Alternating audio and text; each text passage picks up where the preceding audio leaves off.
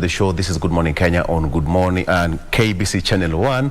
We are ready to give you the latest that we have for you, including what's trending on our local dailies, as well as news on what is making headlines in the last 24 hours. Something to be happy about is that MPs actually rejected tax on unga, boda, gambling and beer. We'll be discussing that later on in the newspapers and what it portends to you as a local citizen. But there's something,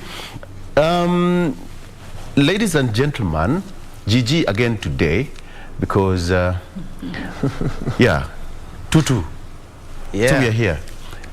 Have you noticed that there's a problem with express highway, Mlolongo exit? Yes. Shida ni nini? Change. Yeah. Unaenda na zao umetumia 180, eh? It hasn't sunk in yet. I don't know. Actually, yesterday there was heavy traffic on that expressway. Yes, very right. The normal road was better than the expressway. Because people would think that, you know, it's late in the night, so let me take the express highway and I'll beat the traffic, only to realize that there's somebody who had used 120 and akona 1,000 bob, and now they're looking for a change, you know? Yeah, you know, initially, it was supposed to be totally cashless. Yes. Yeah. I don't know why they changed midway and decided that I used it yesterday, and you can just give you 100 bob or 1,000 and they start looking for change. And of course that will delay your exit. But the highway itself, But you know, considering mobile money and especially M-Pesa is still a concept that so many of the first world countries are trying to get a hand of. Yeah. And Kenya has been it for 15 years plus, and it's not the first option that was employed. I mean, that was bound to become a problem, and especially with the pandemic, where everything shifted on the online platform, then the expressway, which is supposed to be added convenience. Yeah. I mean, I personally think mobile money should have been the first option, even before they get those cards that you can be able to top up and you just tap and go. But now with the cash situation, nani atakwenda kutafuta change ama watakana ready cash hapo, because that poses another risk. Mobile money, don't you think that would even be a bit difficult? I mean, have you had this experience whereby, for instance, in a supermarket, now two people are queuing and you have like two people who are paying via M-Pesa, now one can cash up on the third person. Just look at the kind of traffic it causes there. So how much more would that have been if they were allowing M-Pesa? No, trust me, if you have tried the new M-Pesa app, that thing is fast. Really? Very fast. Sisi watu wa cash tuko tu sawa tu.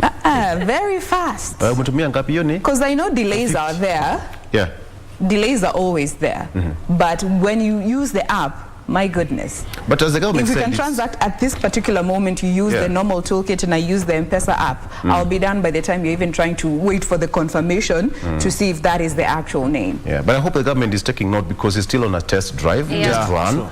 So some of those, you know, weak loopholes will be fixed to hasten the the movement of people, the traffic and what have you, so that it's an express highway. You have to go. If you have a card, just swipe.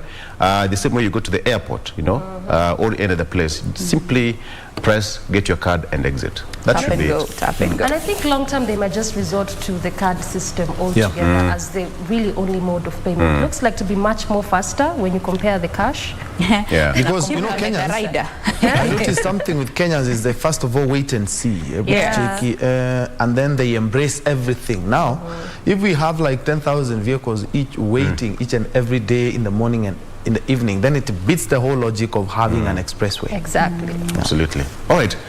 Second, each one every view. Atujasalimiana, starting with Jen, then tuendele. Good morning. Jitawa Jen waboyu wa Kefira. Karifu. Doreen. Tujasalimiana, tulikuwa tumeanza kuongea issues. Beautiful morning to your viewers, and kama kawaida, we always appreciate you making time joining us Monday through Thursday, 6:30 all the way to 10 a.m. And obviously today we definitely have a packed up show for you. Interesting conversations coming your way, as well as the dailies and so much more. So stay put up until the end of the show. I'm Doreen Arange Okello Troy.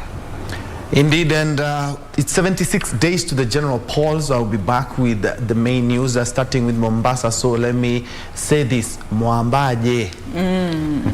Back with the news. Good morning.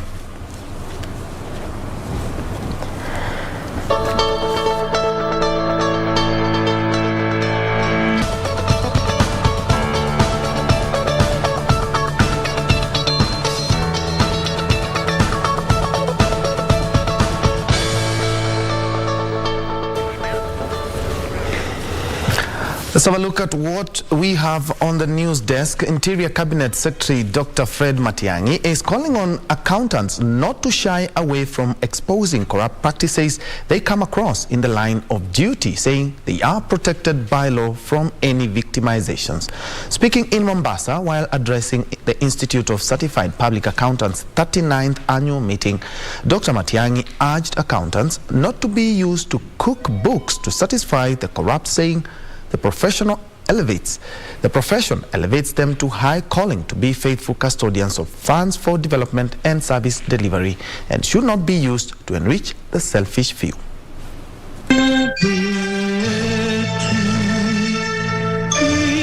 Matiang'i says the country is rich in resources that require proper harnessing and administration to achieve government development goals, including enhanced service delivery through the dimensional approach of preservation, protection and prudent management of the same.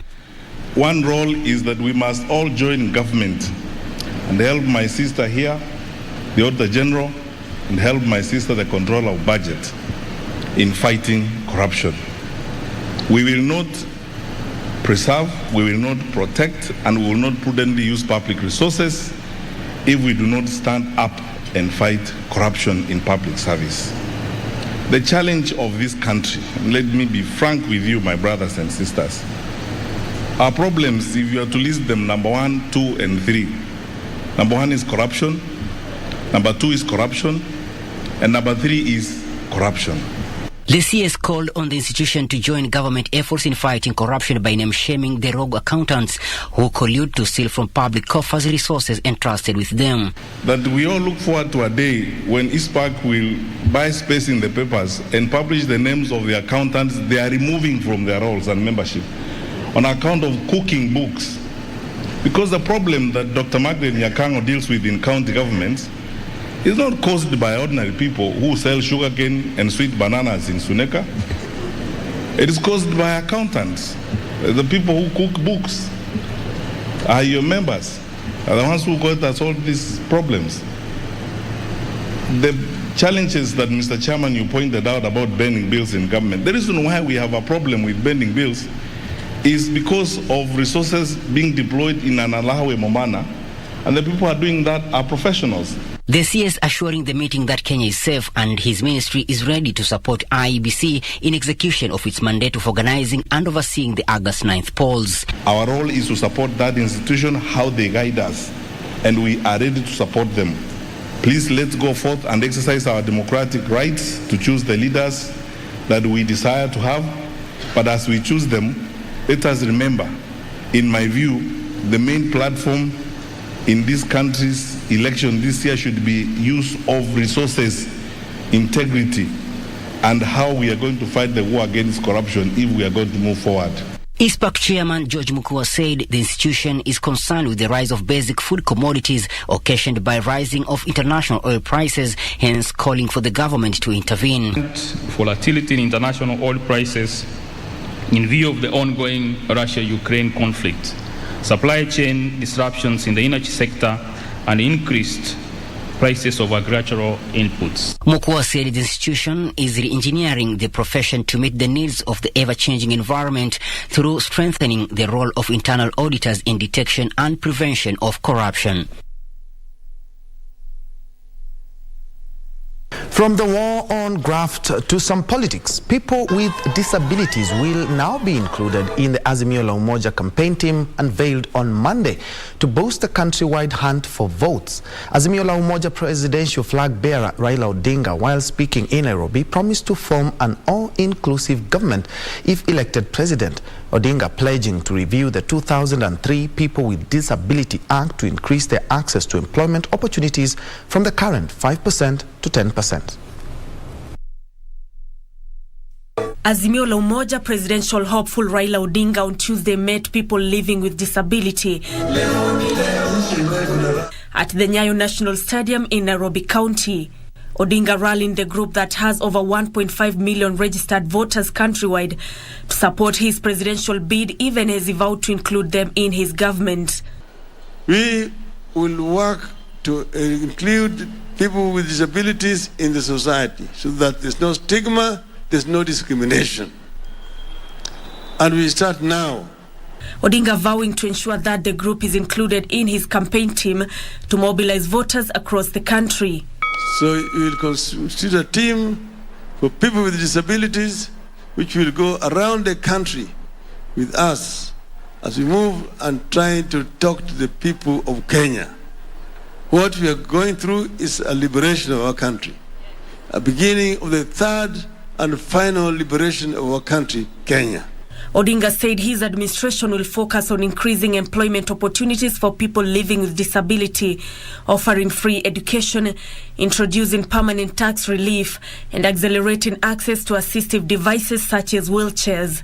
As a president, I will review the PWD Act of 2003 to increase the employment of PWDs in public institutions from the current 5% to 10%. President Raila Odinga will push the government to offer free education to all PWDs in public schools, colleges and universities. Sisi tutapeleka kura penye mwenye anachali maslahi yetu, si ndio? Na nani anachali maslahi yetu? Ni Baba Raila Amolo Odinga. Hawa wapewe nyumba zao kwanza za ground floor. Za ground floor si za huko juu ati waanze kungana mambo ya lift na nini. Kwa hivyo all those estates zinakuwa redeveloped, zikifanywa redevelopment hawa wapatiwe nafasi. The money that we have to help the persons with disability or even affirmative action under NGAF is too little. We need to find a way to raise that money so that we can be able to help the persons living with disability a lot. Kwa hivyo tungesitiza ya kwamba baba, going forward tunataka tuwe pamoja na wewe. Tuko na PWDs wengi lakini tunakosa financial support for resource mobilization. Tukienda mahali pengine unarusha huko, wewe enda kwa upande wa PWD. Wengine wakipewa facilitation wewe unatemwa. Si ndio? Ni ukweli uongo? Ni ukweli uongo? Sisi tumeamua ni Baba Raila Amolo Odinga. Tuko na president mwingine. Tuko na mwingine. But as Odinga wooed the community, his running mate Martha Karua was in Laikipia selling the Azimio la Umoja message to voters. Karua urged the electorate to vote leaders based on their manifesto and agenda for the nation. Hatuna ubishi, tuko na amani peke yake. Na tunaambia wenzetu tuuze sera na sio matusi. Karua defended Odinga's scorecard, saying he is fit to lead the nation owing to his efforts to liberate Kenya from poor governance and corruption. Maisha yake yote amepigania Wakenya, haki za Wakenya, awe ndani ya serikali awe nje, haijalishi. Ukimpatia kiti hataweza kusahau maslahi yako. Nashukuru Raila kwa kunipa ahadi. Ukimpigia kura ashinde, anataka niendeshe hiyo gurudumu la kilimo kama vile nimefanya. And still on politics, Deputy President William Ruto has pledged to prioritize infrastructural development and job creation for the youth should he win the August 9th presidential election. Ruto, who was in Taita Taveta and Kwale counties respectively, said his vision for the country is clear and is centered on uplifting the lives of Kenyans. Meanwhile, ANC party leader Musalia Mudavadi has vowed to deliver 90% of the Mulembe Nation vote to Kenya Kwanza in the general election. Deputy President William Ruto continued with his series of campaign rallies Tuesday, leading the Kenya Kwanza team in popularizing the bottom-up economic model in Taita Taveta and Kwale counties. Tulishakubaliana hatutaki kuacha mtu yeyote nyuma. Wale wanyonge kati yetu ni lazima tuwashike mkono. Among his key promises to the residents of the two coastal counties was infrastructural development and sustainable ways to create jobs for the millions of jobless young people. Hapa Taita Taveta County tuko na zaidi ya vijana 70,000 wamemaliza shule hawana ajira. Tunaelewana? na lazima kuwe na mpango makusudi, deliberate, ya vile nafasi za ajira zitapatikana. Ruto also pledged to fast-track the completion of stalled water projects in the region in his 100 days in office if elected president. 100 days ya kwanza hiyo mradi tutakuwa tumeweka sahihi ili ianze, tupate maji ya irrigation, ya matumizi nyumbani na pia ya mifugo ya watu wa Taita Taveta County. Ruto was accompanied by a section of leaders in his outfit who pledged to collaborate in securing a win for the Kenya Kwanza Alliance in the August polls. Tunataka mipangilio kabambe ya serikali ambayo itawezesha yule ambaye atakuwa waziri kutekeleza ama kuangalia shida zetu. Na ndani ya Kenya Kwanza, ile mkataba ambao tumeweka na Mheshimiwa William Ruto, it does not matter who becomes the Minister for Lands. Shida ya pwani itataluliwa. Na lile jambo muhimu jamani ambalo nimejifunza kwa mikakati hii ni kwamba hii serikali kuanzia chini mpaka juu iwe ya Kenya Kwanza. Meanwhile, ANC party leader Musalia Mudavadi and his Ford Kenya counterpart Moses Wetangula pitched camp in the Western Kenya region to drum up support for the Kenya Kwanza Alliance. Mudavadi vowed to deliver 90% of the Mulembe Nation vote to Kenya Kwanza. Sasa sisi tunawaambia tutapata 90% na tumeamua Ruto atashinda kwa raundi ya kwanza. The leaders affirming that they have brokered an agreement to ensure that the alliance serves the interests of the residents of Western Kenya. Tumeunda mkataba na tumesema katika hiyo serikali lazima jamii yetu na region yetu, tukiwa jamii ya Mulembe, tukiwa na Sabaot, Mount Elgon, tukiwa na Wateso, lazima tuwe ndani ya hiyo serikali, tuwe na shares zetu. The leaders held rallies in different areas, including Lumakanda, Teso North, Huisero, Shinyalu, Hamisi, and Mount Elgon.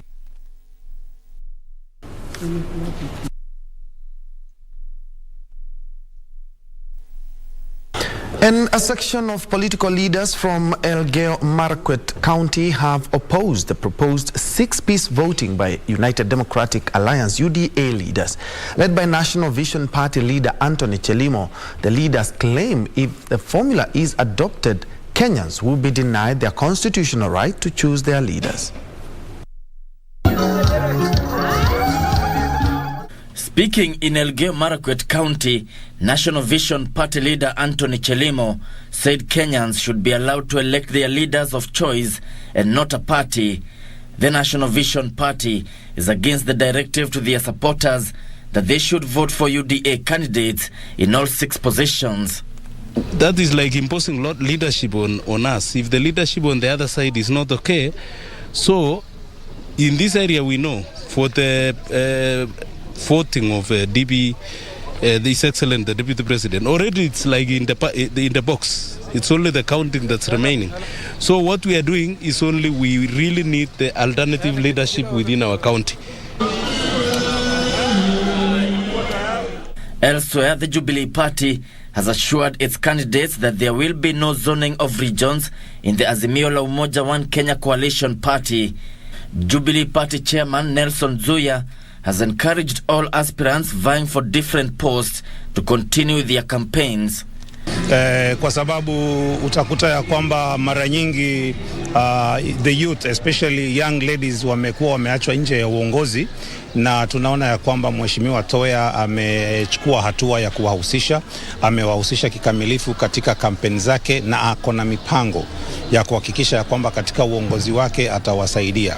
Meanwhile, at least 7,000 learners in Roysambu constituency have benefited from bursaries amounting to 48 million shillings issued under the National Government Constituency Development Fund. Speaking at Kahawa Primary Grounds, Roysambu MP Dirango Waihenya asked the residents to give him a third term in Parliament to complete ongoing projects, including the construction of a polytechnic and 5 new schools.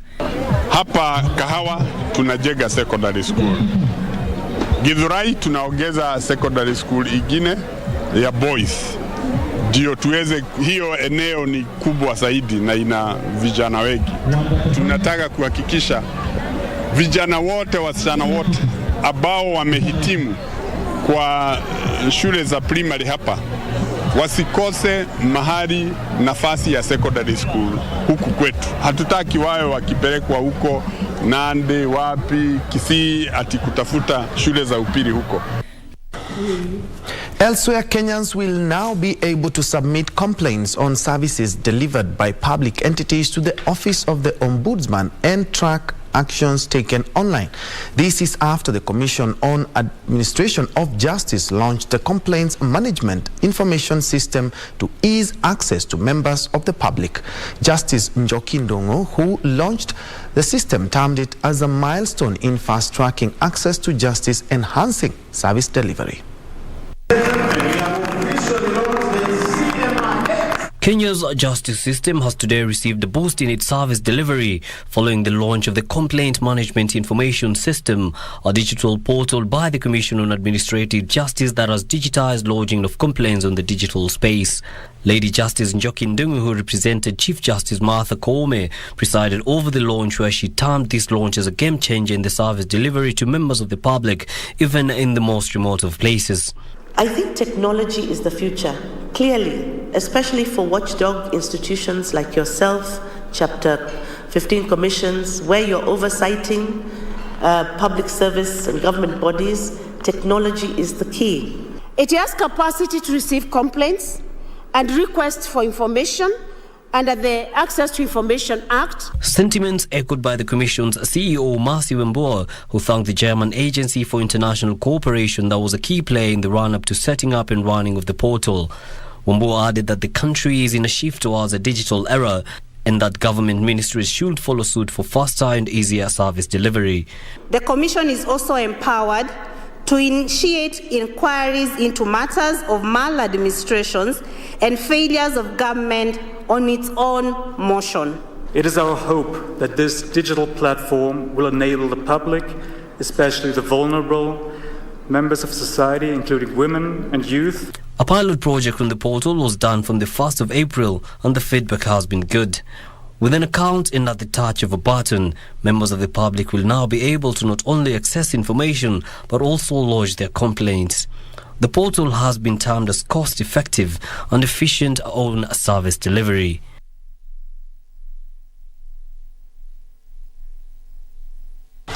Very well, it's 7 a.m. East African time. We're taking our first break, but when we come back, I'll take you through a couple of more stories, but we also have sports lined up. But before we do take that break, let me appreciate Randu Santa, who say you're watching live from Mariango. Caro Ongera, a very good morning to you. Mosocho, well represented. To Musime Koleb, good morning. I'm Caleb from Uganda. Rama Salim, good morning. Watching from West Pokot County. Beg your pardon. Let's have that break. We'll be right back.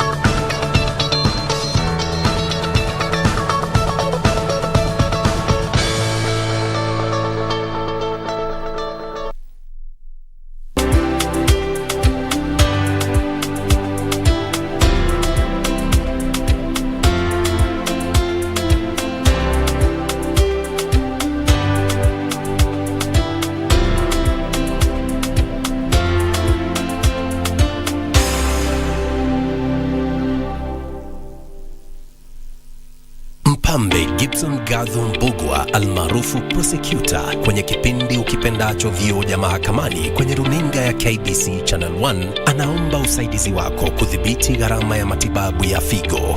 Jamaa na marafiki wameandaa mchango mnamo tarehe 11 mwezi ujao wa 6 kwenye ukumbi wa Charter Hall, jumba la City Hall jijini Nairobi.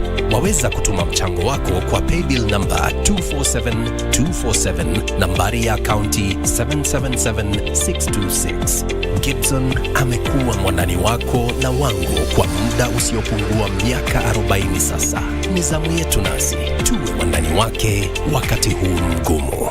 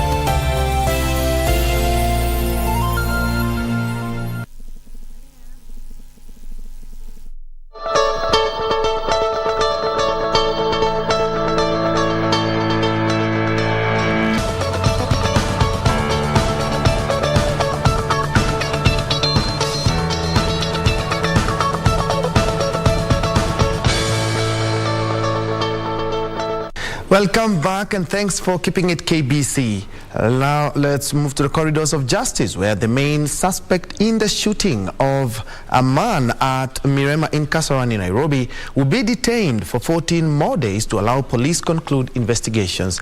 Dennis Karani Gashoki, who surrendered to detectives on Monday, is highly suspected to have been the driver of the vehicle that was used by the killers to escape. Dennis Karani before Milimani Senior Principal Magistrate Karo Muthoni. Of June to confirm if the investigations are complete. He will be remanded for 14 days at Kasarani Police Station as police pieced together his involvement in the daylight murder of Samuel Muvota. Your Honor, I'm before you to make an application to have the respondent be detained in Kasarani Police Station for 14 days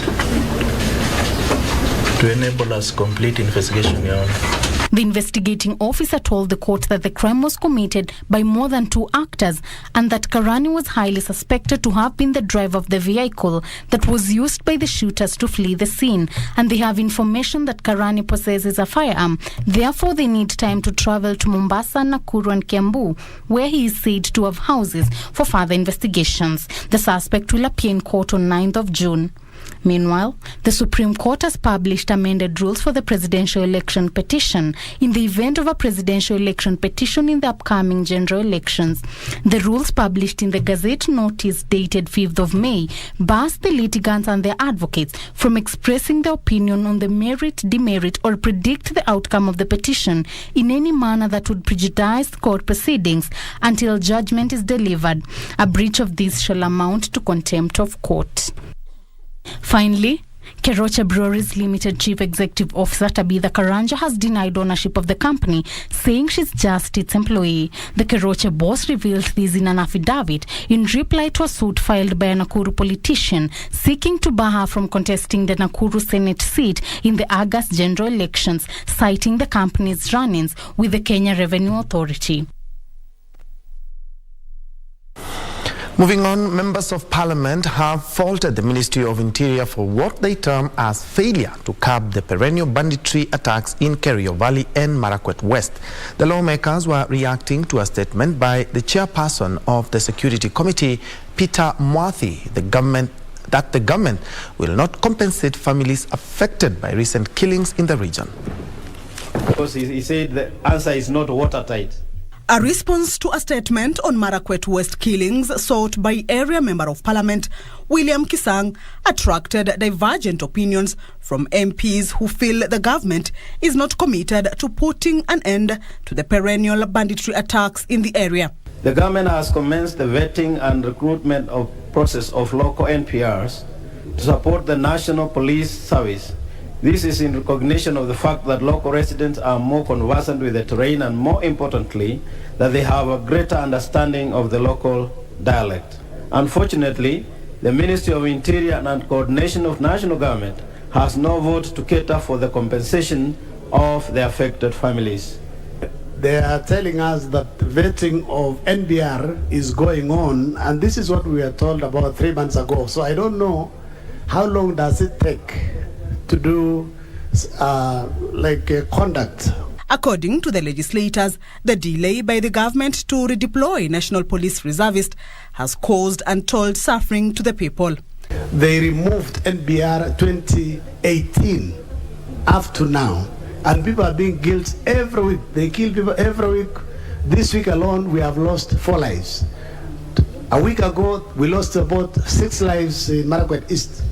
Bwana Spika, nafikiri ikiwa watu ya Kerio Valley wanaumia vile mambo imekuwa, kusema mpangilio inafanywa ya kufanya vetting, nafikiri hiyo ni kudhulumu wananchi wa Kerio Valley. 15 people are reported to have lost their lives in the last 2 weeks, with hundreds of livestock stolen. If they cannot compensate, then they need to take care of the people. They need to protect our property, take care of the people. Where we are failing in this House is the Committee of Implementation. That the Cabinet Secretary tables a response through the chair in this house, Mr. Speaker, that he has done this, he has done that. It is upon the Committee of Implementation through the chair to follow up that what actually the Cabinet Secretary has given us a response in this house is implemented on the ground.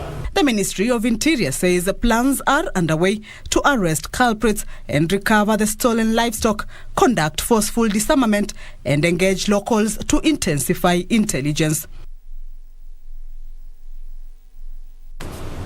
Contractors in Kakamega have been given 2 weeks to complete the construction of competency-based curriculum CBC classrooms.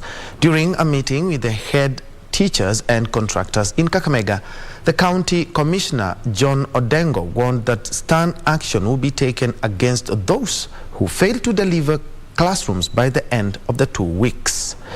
More of this in the County News Roundup. The Western Regional Director of Education, Joseph Barongo, said contractors in Kakamega, Busia and Bungoma counties are still lagging behind in the completion of CBC classrooms, asking them to expedite the process. We have about 6% to complete. We are at around 94%. But this 6% translates into quite a number of classrooms. And we need those classrooms so that we can accommodate the children that we have gotten through the government's 100% transition. In the Western region, only Vihiga County has completed all the CBC classrooms. Meanwhile, rehabilitation centers have raised concern over the rising cases of alcoholism and drug abuse in primary schools. Speaking at Haven Recovery Center in Eldoret, government and non-governmental organizations engaged in the fight against drug and alcohol abuse and raised concern about the type of dangerous chemicals being used to make alcoholic drinks, most of which have detrimental effects. Elsewhere, the Kenya Parents Association, human rights activists and parents are seeking justice over the suspicious death of 2 students in Nandi and Uasin Gishu. The parents insist that the students died as a result of negligence, but a letter from the Office of the Director of Public Prosecution shows that there was no evidence of negligence on the part of the school. Kama wangataka hata roho yangu at least ipoe. Wanganiletea huyo nasi ndio hata huyo nasi nieleze wakati Peril alianza kugonjeka ilikuwa hivi na hivi na nimemsaidia hivi na hivi. Huyo nasi jamuona hata kwa macho yangu mpaka wasai. Finally, a cross-section of parents in Embu East have appealed to corporate bodies to chip in and offer more corporate social responsibility programs to support the less privileged pupils who have not reported to school. And quite almost half of the learners are Nindi. So your coming has really gone a long way in helping them achieve their education. Fees ni jambo kubwa sana hata siwezi jua nitoe wapi. Na kwa vile wamenisaidia nimefurahia sana. Now, maize flour, milk and bread might be exempted from tax increases as proposed by Treasury in the Finance Bill if Parliament adopts the National Assembly Finance Committee report. The committee said the 3 are basic commodities and any tax increment will cause inflation and reduce citizens' purchasing power. This is among a raft of tax reduction measures that the Parliament committee is seeking to scrap in the tax bill amendments. In his budget speech earlier this year, Treasury Cabinet Secretary Ukur Yatani proposed a raft of tax measures that he said would assist the government to raise over 2.1 trillion shillings to fund the budget. The National Assembly now says some of the tax increases as proposed by the Treasury might be counterproductive. The National Assembly Finance Committee recommends that Treasury exempt maize and cassava flour, bread and milk from a 16% VAT increase. The Gladys Wanga-chaired committee says an increase in the price of 4 commodities, which have been increased by a combined average of 16% over the past few weeks, will greatly affect the local mwananchi. Parliament has also opposed the increase of excess duty on processed juices and proposed the excess rate be reduced to 13 shillings.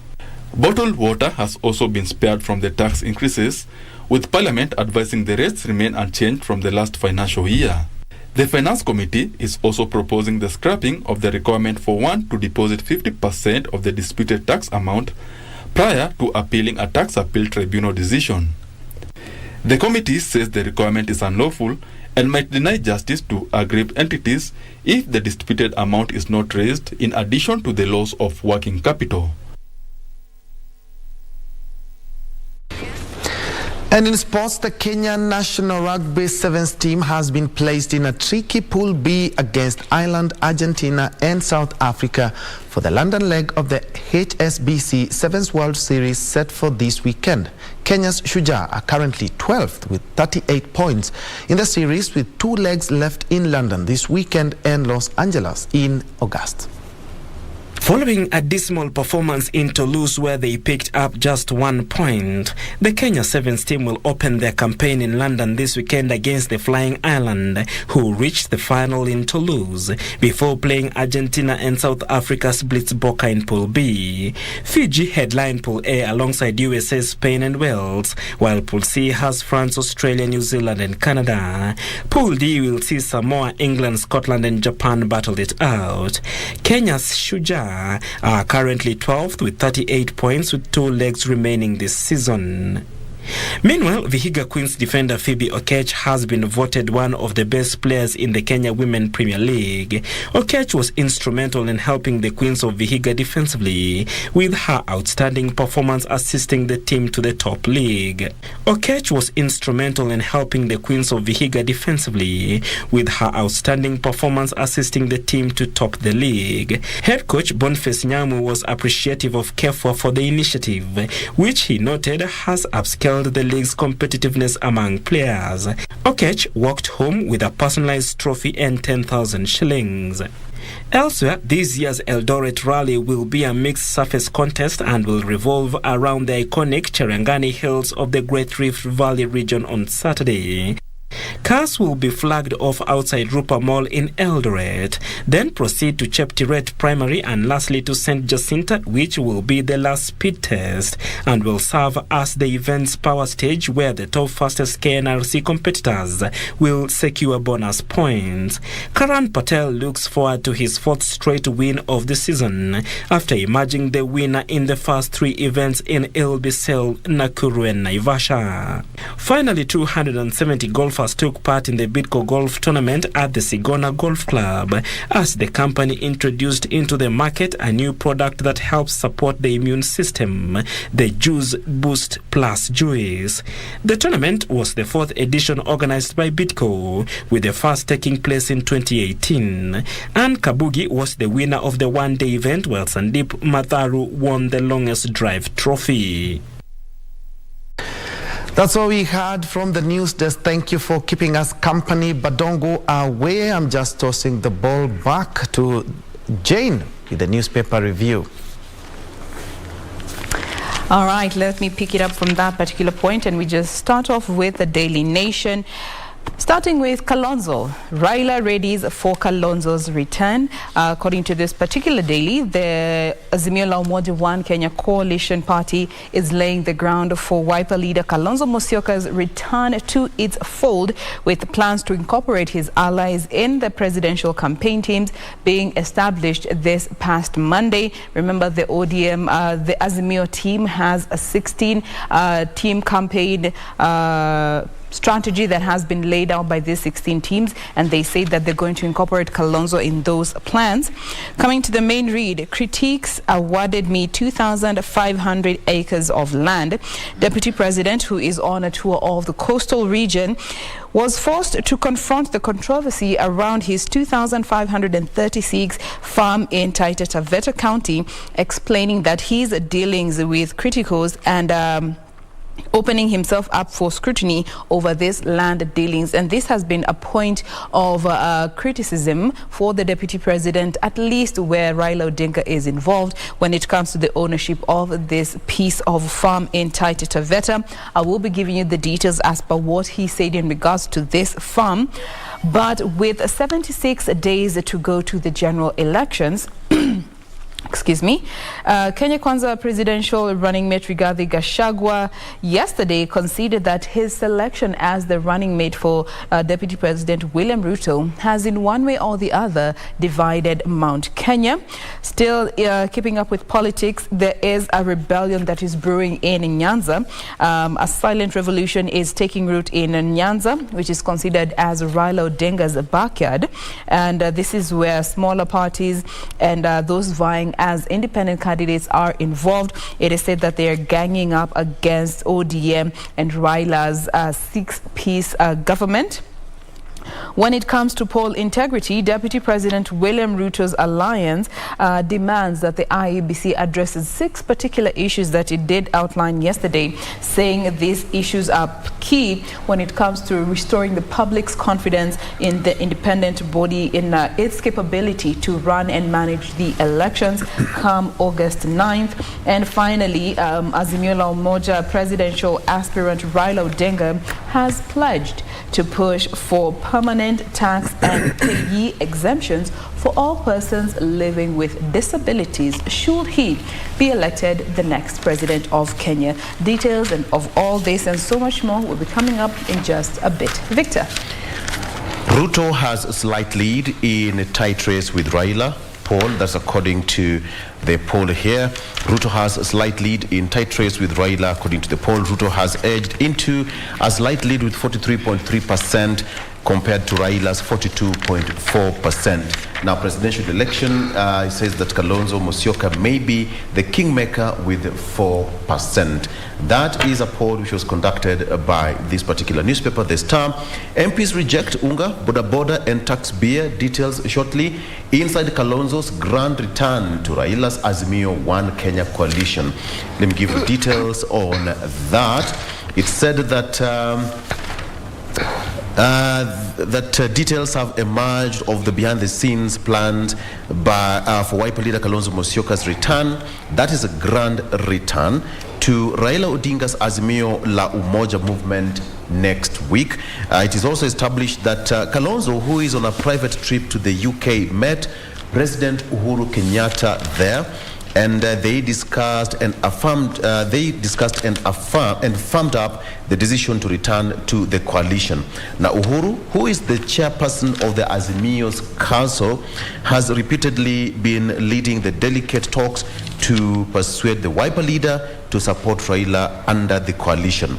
So it also says that ahead of the return to Raila-led Jumbo coalition, Kalonzo and his troops have planned a series of rallies in his Ukambani backyard soon after he jets back to the country at the weekend.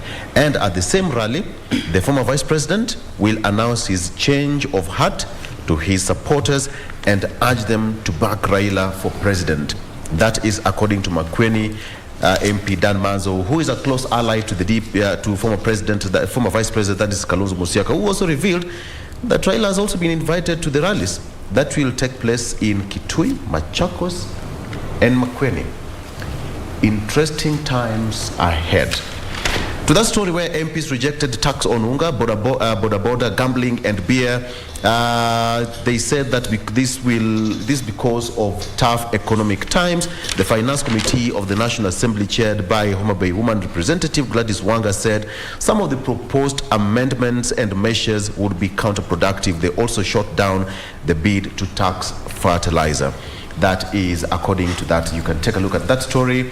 There's a story here to livestock and even to wildlife.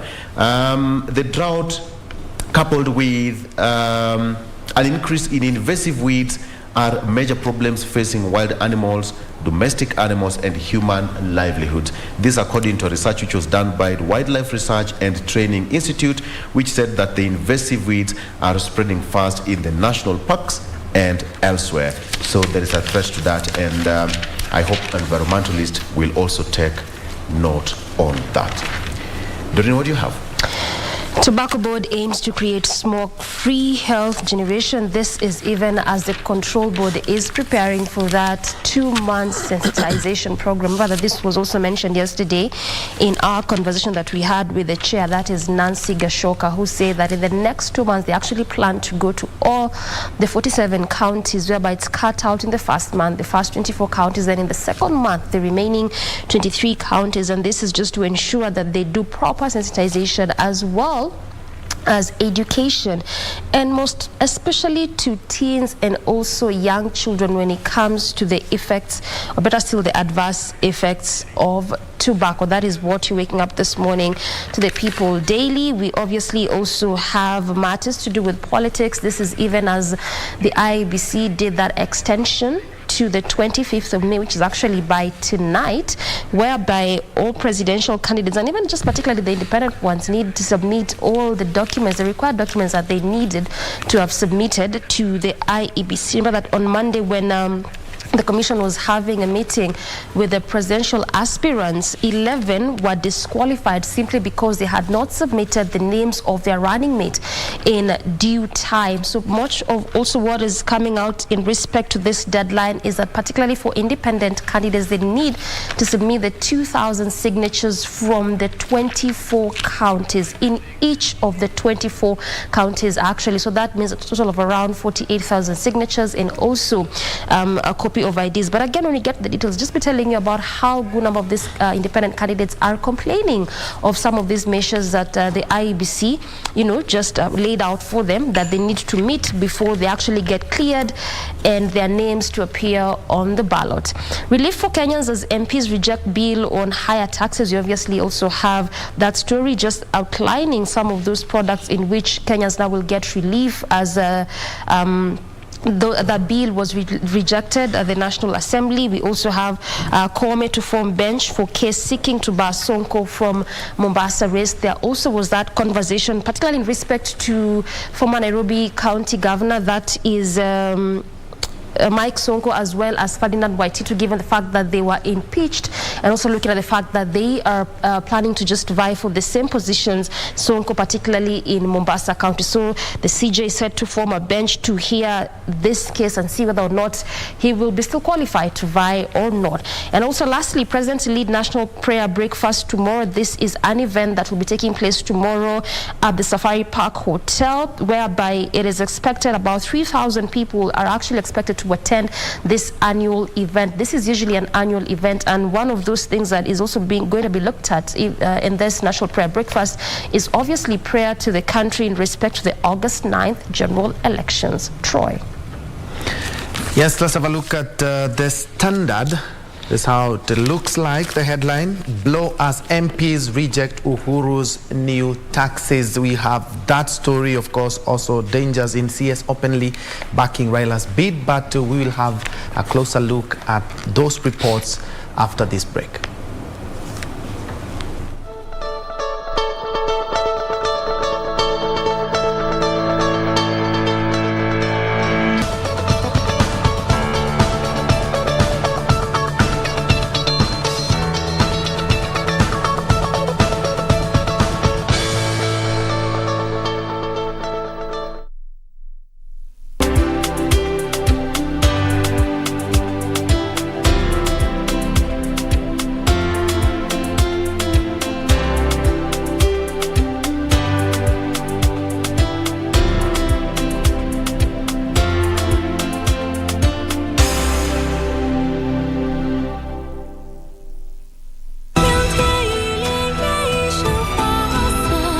What did you say? Does my father look that terrifying? He's the avian king and will rule the world. Why doesn't Lance just accept his offer? Get a closer look at the avian kingdom and pay attention to Sky's children. Master! The trials. Let's go.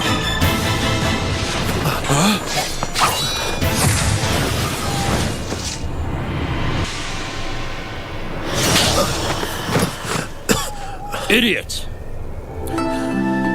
都是假象。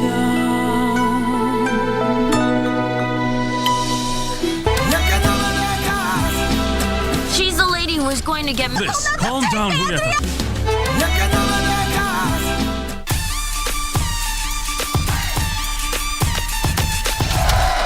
Thanksgiving night, the MLW World Heavyweight Championship on the line. I don't know if you noticed the deep breath coming from Ross Von Erich. He is focused. This might be the biggest match in his career.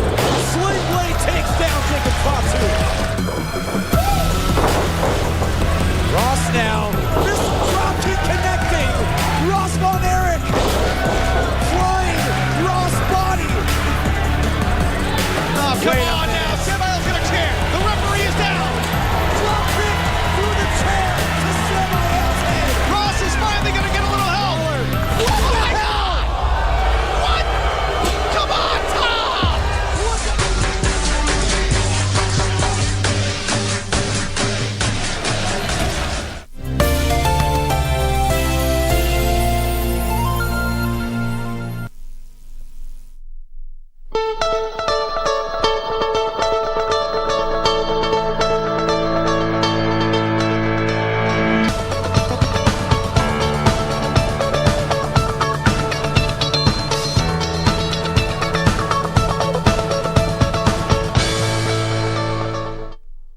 Welcome back, and let's quickly have a look at the Standard. Blow as MPs reject Uhuru's new taxes. This is one of the news items that we had for you earlier on. You can find that story on page 9, where the MPs rejected Treasury's bid to raise 51.6 billion shillings from new tax measures as contained in the finance bill, and what to be affected: maize, cassava flour, wheat flour, beer, and those who love the fiery ones, Makalis, the spirits. Betting proposed tax increase 10% for beer and 20% for the spirits, but MPs have rejected that, faced with the election battle. And also, you do remember that Kenyans are reeling under the high cost of living. Still on the front page, dangers of CS openly backing Raila's bid. They are vocal, they have already taken sides, and this could prove a challenge, as now experts warn that they could be arming Azimio la Umoja presidential candidate with evidence to challenge the poll if he wins the August poll because of integrity and public trust issues. Inside, we're talking about the CS who have openly declared that they are supporting the Azimio la Umoja presidential candidate. They have been mentioned here as Cabinet Secretaries for Agriculture, Peter Munya, Ukuri Atani for Treasury, Eugene Wamalwa Defense, and also CAS Rachel Shebesh, not forgetting ICT Cabinet Secretary Joe Musheru. Something else that is on the front page is the new twists and turns in Mirema shooting drive. This is a story we have also carried earlier, is that the suspect who presented himself to the DCI, police are suspecting that he could be the one who was driving the getaway vehicle. Something else inside, talking about politics, more and more politics. Raila and Ruto beat drums of 6-speed voting in strongholds, but constituent parties in both coalitions have said that they won't allow 6-piece voting. Kunjuri is one of those leaders, saying that we won't accept 6-piece voting. Let the people decide. Yes, that we have the presidential aspirants for the two coalitions, but when it comes to the ground, let's battle it out, despite the fact that we are in the same coalition.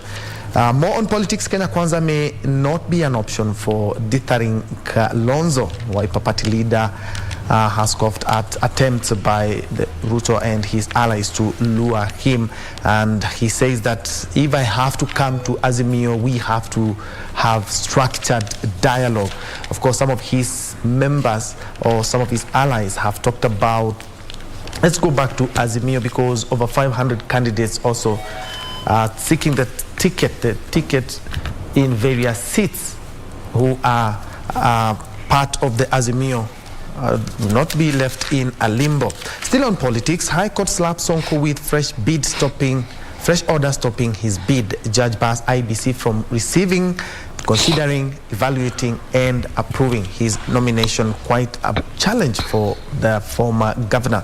And he is also on around 3 or 4 petitions seeking him to be stopped from vying based on his integrity questions. And the Supreme Court pronounced itself after amending some sections of the presidential elections petition, saying that councils will not be allowed whatsoever to be discussing matters or particulars or merits of cases in that presidential election.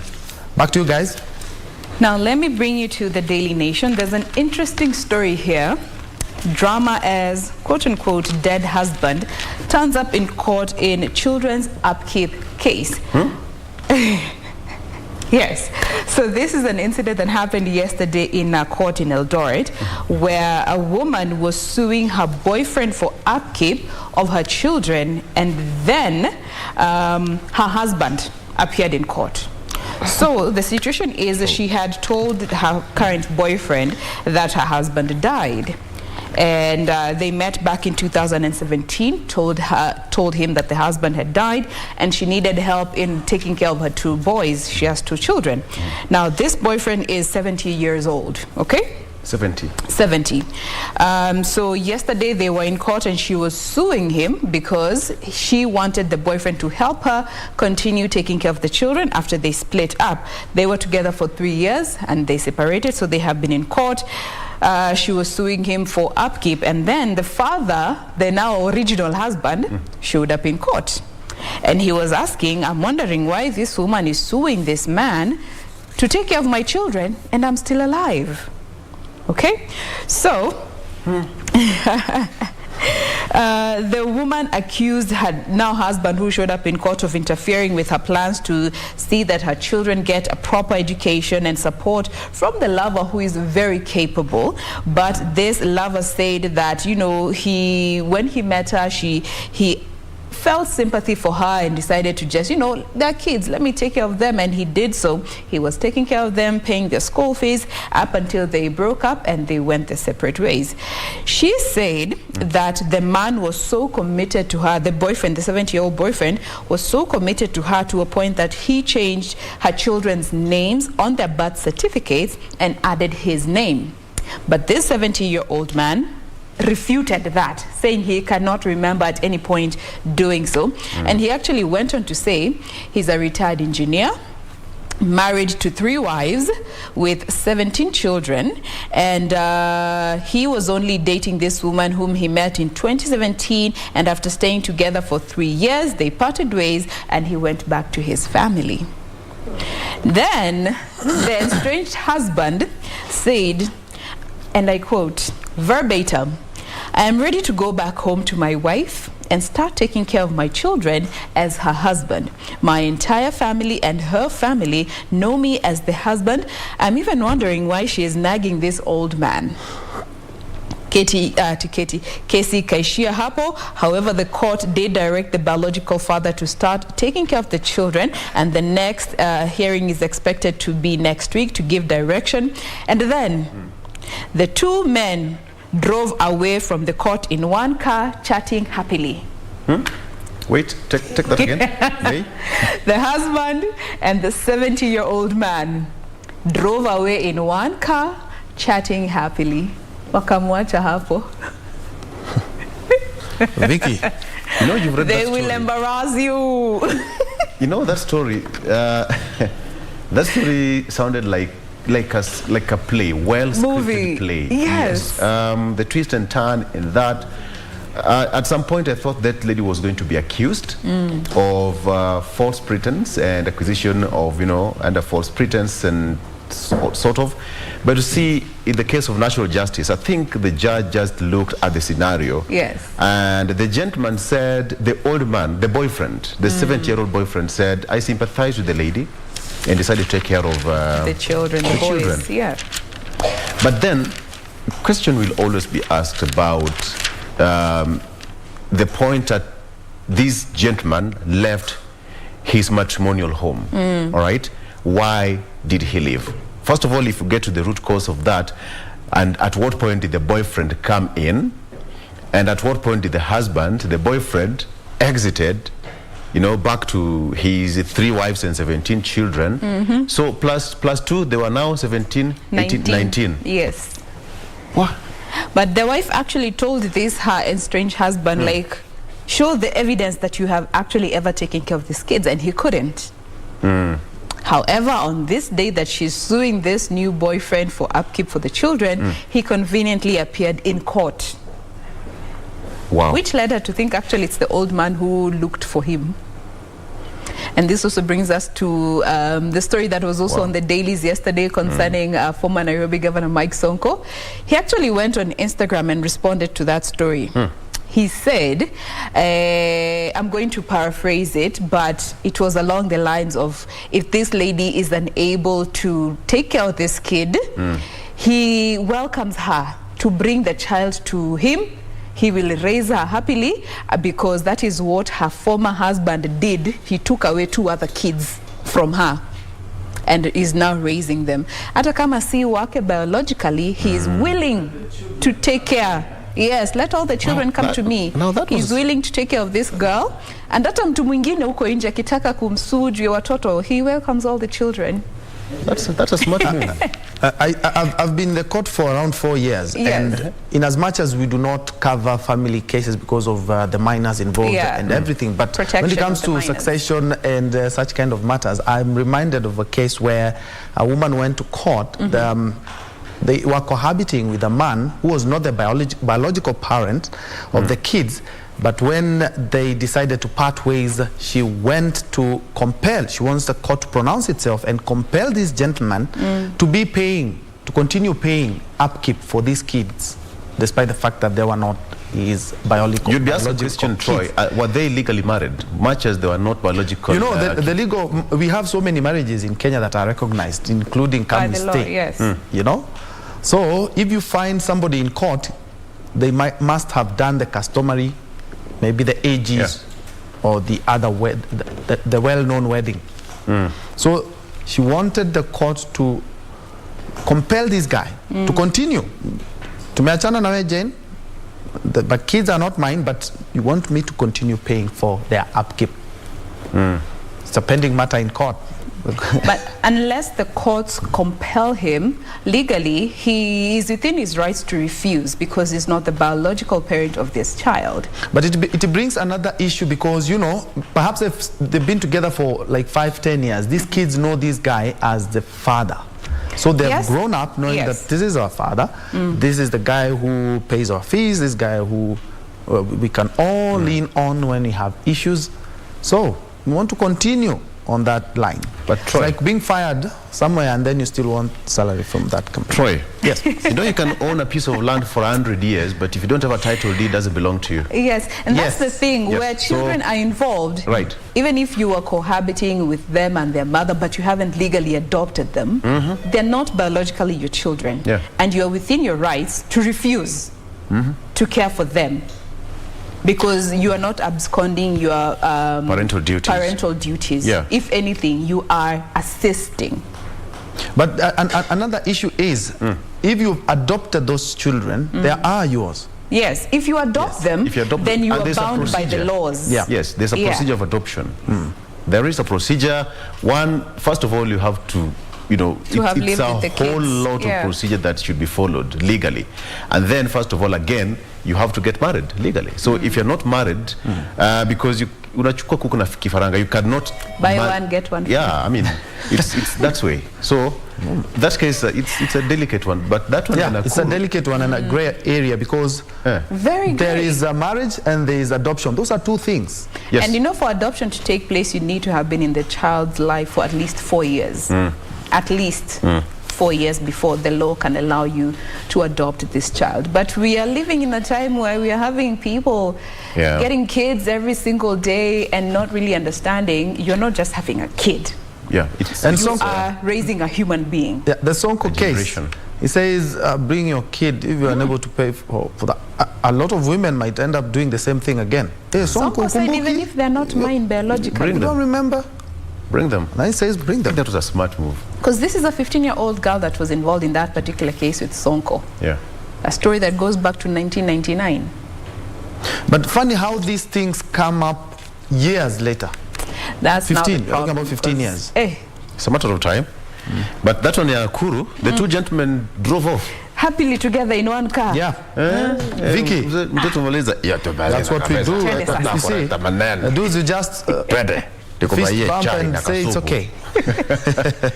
Anyway, it's an interesting world. But it's a disservice to children. Parents, we need to do better. Yeah. Okay. Tuendelee na the Star. We cannot take action against politicking state officers, according to IEBC. That is, Chebukati said that due to unforeseeable developments, the agency had its powers stripped. Now, in applying the act, the chairperson said that the agency had back in 2017 formed and chaired a code of conduct committee where such issues were handled, and he continued to say that, however, he said the committee was declared unconstitutional by the High Court. So all the state officers politicking are free to do so, and there's no action that will be taken against them. That is according to IEBC Chair of Fletcher Bukati. And there is a big blow to the other side of the Kenya Kwanza leaders who have been calling for legal action taken against cabinet secretaries politicking after IEBC said it has no powers to enforce such electoral offenses. Moving on swiftly, public servants failed to repay mortgages for default hit 3 billion shillings, according to the audit, which says that recoverability of 397 billion shillings loaned to 15 officers in doubt.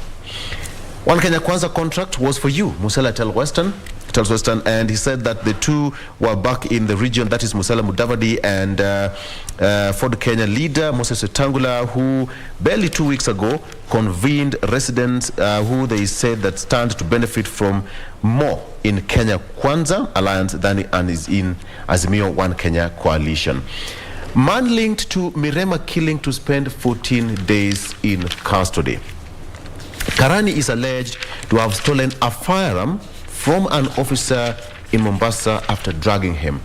Now, there's a twist to this story. Initially, the police said that he was the shooter, and now it has turned that he was the driver of the getaway car.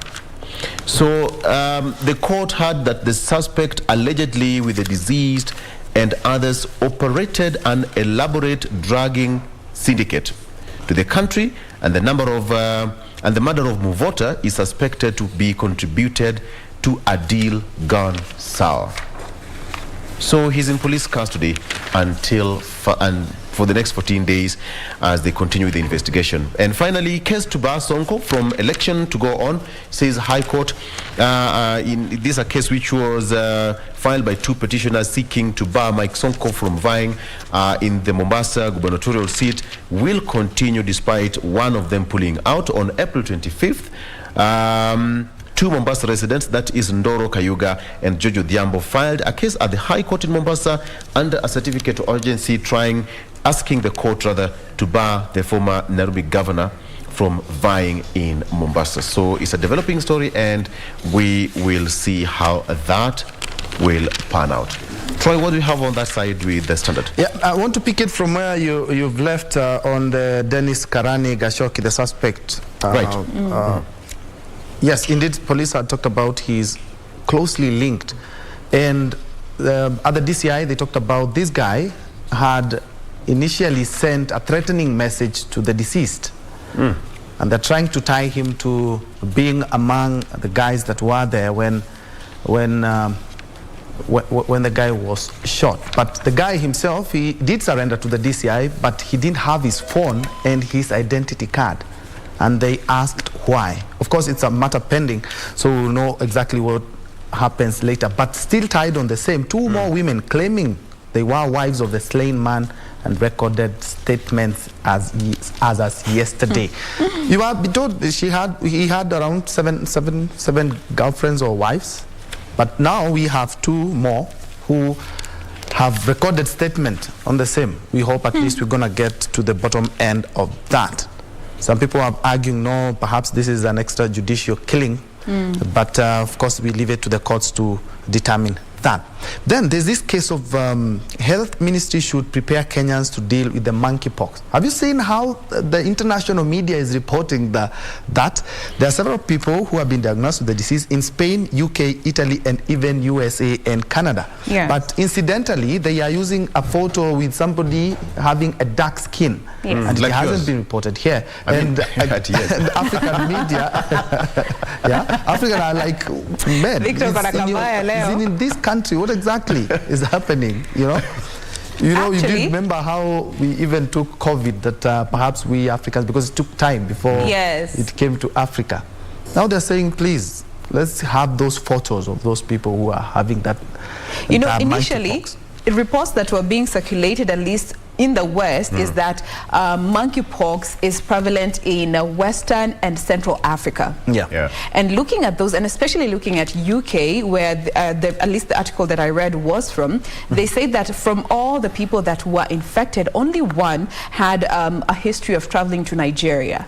And the others, they did not have any recent travel history. So they are wondering how this disease is actually in the UK, and yet it is original to, or rather heavily tied to the west and central parts of Africa. And then I think I did see that picture, and it was of a child. I don't know if it's the same one that you saw, Troy, when they were showing at least the monkeypox. Yes. But the strangest part is that so many countries in the West are reporting this as an outbreak, and actually the UK has put in place a 3-week quarantine for anyone who will have contracted this particular virus. And it is not common for it to jump from one human to the other, so the potential for contamination or spreading it among humans is not a major problem, but it is of concern. COVID, Ukraine war, now monkeypox. But I see your point when you say the fact that they're using a child with African descent to just highlight this, the monkeypox. Yeah. We are reading between the lines. Okay, we also have something for farmers. Tea production dropped by 31 million kilos in a year. The Tea Board of Kenya blamed the reduction in production to climate change and revealed that the country produced 538 million kilograms compared to the 570 million kilograms recorded in the year 2020. Climate change. And of course, you know, there are around 14 counties that were in dire need of food. And this is a telltale sign that if we don't change our behaviors, we might end up being in more than 20 counties asking for foods. But I love how Kenyans have come out to help Kenyans. You remember the first drive, Kenyans for Kenyans. Kenyans for Kenyans. And then this other one, at least to ensure that we, all our brothers, have some food on the table. But at the end of the day, we really need to change our behaviors to ensure that climate change does not stop Kenyans or does not affect the economy further than it has already done. Something interesting I've seen also in regards to the farmers, as I wind up, is the banana paper could save potato farmers from devastating worms. Potato. Which one? Walu. Okay, Waru then. Scientists discover method to kill nematodes which cause 14.8 billion worth of losses every year. You do remember we had an issue when it came to potatoes here in Kenya. When we have potatoes, we have in plenty, we have a glut. But when we do not have them, then we do not have them. But this, I believe, this is a game changer when it comes to farmers and farming. Back to you guys.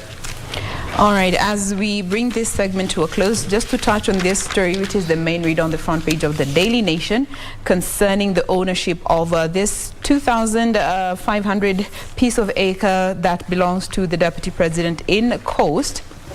So yesterday, the Deputy President ended up on the controversy surrounding the 2,536-acre piece of farm in Taita Taveta. And looking at the history of his political life, we have seen Raila Odinga dwelling on the land issue and using it as part of his campaign tool to try and secure the 1.9 million vote in the coastal region. But yesterday, the Deputy President did address this matter, saying he genuinely owns this piece of land.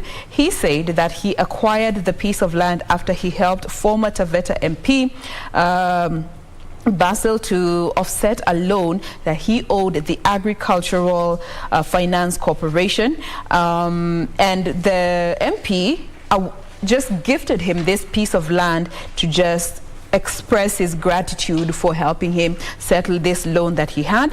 And now the DP uses this land where he grows maize and rears cattle at the farm.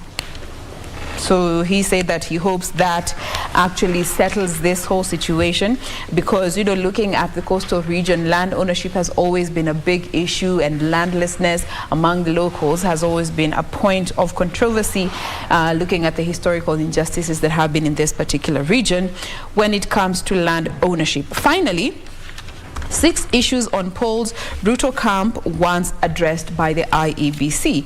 So the DP's camp called the electoral body to address 6 particular issues, which I'm going to highlight very quickly in an effort to restore the public's confidence in the independent body to actually conduct the general elections.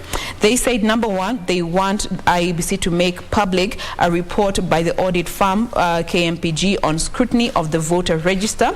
Number 2, they want the raw certified copies of the principal voter register.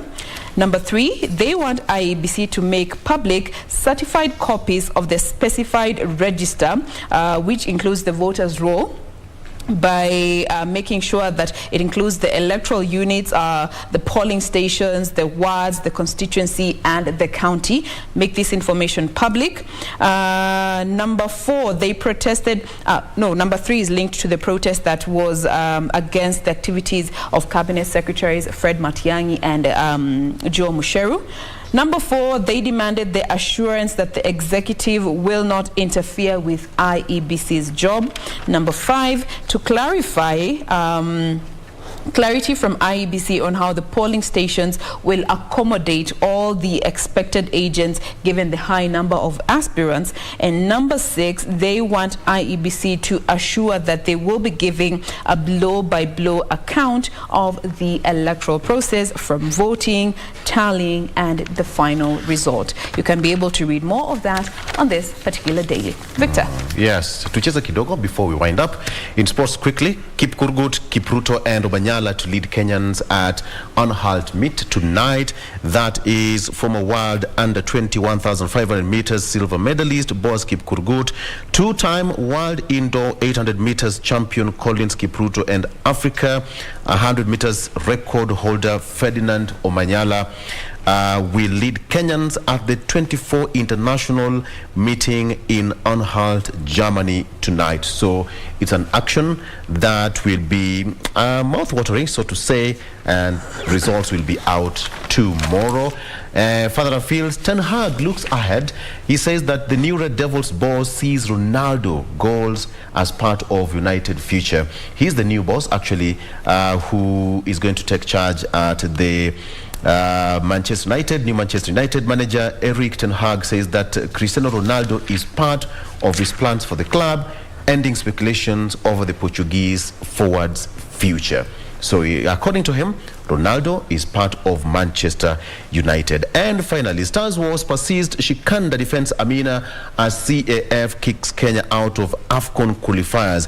Now, Kenyans should exercise a great deal of patience as Sports Cabinet Secretary Amina Mohamed seeks a lasting solution to the wars bedeviling the local football scene. AFC Leopards, that is Honcho, Daniel Shikanda has said. Of course, there was some kind of measures which were put in place, and again, CAF disqualified Harambee Stars from the Africa Cup of Nations because of such a stand. That is what is on the spot. All right.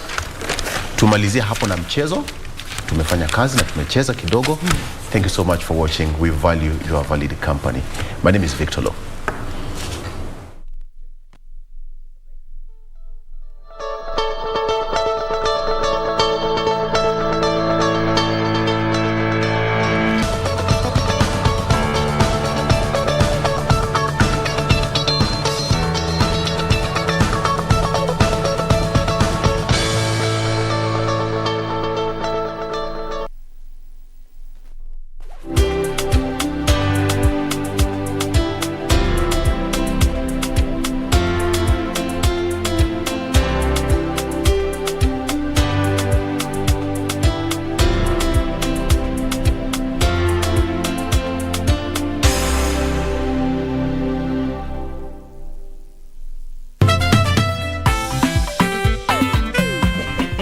Sasa ndio masomo inaanza officially. Kenyanjui, do you have an extra laptop I can borrow from you?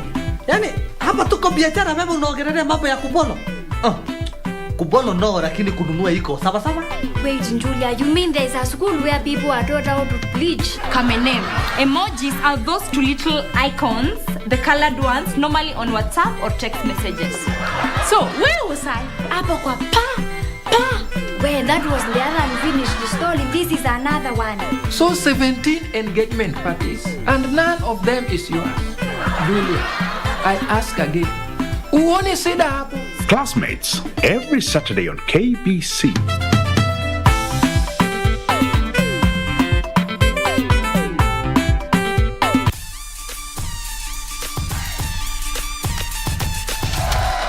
Thanksgiving night, the MLW World Heavyweight Championship on the line. I don't know if you noticed the deep breath coming from Ross Von Erich. He is focused. This might be the biggest match in his career. Sling Blade takes down Jacob Fatu. Ross now. Missile drop kick connecting. Ross Von Erich. Flying Ross body. Oh, come on now. Semile's got a chair. The referee is down. Drop kick through the chair to Semile's head. Ross is finally going to get a little help. What the hell? What? Come on, Tom!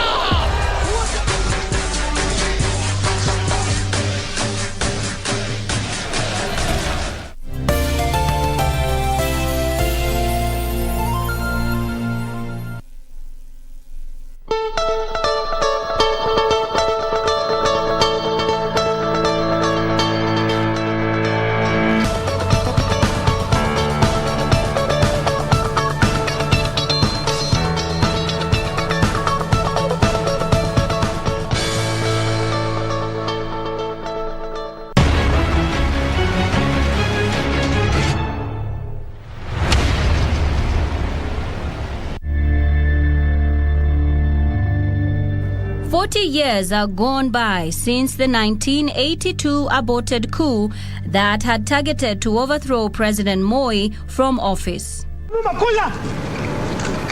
Lieutenant General Lazarus Sumbeyo and his late brother Elijah Sumbeyo, then the presidential escort commander, played a critical role in securing President Moi and quelling the attempted coup. In 1982, I was posted to the Air Force. I was then at the rank of Major.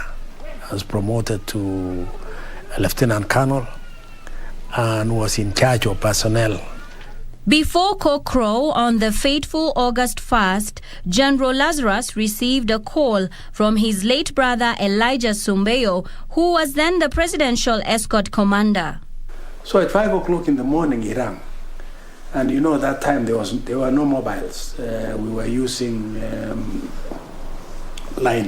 telephone. So I picked the phone and he said, "Are you still sleeping?" I said, "Yes, I'm still sleeping." He says, "No, don't sleep. The government has gone." I said, "Gone with who?"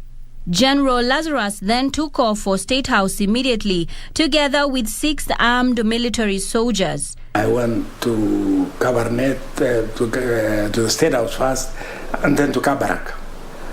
And at Kabarak, I found Mzee very agitated.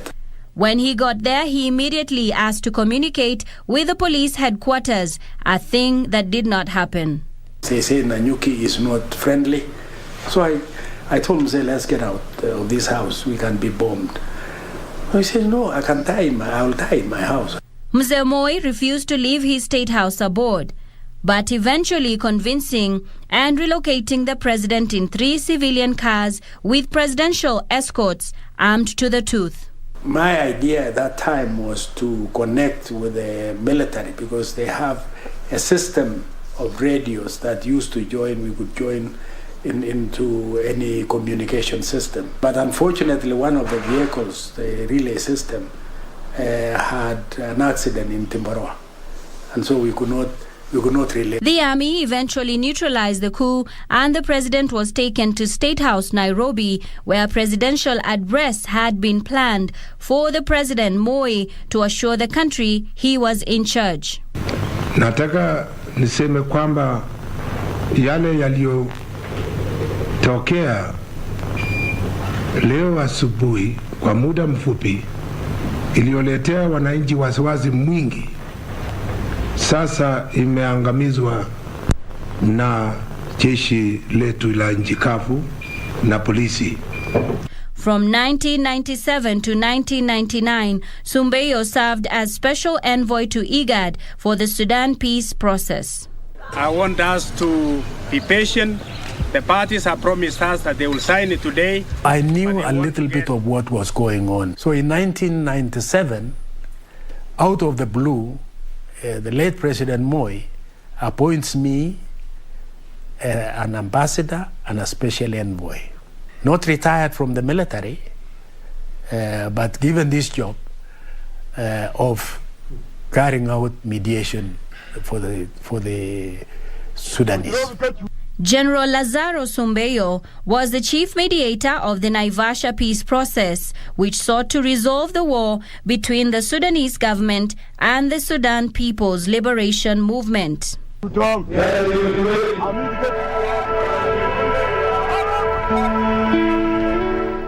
In July 2002, he led the warring parties into signing the Machakos Protocol, a groundbreaking agreement on the difficult issues of self-determination for the South and separation of religion and state. Put in a lot of nights without sleep and going to lengths to ensure that the people of that country got peace. Lieutenant General retired Sumbeyo joined the Kenya Army in 1967 as a cadet officer. My father had always wanted one of his sons to be in the army. Because my father himself was in the army in 1922 to 1934. And he wanted a son to feel how the army is. Sumbeyo attended the prestigious Royal Military Academy Sandhurst and rose through the ranks to become the commander of the Kenya Army in 2000. In 1999, I went to do my master's in international relations in Royal College of Defense Studies. When I came back to the army, I found a very different army, an army that had already deteriorated in discipline. They had lost touch with training, and so I had to think of how to revive this army. At the time of his appointment, the armed forces was in the flux of changes initiated by the then Chief of General Forces, General Daudi Tonje. By the time I left the army, it had trained. The army had proper equipment, had proper uniforms, and that's what a soldier is. And discipline had returned. In addition to purpose and confidence, Sumbeyo brought another critical factor with him as army commander. He brought the army back to basics.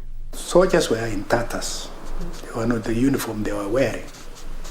Were torn and of low quality. And the boots we were wearing were coming off the heels were coming off.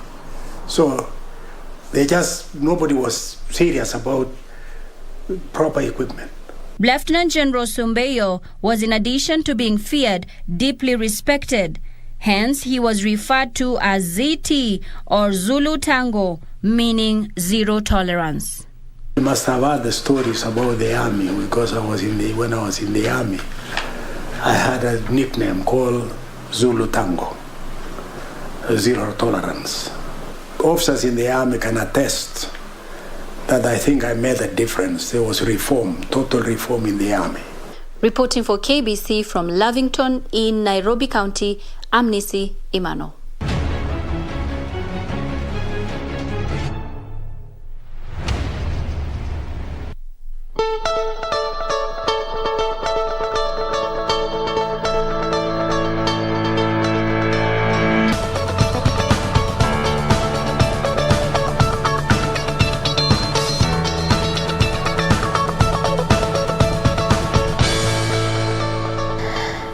News done, in the headlines done. Time for us to get on with our fast conversation this Wednesday morning. Our focus being on neglected tropical diseases, trying to better understand what kind of diseases are this and why they get that connotation, neglected. My guest is already here, Wycliffe Omondi, who is the head of vector-borne and neglected tropical diseases at the Ministry of Health, will be helping us unpack all this. Karibu sana to the program. Asante sana. Now, let's just start by first understanding what neglected tropical diseases are.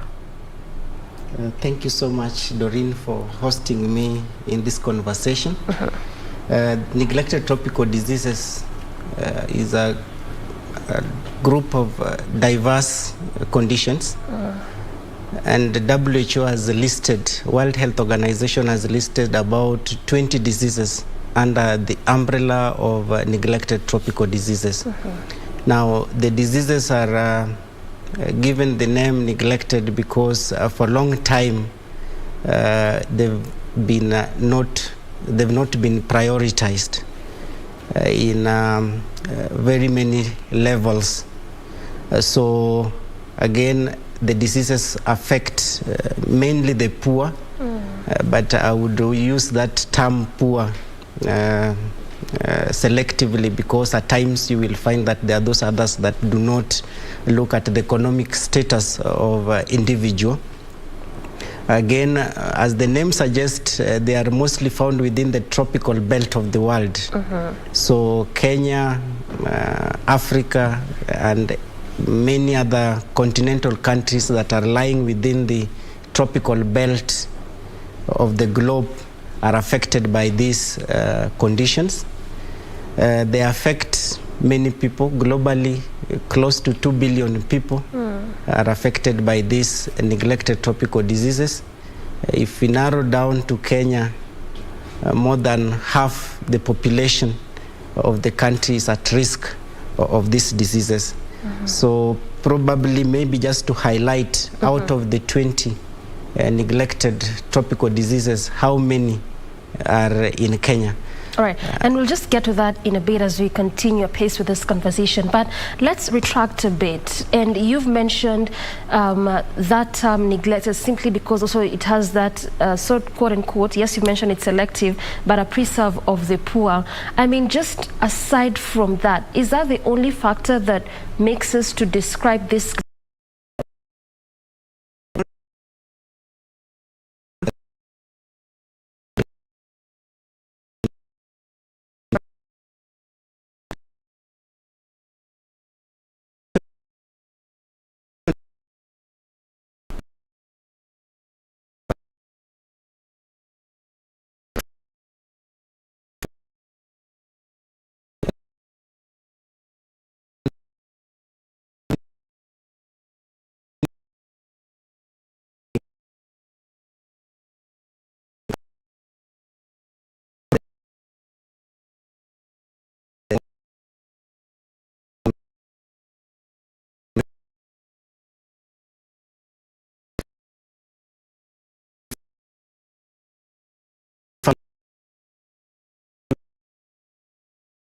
Medicines that probably will not be bought by the poor people, so they will not break even.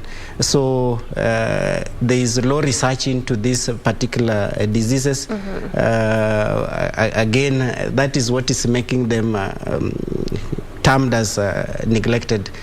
Number two, not all, but majority have got less severity in terms of the symptoms that they express. All right. So even at individual level, you may be impacted by these diseases, but because the severity is less, you just neglect it. So you continue with your daily chores, doing every routine, but the impact, the long-term impact is massive. So those are some of the factors that contribute to the term being neglected. So clearly there's obviously other underlying factors Sure. underneath the fact that we could refer to them as neglected. Now let's come a bit to try and understand why, you know, there's so much in the African continent. I know also in Latin America, in Asia, but what is so peculiar about Africa as a continent that you'd find quite a number of these diseases just, you know, inhabiting the African continent? So, as I indicated first, the diseases are within the tropical belt of the globe. So it's not only in Africa. You'll find it also in other global parts of the country that lie within the tropic. Most African countries are within the tropical belt. If you go to Asia, you will find it also going across the continent stretches across the tropical belt, South America as well. So those are the countries that are outside the belt are not impacted by these diseases. So by the virtue that we are located within the tropics, then that means that we will be impacted by quite a number of these conditions that have been listed among the neglected tropical diseases. But of course, we cannot run away from the fact that most African countries are still developing. And some of the risk factors for acquiring these conditions is poor hygiene condition, and that is cutting across many African countries. Environmental conditions are not very conducive, so they enhance the thrivement of this particular condition. So I think the fact that investment towards those areas have not been very massive as in the developed world, then you will by correlation, then you will find the magnitude of neglected tropical diseases affecting many of the African countries. All right. Now, you talked about close to 2 billion globally. Narrowing down to Kenya, talking about half of our population, 25 million, who are at risk of getting the neglected tropical diseases. I know you've touched on the fact that, you know, it's given less priority, but looking at these figures and statistics, and also looking at those factors that you mentioned, the less priority, lack of proper funding, unlike the likes of HIV, malaria, and TB. So is there a likelihood of these numbers increasing? Because we can't also not be alive to the fact that it is there. This disease is actually with us. Yes, if you sit down and do nothing, then obviously the numbers will go up. But the government of Kenya, through the Ministry of Health, is working towards reducing these particular numbers that we are talking about. And in the next 10 years, probably we'll not be talking about the 25 million. We may be benchmarking with the other developed world in terms of elimination, and just moving from the control status to a state where we'll be free of these neglected tropical diseases. So the bottom line is that if you don't initiate any interventions to control, then obviously you will see the numbers rise. So there's actually hope at the end of the day. Yes. So in your perspective, do you think there's really enough sensitization being done in terms of also creation of awareness, also just for Kenyans to understand what kind of diseases are this and how they could be at risk of getting such kind of diseases? Awareness is low. of this particular disease. And that is why I said because the severity in terms of symptom is less, so at a personal level, we may not be aware that we are affected with this. So even as a person, you wouldn't know? You wouldn't know. So the setup, you don't know, but the impact is what you see later when it is already caused damage in you. So I would say that awareness is very low, except for areas where we've initiated some of the intervention. That is where maybe the awareness levels are high, but generally the awareness of these diseases is low in the country. Yes. So we can agree that obviously that now it means that we need to do more in terms of this question of awareness. Very true. And sensitization. There's a need to enhance advocacy, community mobilization and sensitization, so that the people are aware of what are the risk factors, how can they prevent these diseases, so that we minimize also the numbers that we are talking about. All right, well said. Now, 20 of these diseases are actually unique to us as a country, amongst a possible host of other kinds of neglected tropical diseases. Perhaps what kind of diseases are these that are unique to us as a country, also just for viewers to understand, and why so? So thank you for that question. I want to say that out of the 20 listed entity, the list keeps on growing. When I joined the so instead program, of like reducing, it yes, just keeps on increasing. Depending on how people advocate for the conditions, they add them to the list of the entities.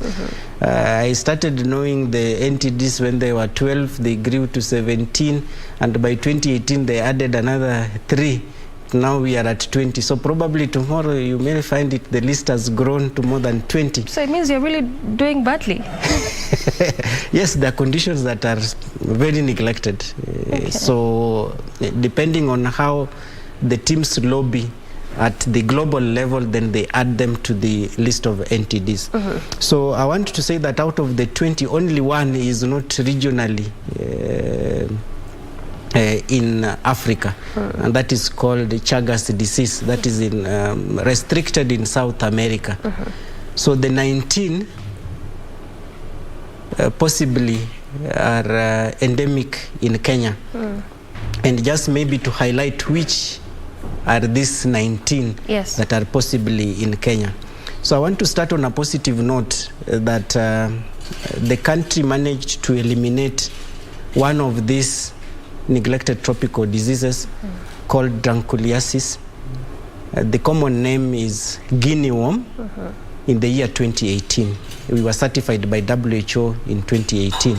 So there's a possibility that we are able to reduce these conditions by the year 2030, in the next 10 years. So that one we've done away with, but it was endemic in the country.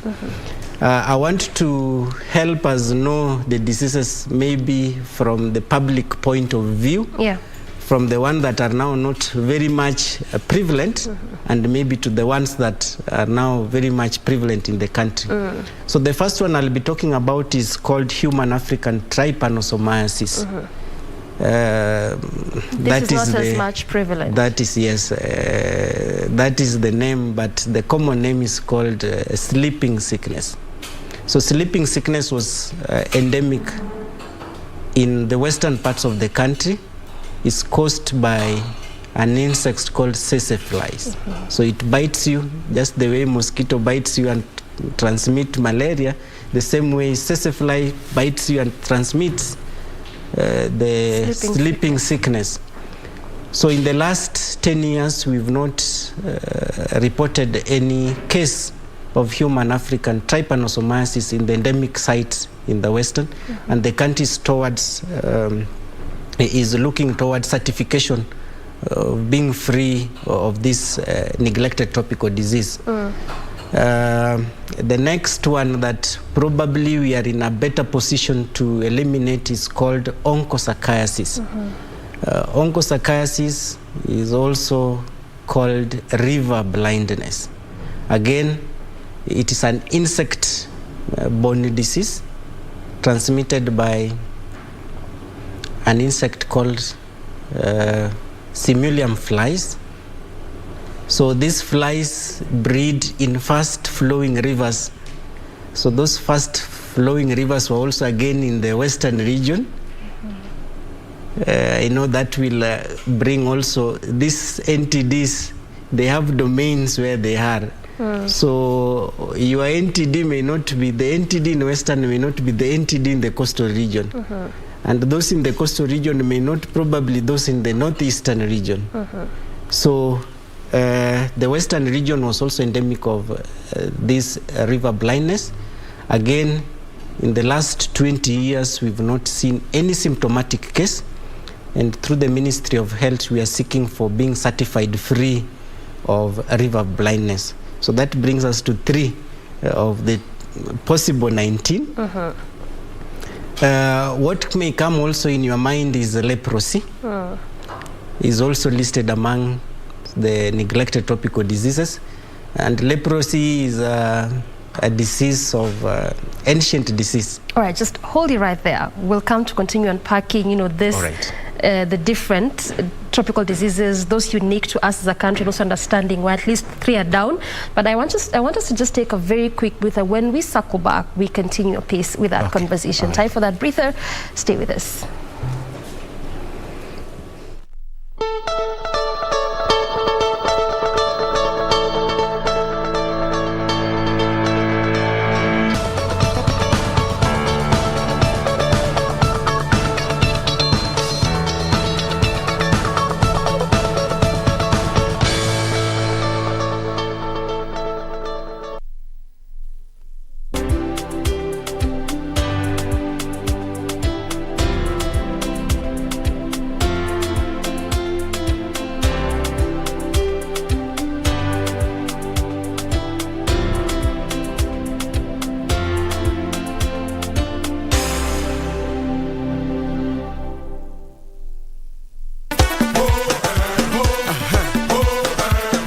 Tarehe 28 Mei barabara zote zinaelekea Harris Tavern, Nairobi. Manake kutakuwa na kongamano kubwa sana la rumba siku hiyo. Kikosi kizima cha Bridge Over Congo kimeandaa tamasha kali sana kwa nyinyi wapenzi wa muziki wa rumba. Oh yes, there will be lots of fun. Talk of nyama choma, lots of drinks, lots of giveaways from KBC, and not forgetting to mention rumba music with DJ Walter. Oh, and did I mention that there'll be free t-shirts for the first 100 people. Hey, you are going to me, bikini. Hey, you are going to me. Nitakuwa siku hiyo. Tafuta sheri. Kama una sheri, omba sheri. Nitakuwa your host Simeon Mfumo with my running mate Winnie Mauritius there. Yay!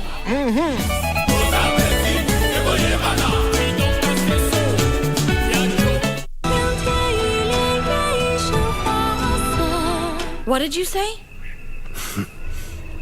Does my father look that terrifying? He's the avian king and will rule the world. Why doesn't Lance just accept his offer? Get a closer look at the avian kingdom and pay attention to Sky's children.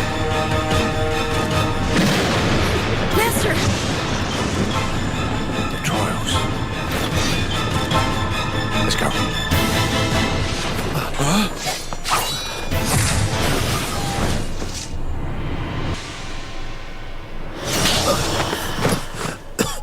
Idiot! 都是假象。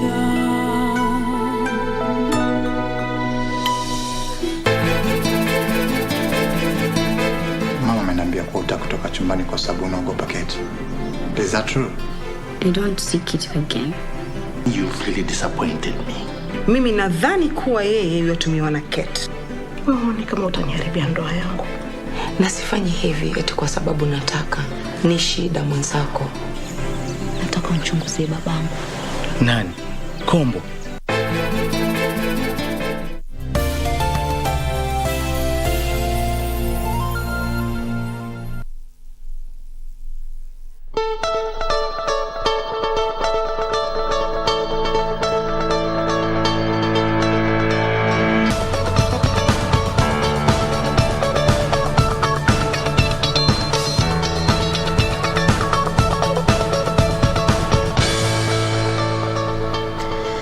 Welcome back and thank you for staying with us. This is still Good Morning Kenya. We are still talking about the neglected tropical diseases, and you can obviously be part of this conversation. Shoot whatever questions or clarifications you might be having concerning this NTDs. My guest is definitely still here and he will be answering those questions in a few. Now, before we took that break, we're still trying to understand the 20 that are unique to our country. You talked about the one that you've managed to eradicate.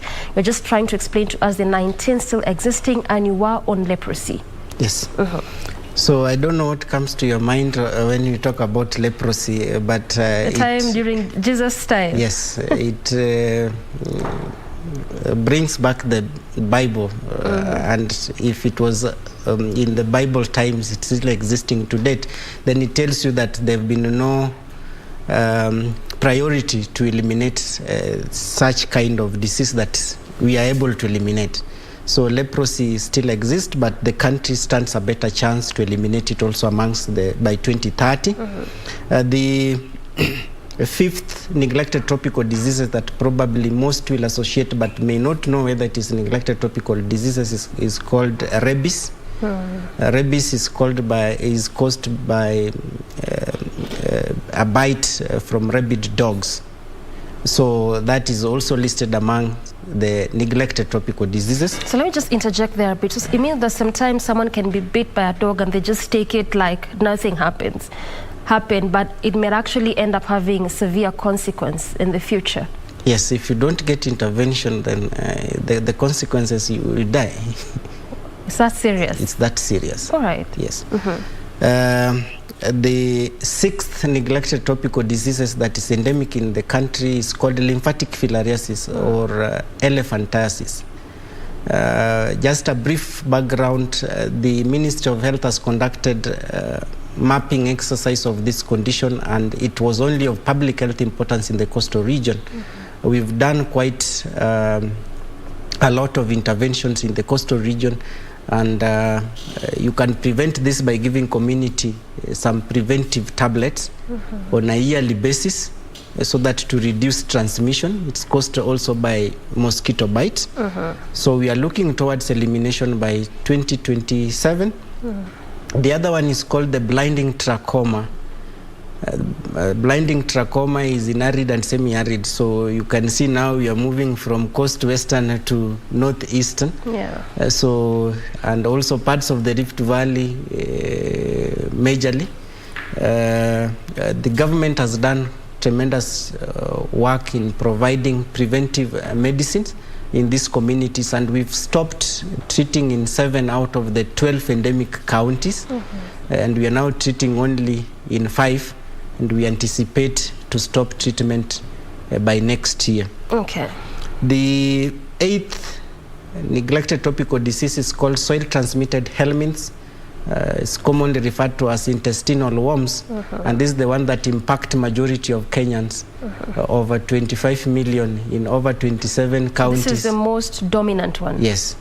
And probably maybe, as you asked, how is awareness? Maybe the question you will not answer it. When was the last time you dewormed yourself? And if you say no, then probably from a point of knowledge, if you've never dewormed maybe in the last 1 year, or you can't remember, how about that poor person? So that tells you the magnitude of this disease. So that is the 8th and most prevalent neglected tropical disease in the country that impacts education, it impacts on the development of children, and also on the economy overall.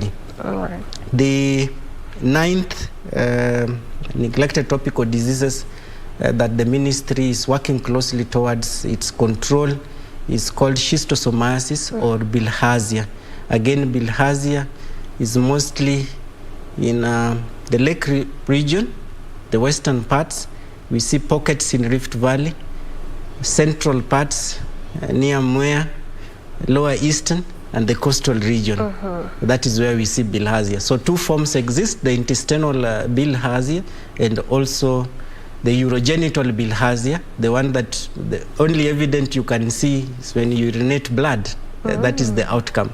But the intestinal, most of the times we don't look at our stool So you can't say whether you're impacted, but for the urinary one, probably you can see. You can see it. The 10th neglected tropical diseases that the ministry is closely working towards its control is called leishmaniasis or Kala-Azar.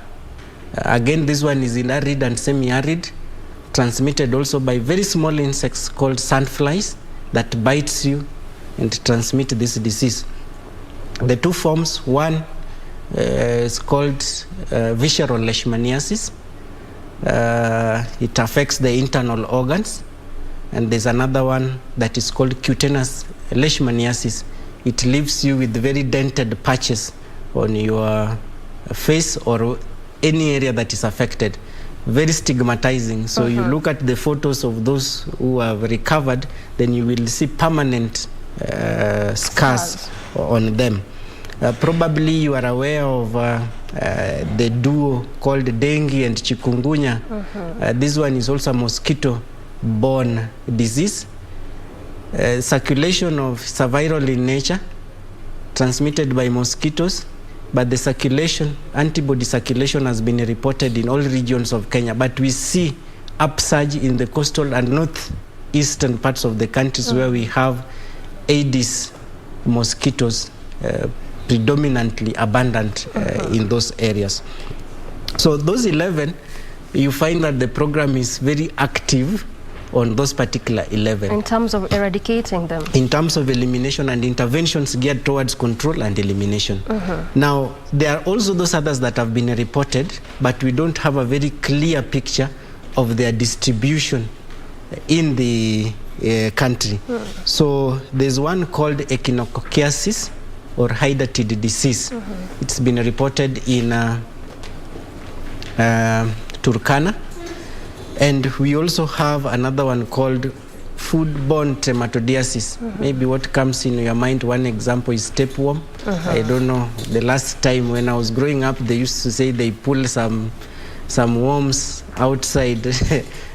People's walking, those who used to wear shorts, they could pull those worms. So we don't have a very clear burden distribution of foodborne trematodiasis in the country. We've got reported cases of cysticercosis, and in most western parts of the country, again, where they feed on pork products, not well cooked, so you find that it affects your nervous system, so you fall down, so they cause more or less like epilepsy.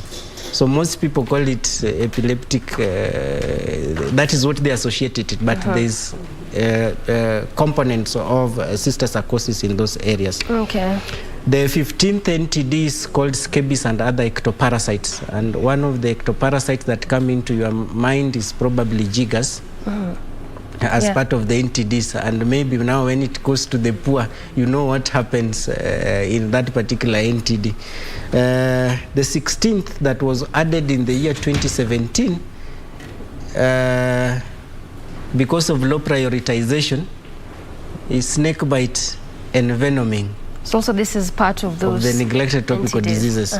So I was talking about if you're bitten by a snake, where will you get the antivenom? How accessibility, affordability. So those are some of the issues surrounding the neglected tropical diseases. We also have one called mycetoma. We don't know its distribution. Buruli ulcers, yaws.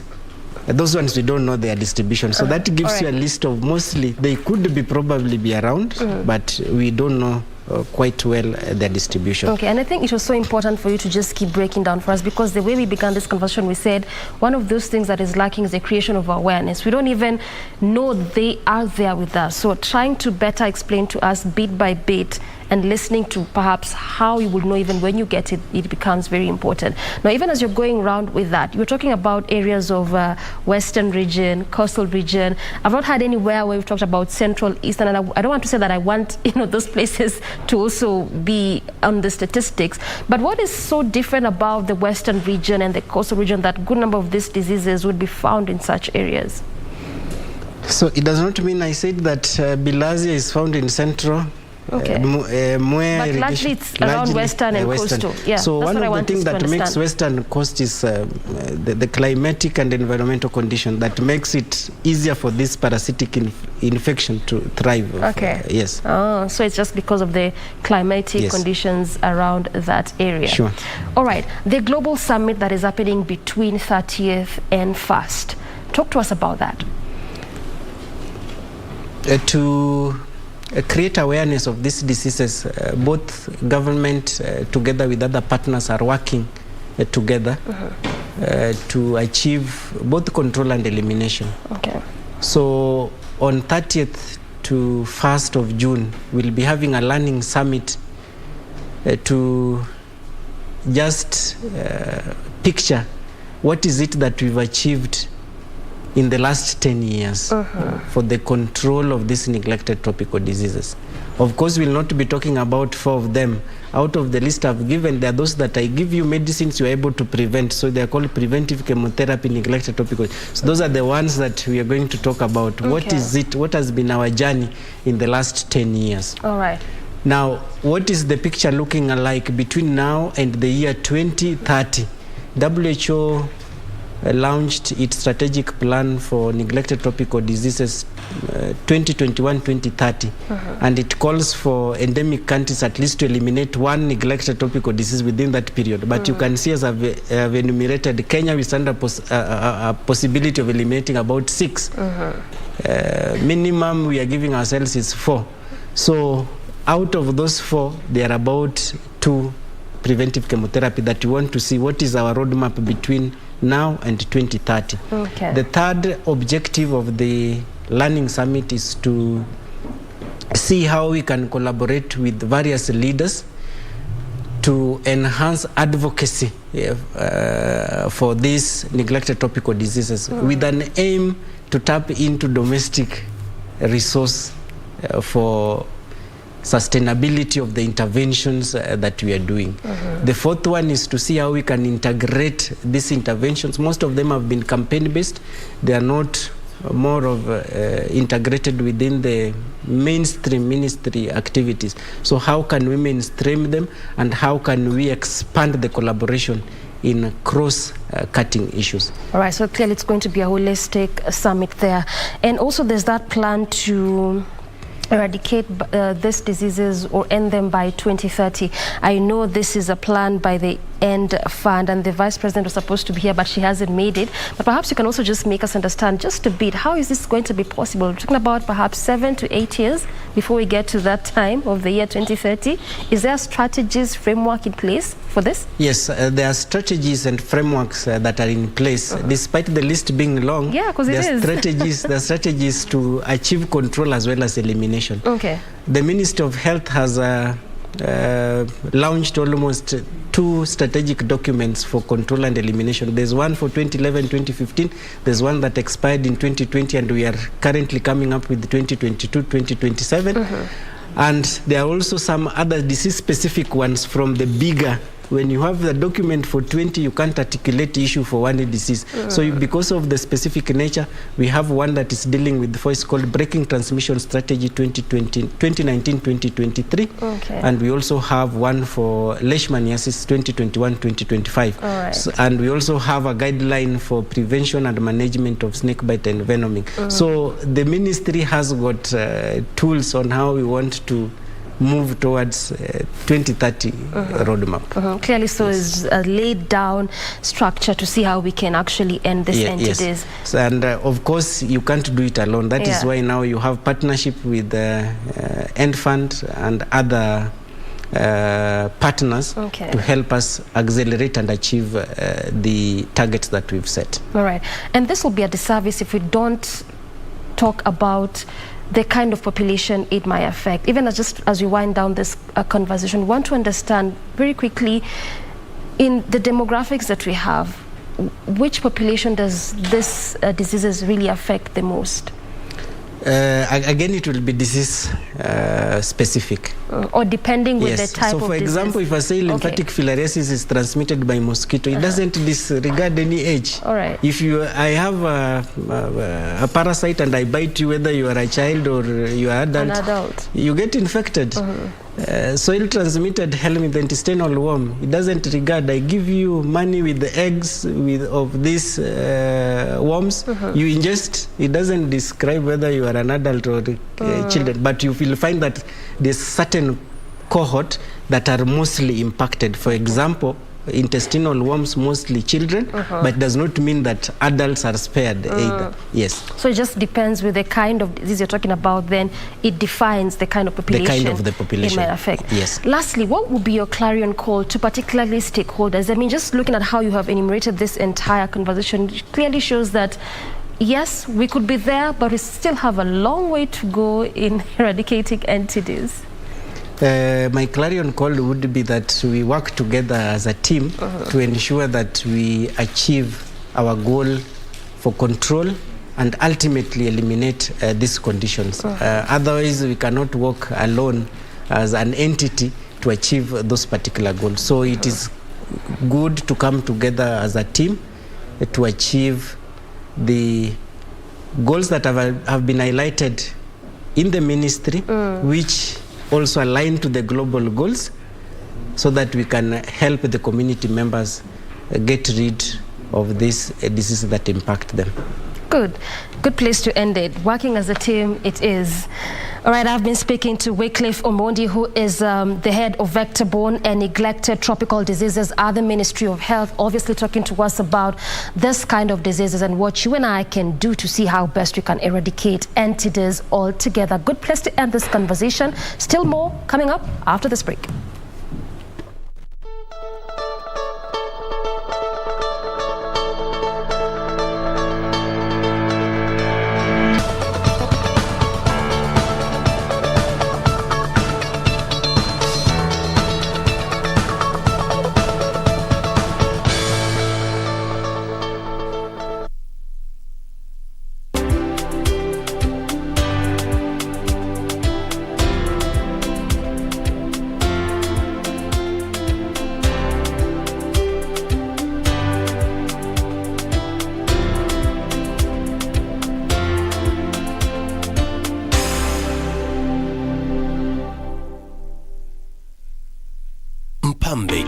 Gadho Mbugua almaarufu prosecutor kwenye kipindi Ukipendacho Vioja Mahakamani kwenye runinga ya KBC Channel 1 anaomba usaidizi wako kudhibiti gharama ya matibabu ya figo.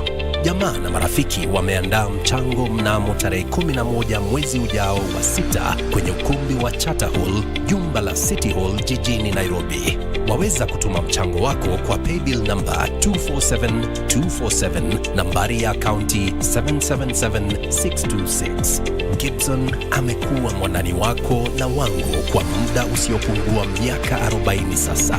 Ni zamu yetu nasi tuwe wandani wake wakati huu mgumu.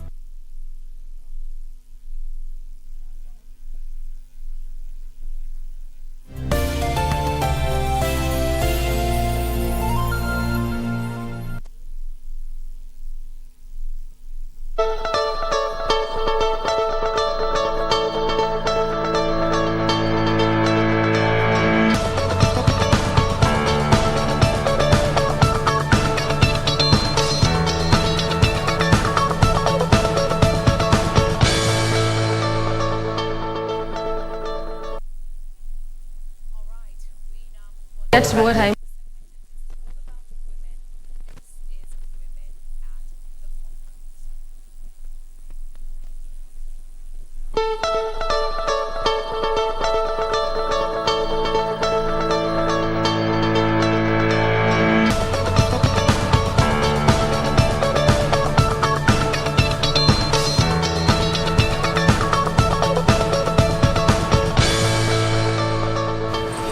All right, we do apologize for that, but nonetheless, we continue with this segment, and this is Women at the Forefront, all about women, all about breaking that glass ceiling and going forth as women. Remember, we are still using the hashtag Good Morning Kenya on Twitter. Our official station handle is at KBC Channel 1. My handle is at Jane Wamboi. We welcome you to be part of this conversation. Check in and do let us know where you're watching us from this morning. So today in studio, we have the pleasure of having one Vivian Owino, who is the co-founder of Frankie's Foundation and also an MCA aspirant. Good morning. Good morning. Karibu sana, Good Morning Kenya. Asante.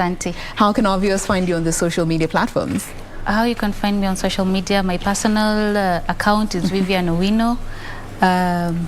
Political, it's Honorable Vivian Owino. Work is Frankie's Foundation. I like clear boundaries between the different aspects of your life. Yes. And I want us to start with you as a person, Vivian Owino. Tell us a bit about yourself before we get to the foundation and conclude on the political bit. Okay, so, as I said, Vivian Owino, I'm 26 years old. I'm the co-founder of Frankie's Foundation. And I'm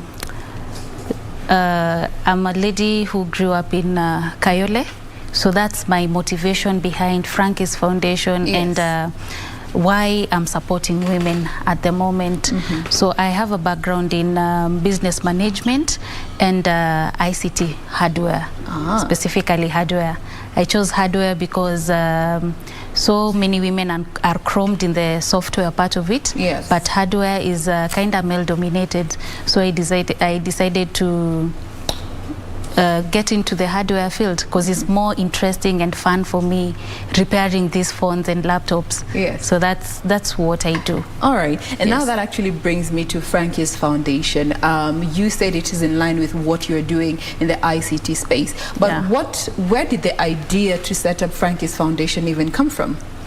Okay, the idea to set up Frankie's Foundation is it all came from the idea started from where we came from, myself, the co-founder and the founder, because we all grew up in very humble backgrounds. I grew up in the slums of Kayole. The founder, Franklin Ojambo, grew up in the slums of Madare.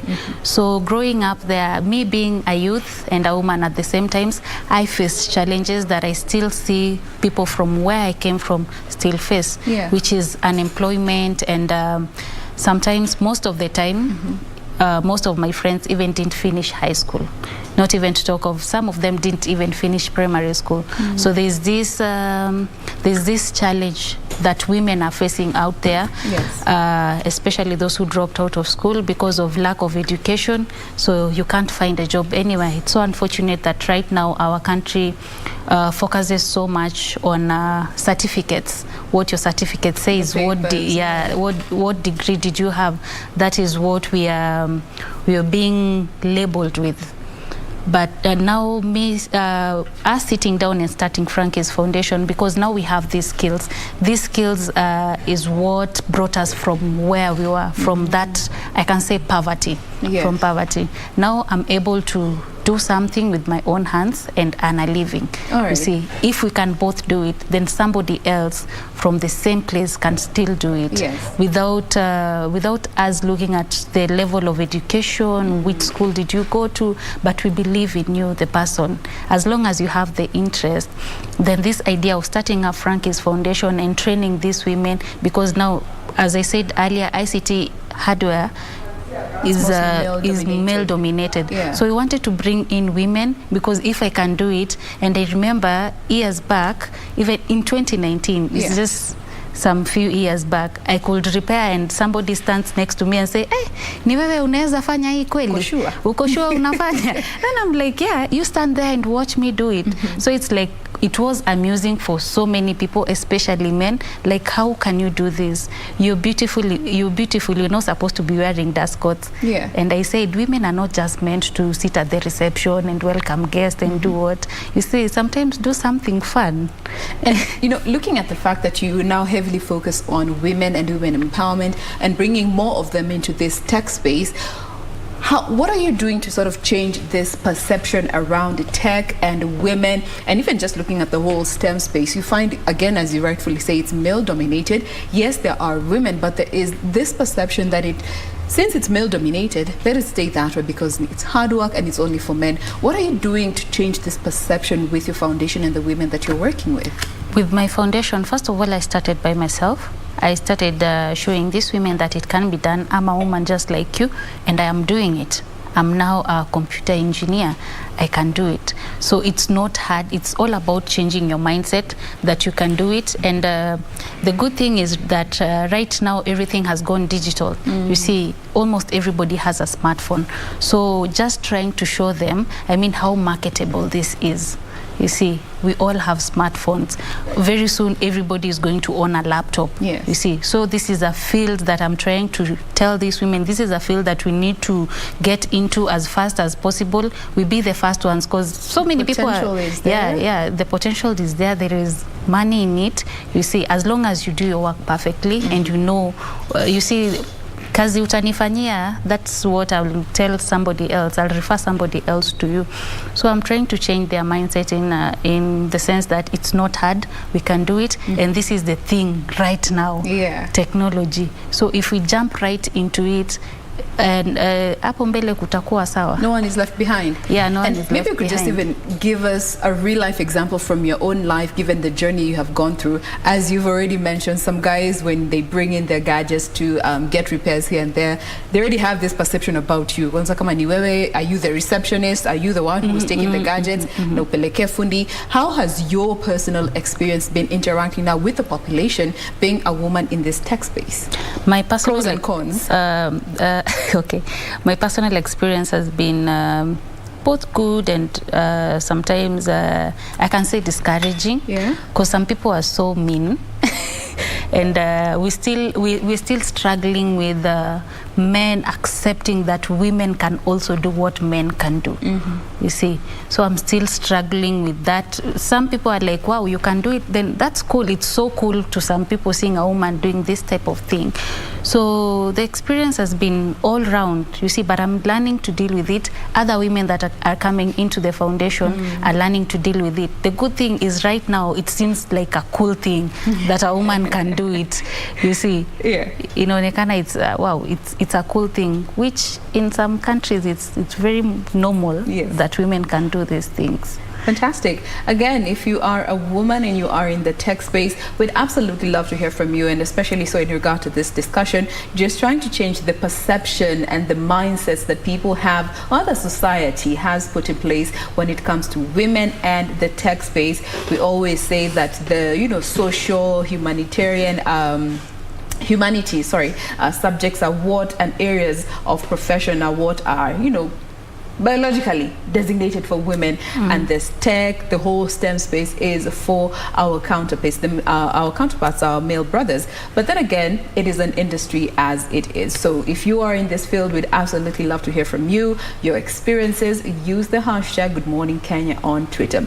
Now, let me come back to this conversation. Now, you found your way out. You were able to set up this foundation with your co-founder, and the experience of setting up this organization in itself, it's a not-for-profit organization. Yes. How has that been, and especially looking that it's still a business? Setting up the foundation itself was not an easy thing. It was very difficult. As you know, in our country, when you're dealing with now this government and you're chasing after papers, so it took us almost, it's a whole process. It took us like, I think 1 year to finally get our certificates. Now we get our licenses as a foundation. We are now allowed to run as a foundation. So the whole process was not easy, and the main reason for starting Frankie's Foundation is we were looking at our sisters back where we've left them, and we started up a non-profit organization where we train them for free. We are not asking them for anything. So they come into the foundation. We, as the foundation, give them the skills, the whole training. The whole training free of charge. So the training takes 2 months and a 1 month attachment. So it's basically like 3 months. We are basing our training purely on practicals. We are tired of theory.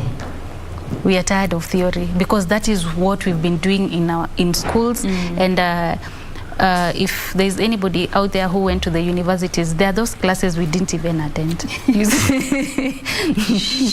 Yeah. So you just do your thing, and at the end of the day, umepata your certificate. Yeah. You see, so we didn't want such a thing. We were two people who were thinking differently. Because myself, I hated writing notes. And I could just get tired of writing. You write them and you don't read them. You see, so we are coming up with something practical. And MACU, our target group is the vulnerable women. And you see, when you say vulnerable, some of them have not even gone to school. Some of them dropped out of class 6, class 8, so their English is not even that good. When you start ukianza kuambia some very difficult terms within a laptop, then somebody gets bored. So we wanted it to be very practical, and that's why we customized the course to a 2-month course, and it is the basic, what you need to know. We don't teach you what you don't need to know. The X, Y's and the what that we don't read nowadays, we don't even see them anywhere. So if your screen is broken, then we will teach the student how to replace this screen. You see, it will not even take you an hour to master how I can replace this screen, how to remove it, how to take another new screen, how to replace it. So it's a very unique foundation. I think in East and Central Africa, it's one of the uniquest foundation that our foundation is on skill development in ICT hardware. Our long-term goal is to bring in other skills, not just ICT, but you can have other skills, because people are interested in different things. So that we can accommodate everyone. More people. Yes, we can accommodate more people. All right. Now, you've mentioned that you are specifically targeting the vulnerable parts of women of the population specifically. How do you actually just reach out to them and make this information available to them so that they know, okay, there's this 2-month course here that I can do, and then an additional month for training? How do you get this information to them? We do a lot of adverts on social media. Facebook. Our Facebook page is very active. Before COVID, we used to do this, can I say, road shows, where we sensitize. We go to the slums like Kayole, Kibera, Madare, and we just call these youth groups, and we teach them on the importance of having skills. These women and these youths feel left out because I didn't go to school. Mtu anajiona ni kama ni mjinga, because he or she believes that I cannot do anything. But we wanted to bring something else. All hopes are not lost. There's still something you can do.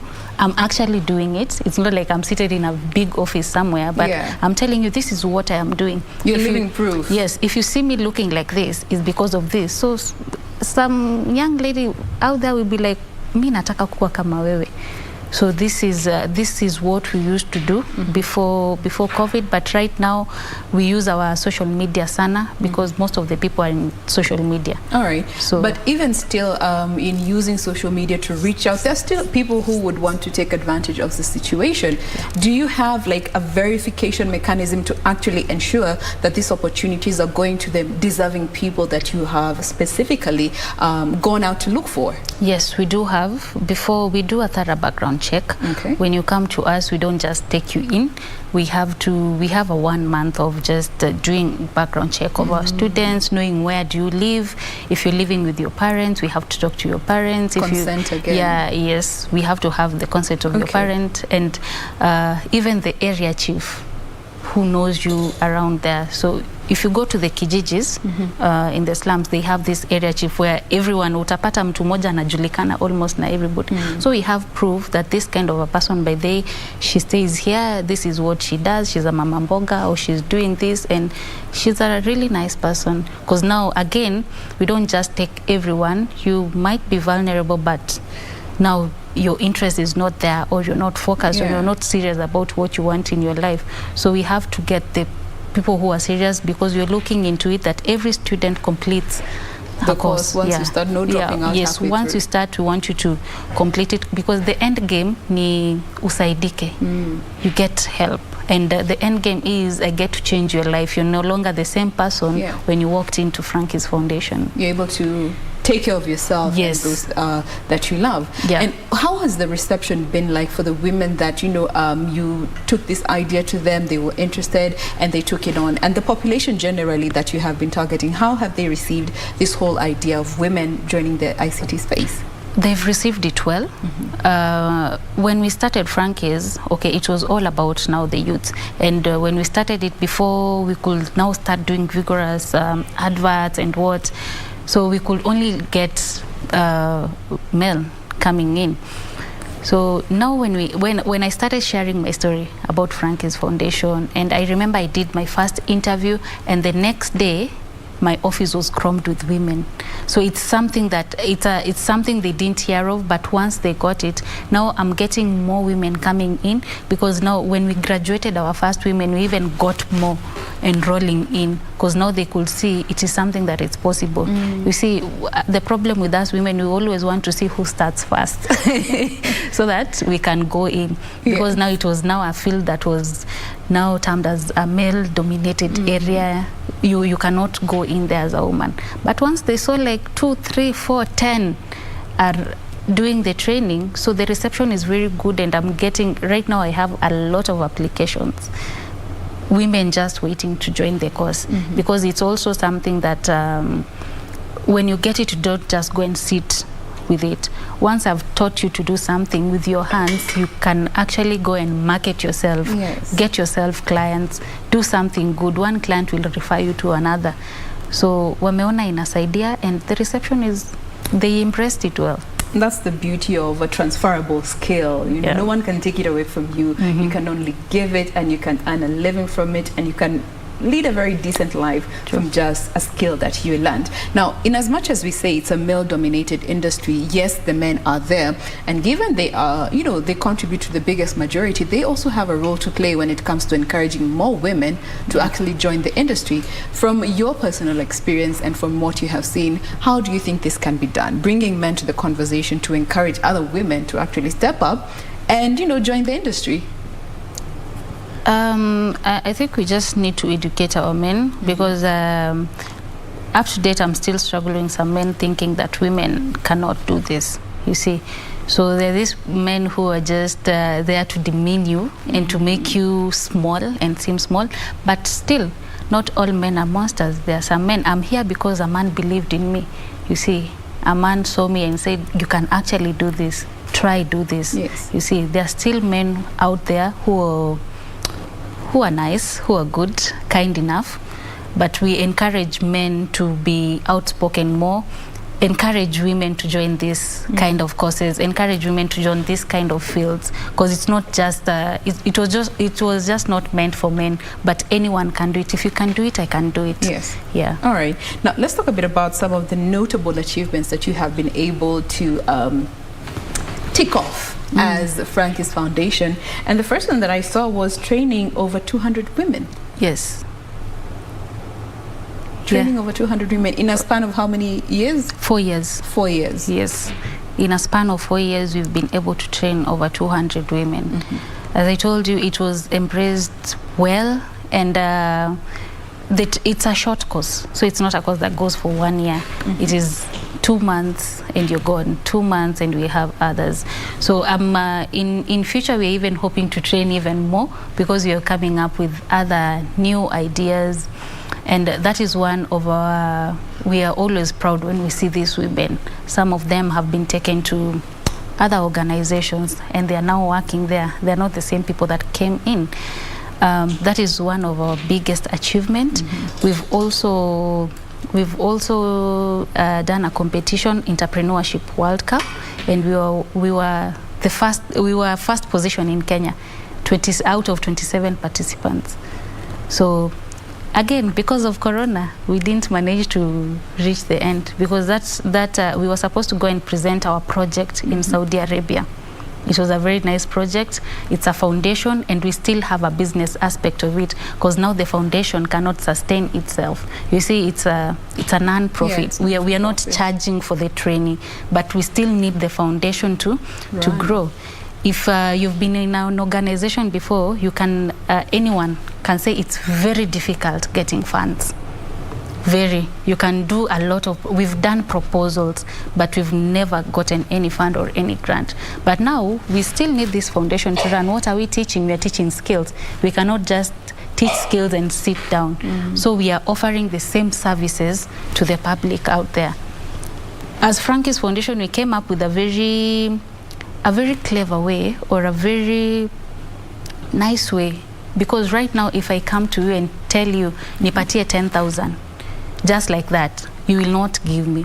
But nikikuja nikuuzie kitu ama nikufanyie kitu, then it wouldn't be so difficult for you to give me that money. So this is what we do. We go to organizations, we go to companies, and we tell them we are a foundation. This is what we do. We also do services. We can service your machines, we can repair your machines.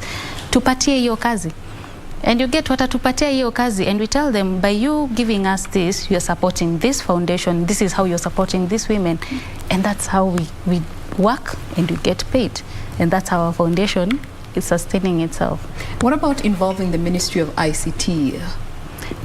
Yes, that was also... And especially considering it also houses the youth affairs. Yes, that was also another hard part of it, because we've looked for the Ministry of ICT, but we finally found them. We finally got in touch with the right person that now recognized our foundation. They recognize our foundation as a vocational training college.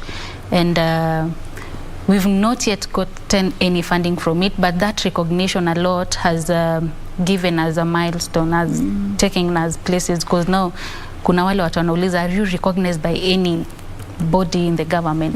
But you are recognized by the Ministry of ICT. They gave us a training space that when we get enough funds, we are able to take our students there. So we have a training space from the Ministry of ICT, and we are able to train our women there. Now, which other stakeholders or members of the value chain have been able to come on board and support in one way, shape, manner, or form? At the moment, we just have the Ministry of ICT. All right. Yes. All right. Yeah. But, you know, maybe somebody is watching us today and they're open to assisting. What forms of assistance do you feel are necessary, or rather make sense to the kind of job that you're doing with these women? Because it's a tech industry, and these women need support. We all need support. The foundation needs to be supported. You can come in as a sponsor. You can choose to sponsor 10 women. You can choose to sponsor 5. You can come in as a sponsor. You can also, there are some people who bring in tools. We need tools to work in the workshop. Yes. The space that we are training in town is we are leasing the space. You can also choose to just sponsor the foundation by paying for us the space. Any kind of help, it's appreciated. Whether you bring in tools, that you've helped somewhere, whether you've sponsored like 10 students or 5 women, any kind. All right. Yeah. Now, this now brings me to the political part of this all, because again, as a woman and as a young person for that matter, you have thrown your hat in the political space and you are hoping to become an MCA in Nairobi County. Where did this stem from? All this motivated by my background, where I grew up, and my mom gives me a lot of strength. I was brought up in a family of 4, and just a single parent, my mom, and she's disabled.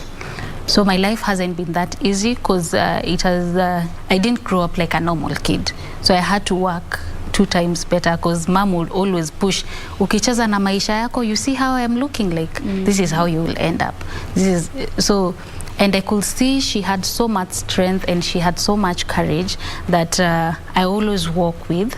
And even joining Frankie's Foundation and deciding to support women is because I grew up with women at home, my mom, my sisters. I just have one brother who acted like a father to all of us, you see.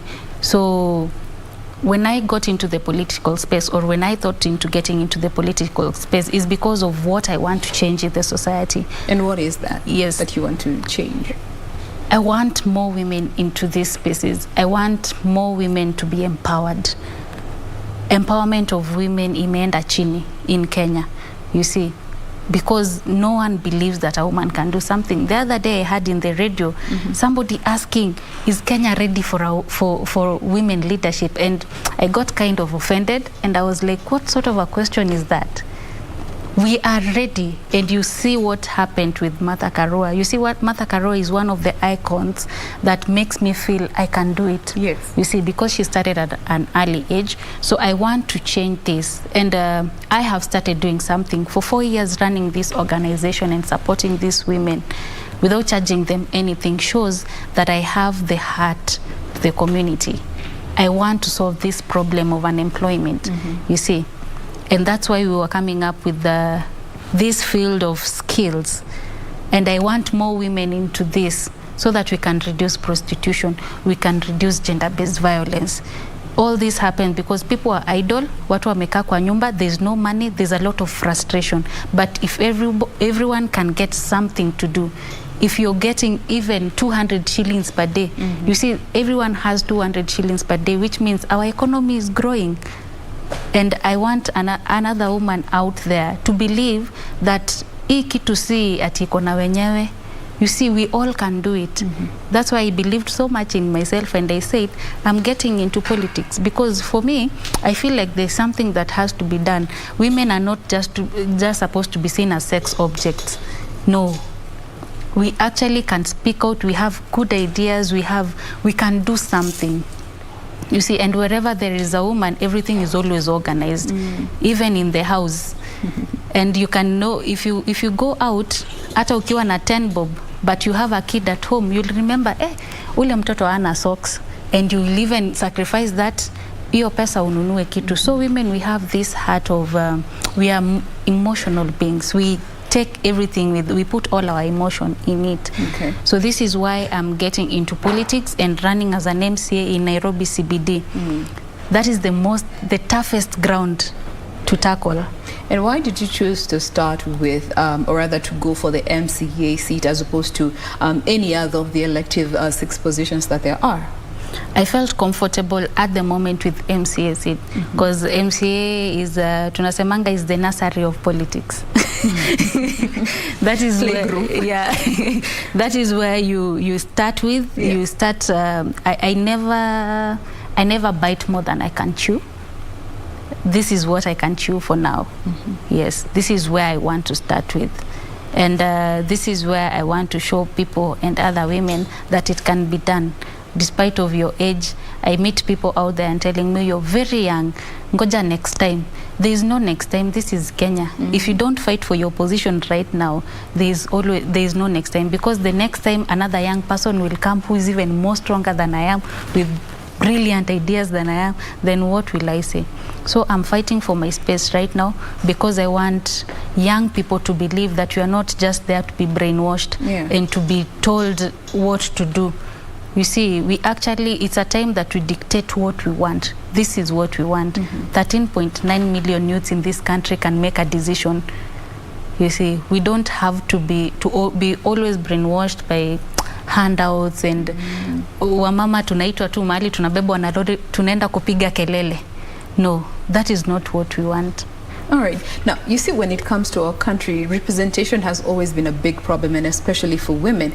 And there are 2 arguments here. One that says that women are not showing up for the positions that are available, and others saying women just are not interested in politics, or others saying that there aren't opportunities available for these women. Given you are joining this political space, do you think women are not showing up to represent themselves, or the opportunity to do so is what is a problem looking at our political history as a country?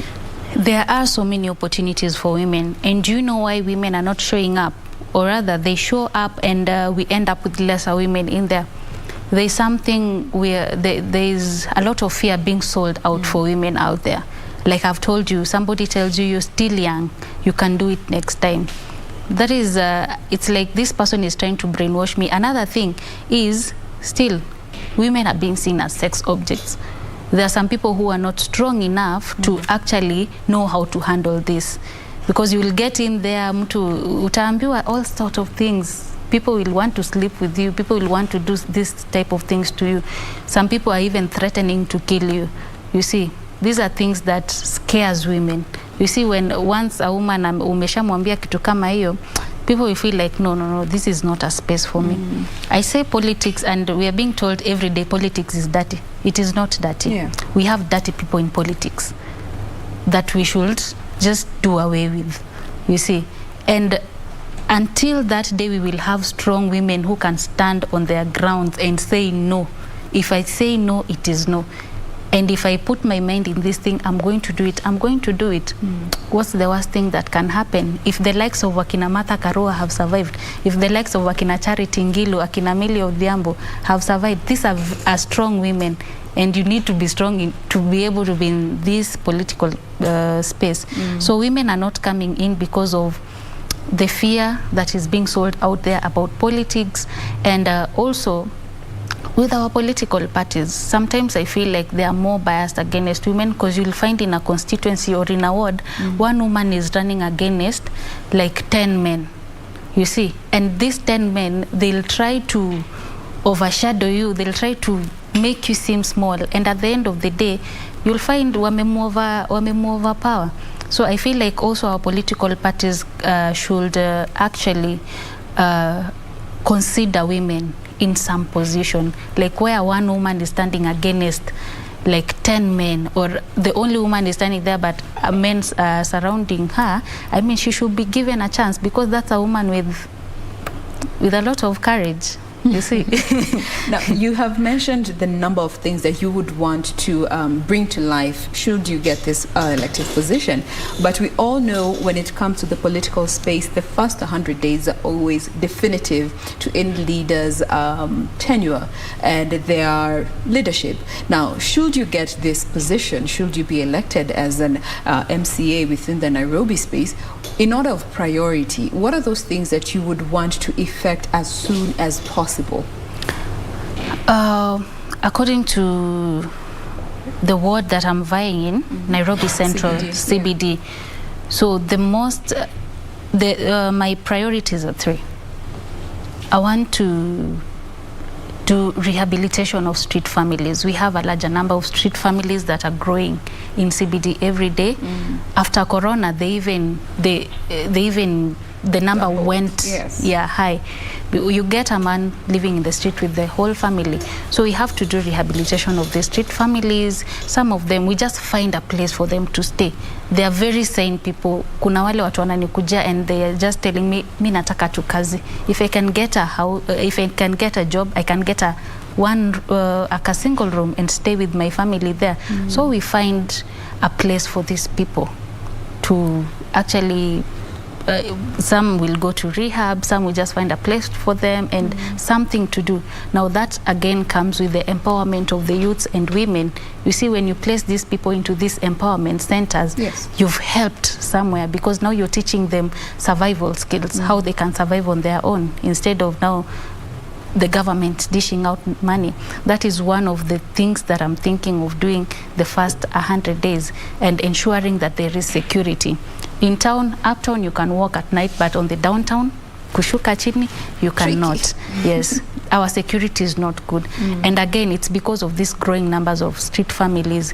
At the end of the day, they need to eat, they need something in their pockets. So they will wait for you down there, na wakunyonge. So I have to ensure that security is well and our environment is well conserved.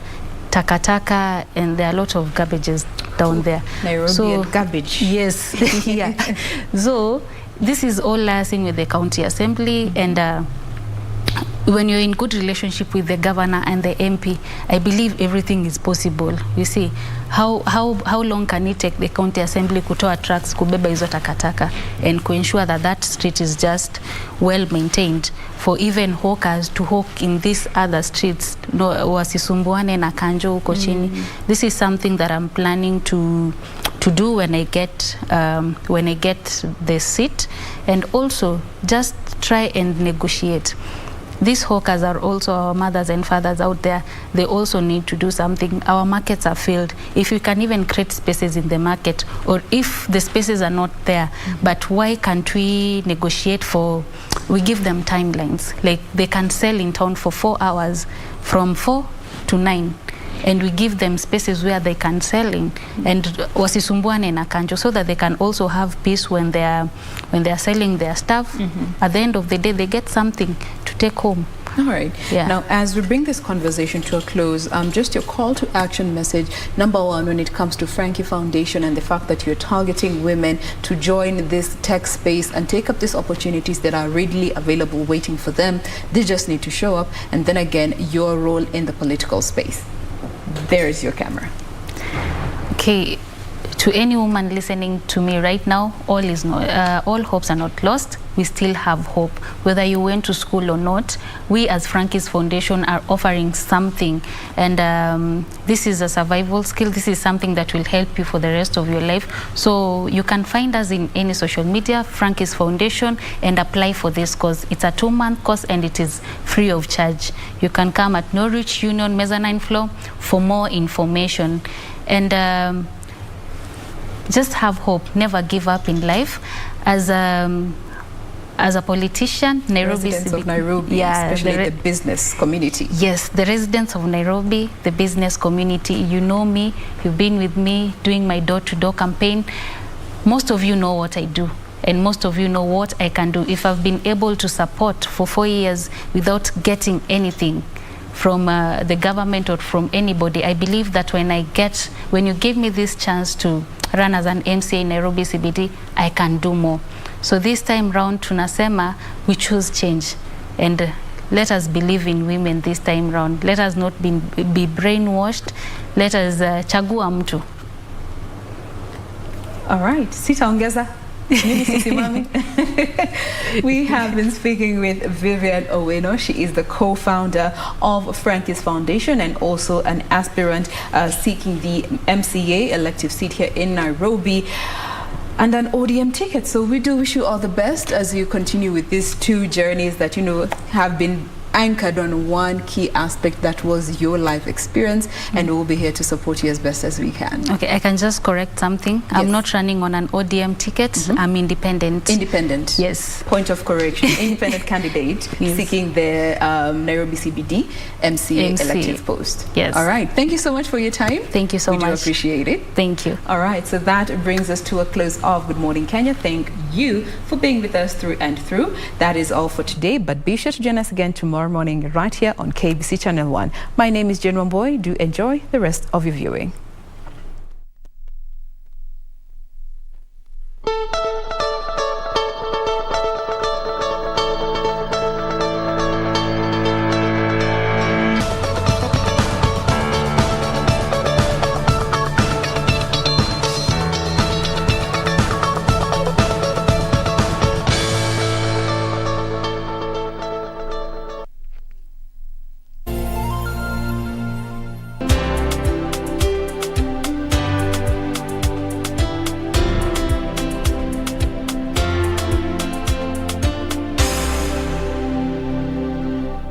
Kupata Yes My Love kama skiza tune yako, dial *811 *816#.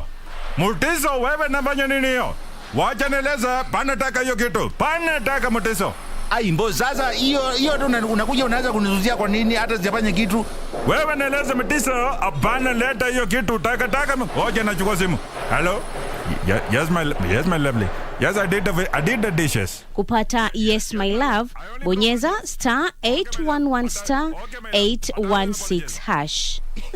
*811 *816#. She's the lady who is going to get... Calm down, Julieta.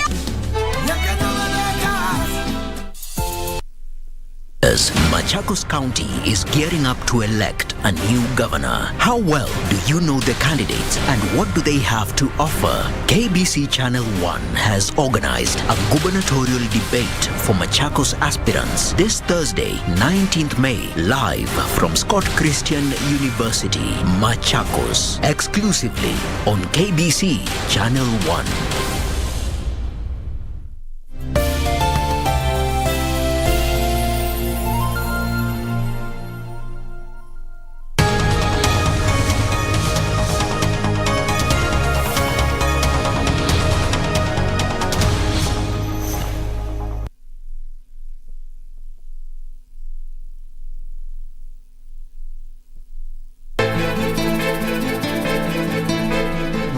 ameniambia kuota kutoka chumbani kwa sababu unaogopa Kate.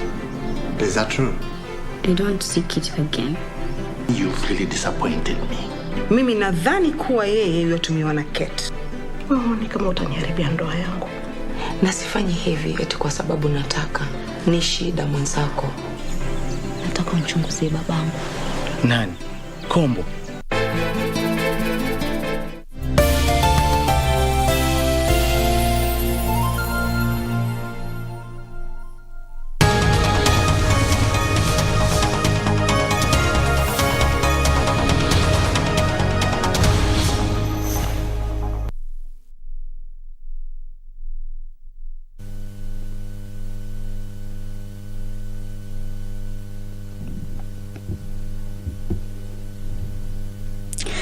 Good morning. Welcome to this live broadcast of the National Assembly morning sitting on this day of the 25th of May, the year 2022. This live broadcast is brought to you by the Parliamentary Broadcasting Unit in conjunction with the Kenya Broadcasting Corporation. Lined up for debate and consideration on the floor of the National Assembly this morning, members will be considering a motion on the report of the Committee of the Whole House on the Military Veterans Bill, a bill originating from the National Assembly, Bill number 4 of 2022. It is a bill whose debate was concluded on Tuesday in the afternoon sitting, and a question will be put and the bill will be read for the third time. And the report says that the House do agree with the report of the Committee of the Whole House on its consideration of the Military Veterans Bill, National Assembly Bill number 4 of 2022. This bill seeks to establish a regulatory and institutional framework for the management of military veterans affairs, for the provision of benefits to military veterans and military veterans' dependents, to establish the Dependents Education Fund, to establish the Defense Forces Retirement Home, and for connected purposes. It is a bill by the leader of a majority party, Honorable Amos Kimunya. This morning, members will also be considering a motion on the report of the Committee of the Whole House on the Persons with Disabilities Bill, a bill originating from the National Assembly, Bill number 61 of 2021. That the House agrees with the report of the Committee of the Whole House on its consideration of the Persons with Disabilities Bill. A debate on this particular bill was also concluded, and a question will be put and the bill will go into the third stage. It will be read for the third time. This morning as well, a debate on the finance bill, National Assembly Bill number 22 of 2022, a bill by the Chairperson, Departmental Committee on Finance and National Planning. A debate on this particular bill will begin this morning. There is a motion on the consideration of the budget estimates for the financial year 2022-2023. A report that was tabled by the Chairperson, Budget and Appropriations Committee on the floor of the House on Tuesday of 24th of May. All right, as you can see at the entrance of the chambers, Deputy Speaker of the National Assembly, Honorable Moses Cheboy, has stepped into the chambers. He will be presiding over this morning's session. I will now hand you over for the live broadcast brought to you by PBU in conjunction with KBC. My name is Kam Chemenza. Good morning. Enjoy your viewing.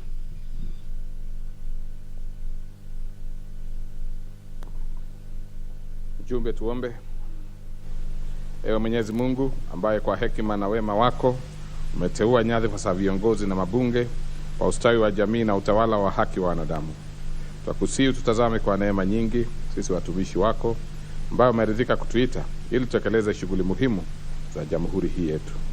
Twakuomba ututeremshie baraka zako sisi tuliokutanika hapa na utujalie tuyatende na kufikiria mambo yote yatakayofikishwa mbele yetu kwa njia ya haki na uaminifu, ili utukufu na sifa zako ziendelezwe, na ili kustawisha amani, ufanisi na heri ya nchi hii yetu, na wale ambao haja zao umezikabidhi mikononi mwetu. Amen.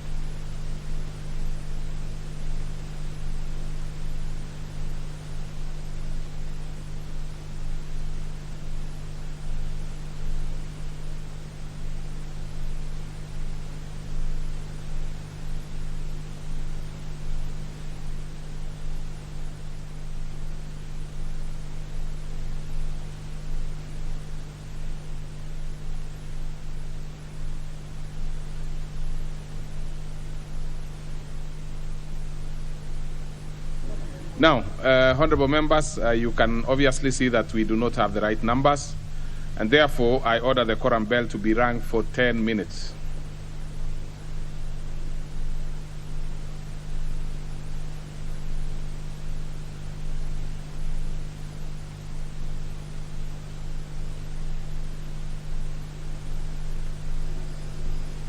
Well, Deputy Speaker of the National Assembly, Honorable Moses Cheboy, directing that a quorum bell be rung for 10 minutes at the commencement of the business. The House is required to have 50 members present at the chambers, failure to which a quorum bell will be rung for 10 minutes. This is, of course, to allow members who are yet to get into the chambers to walk into the chambers for the business to start. So currently is a 10-minute quorum bell, and members will be walking into the chambers to enable the House achieve the requisite number for the business to start. This morning, lined up for debate and consideration, there is a motion on the consideration of the budget estimates for the financial year 2022-2023. This morning, general debate will start. It is the first day for this particular debate. A motion by the Chairperson Budget and Appropriations Committee that the House adopts the report of the Budget and Appropriations Committee on the budget estimates for the national government, the judiciary and parliament for the financial year 2022-2023. This report was laid on the table of the House on Tuesday, May 24th, the year 2022, in the afternoon sitting.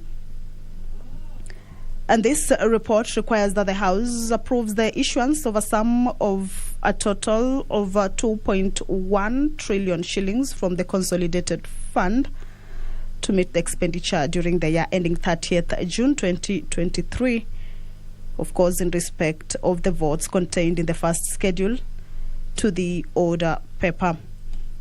Also, the chairperson of the Budget and Appropriations Committee will be seeking the House or the report makes the policy and financial resolutions contained in the second schedule to the order paper.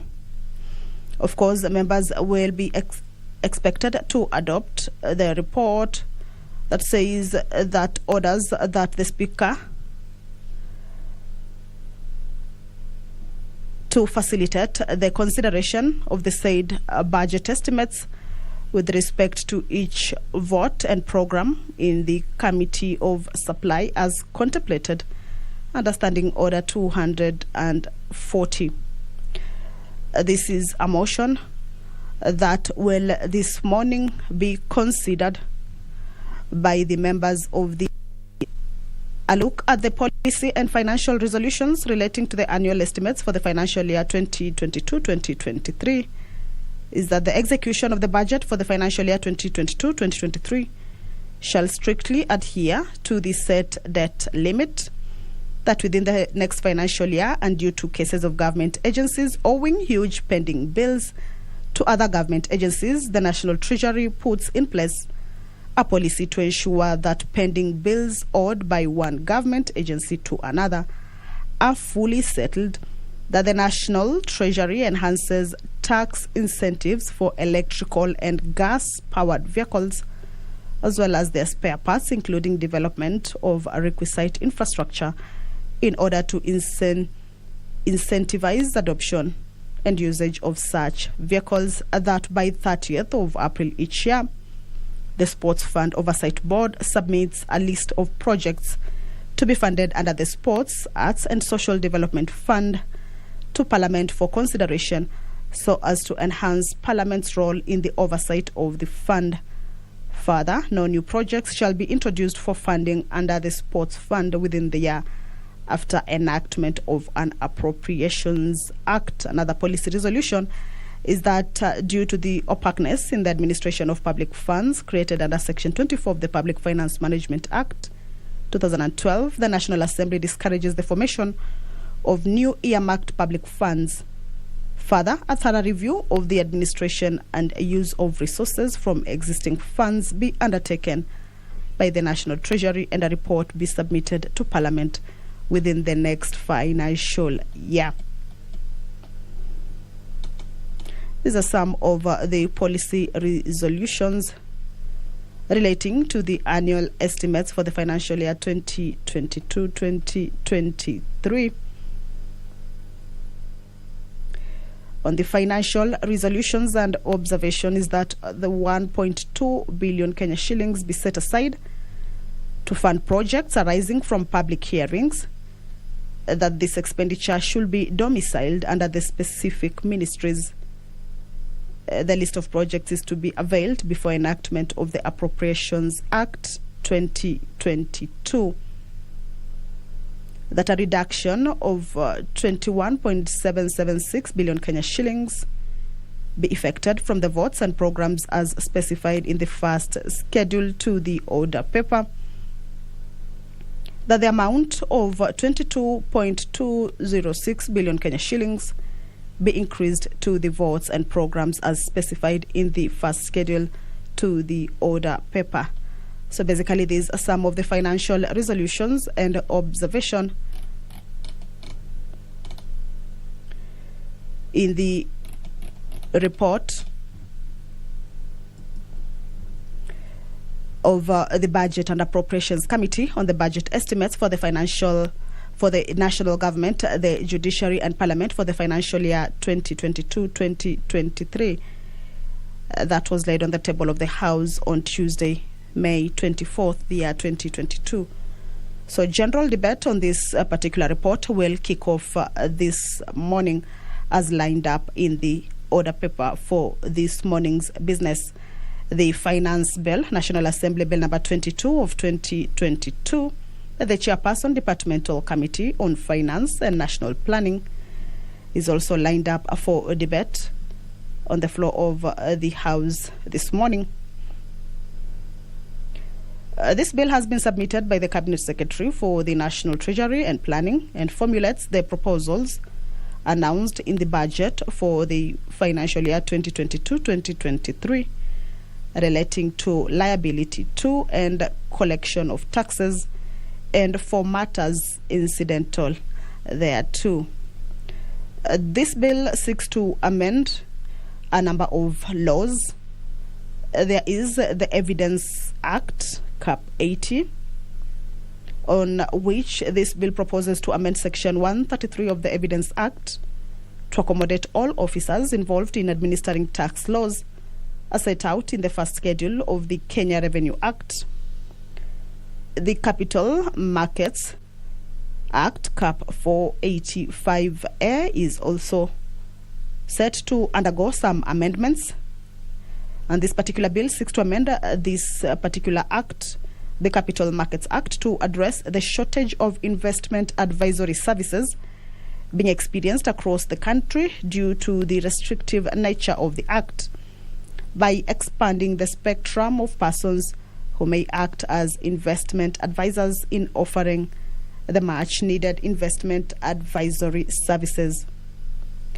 Another law that will be undergoing some amendments in this particular bill is the Insurance Act, Cap 487.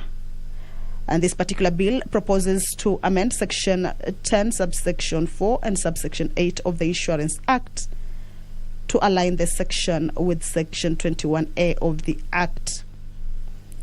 The Unclaimed Financial Assets Act is also set to undergo some amendments to introduce capping penalties and interest to the value of asset found to be reportable and deliverable. This is meant to address the cases where the asset may increase beyond the value of the asset, thus discouraging compliance to avoid penalties. The Unclaimed Financial Assets Act will undergo some amendments in this particular bill to introduce capping penalties and interest to the value of asset found to be reportable and deliverable. And this is meant to address the cases where the asset may increase beyond the value of the asset, thus discouraging compliance to avoid penalties. The Statutory Instruments Act is yet another law that is set to undergo some amendments in this particular bill. And this bill proposes to amend the Statutory Instruments Act 2013 to provide for the exemption of statutory instruments legislated under various tax laws from automatic expiry as provided in Section 21 of the Act. Another law that is also set to undergo some amendments in this particular bill is the Retirement Benefits, Deputy President and Designated State Officers Act number 8 of 2015.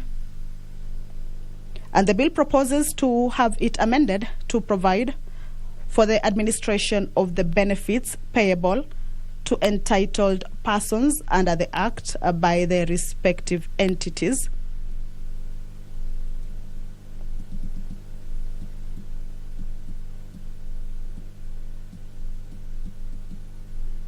A debate on this bill is set to kick off this morning.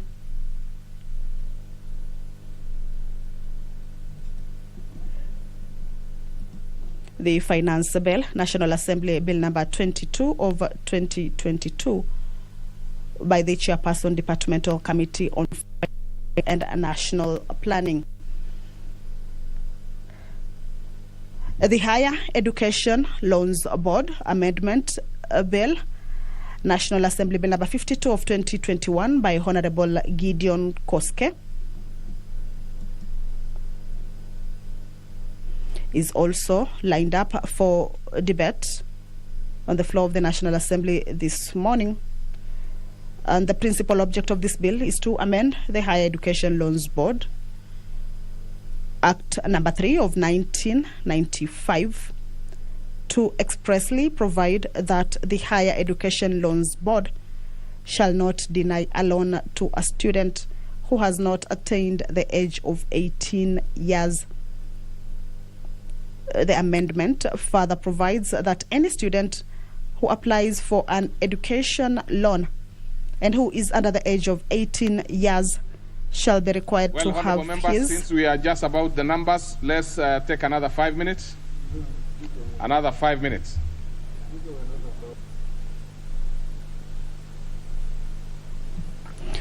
Well, the quorum or the requisite quorum is yet to be achieved.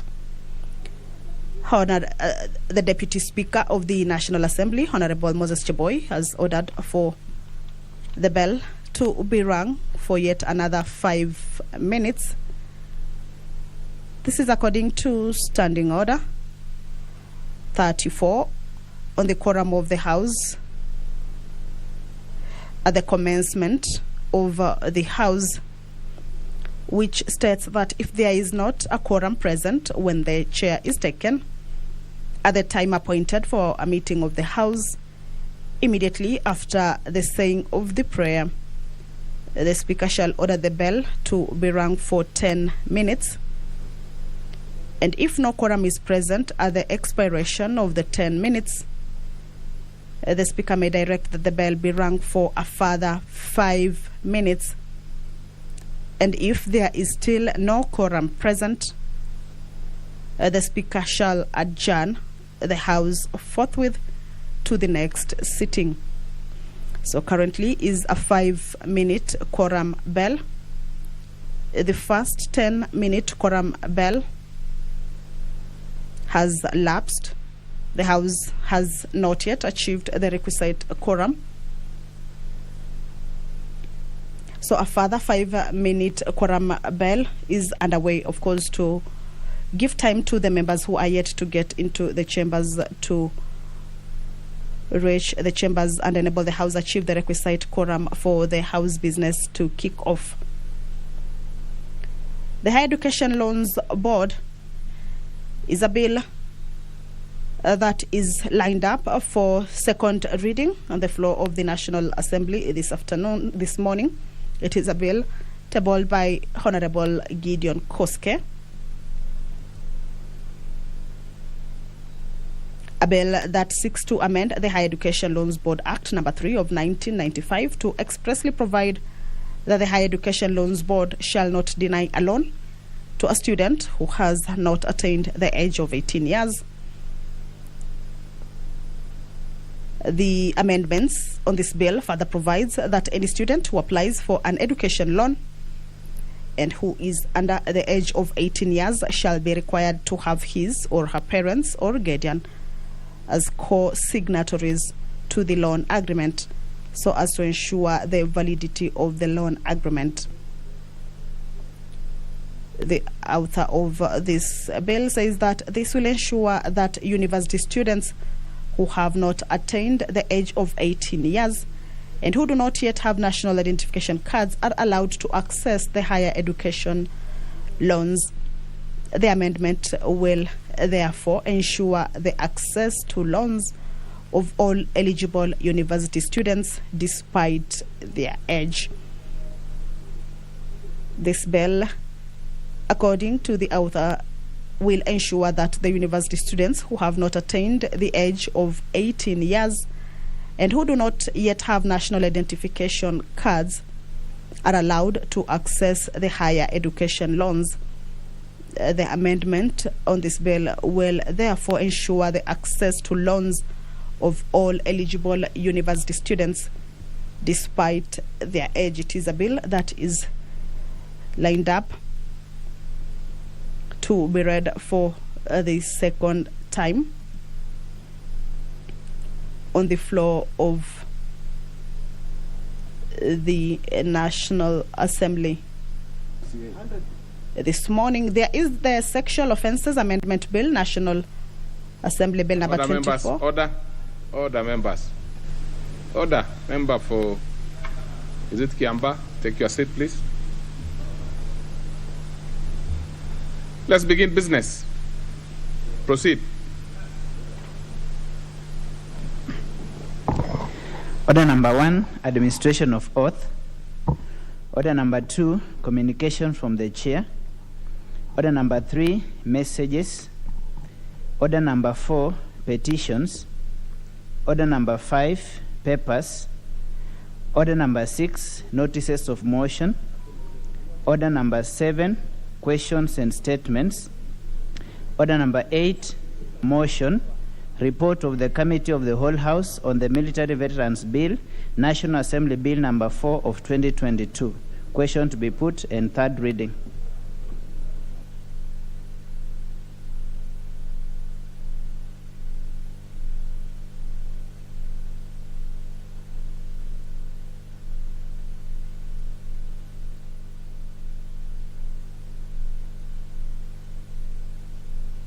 Other members, take your seats, please. On this particular one, I propose a question, which is that this House do agree with the committee in the said report. Yes, Majority Whip, you have something? You are the one... Yes, let's see what you have, Majority Whip.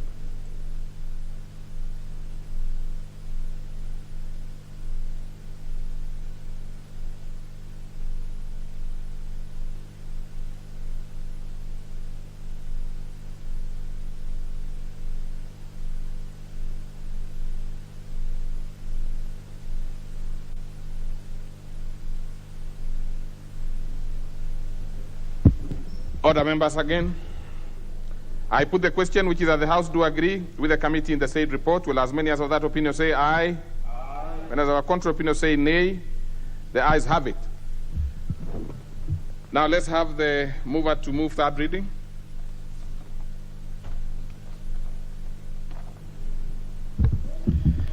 Thank you, Honorable Speaker.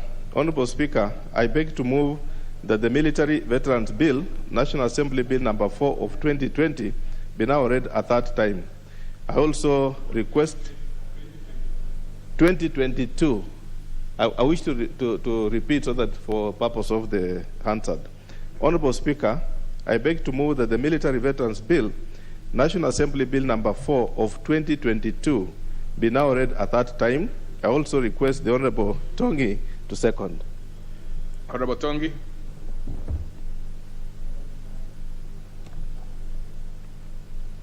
You didn't seem to bring it.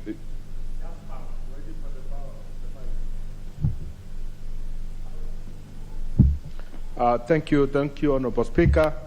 Honorable Speaker, I second this because of the obvious facts that these men and women who are in uniform, that the only people in the country who wake up to go and die for the good of the country. Don the beautiful uniform to go and put their life on the line, to ensure that me and you, we are able to transact in Parliament, to ensure that our children are going to school, to ensure that we are all safe. So I second. Okay. Other members. So then I put the question that, which is that the Military Veterans Bill, National Assembly Bill number 4 of 2022, be now read a third time. Will as many as of that opinion say aye? Aye. And as of a contrary opinion say nay? The ayes have it.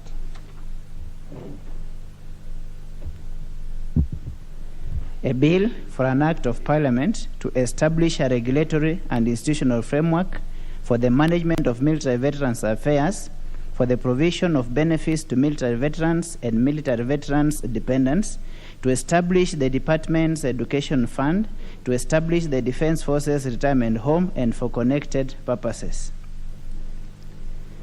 Order number 9, motion, report of the Committee of the Whole House on the Persons with Disabilities Bill, National Assembly Bill number 61 of 2021. Question to be put and third reading. So then I propose a question, which is that the House do agree with the committee in the said report. I put the question, which is that the House do agree with the committee in the said report. Will as many as of that opinion say aye? Aye. And as of a contrary opinion say nay? The ayes have it. So let's have the mover to move third reading. Thank you, Honorable Speaker. Honorable Speaker, I beg to move that the Persons with the Disabilities Bill, National Assembly Bill number 61 of 2021 be now read a third time. I also request the Honorable Dr. Eseli to second.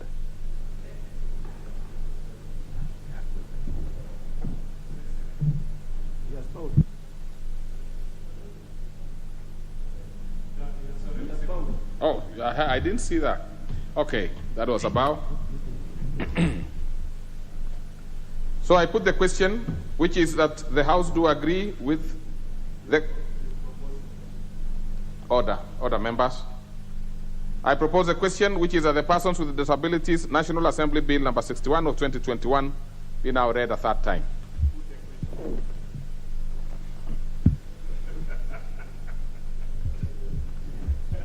Honorable members, I put the question, which is that the Persons with Disabilities Bill, National Assembly Bill number 57 of 2021, be now read a third time. Will as many as of that opinion say aye? Aye. And as our contrary opinion say nay? The ayes have it. A bill for an act of Parliament to give effect to Article 54 of the Constitution to restructure the National Council for Persons with Disabilities and to provide for its functions and powers, to provide for the institutional framework for protecting, promoting, and monitoring the rights of persons with disabilities and for connected purposes. Order number 10, motion, consideration of the budget estimates for the financial year 2022-2023. Very well.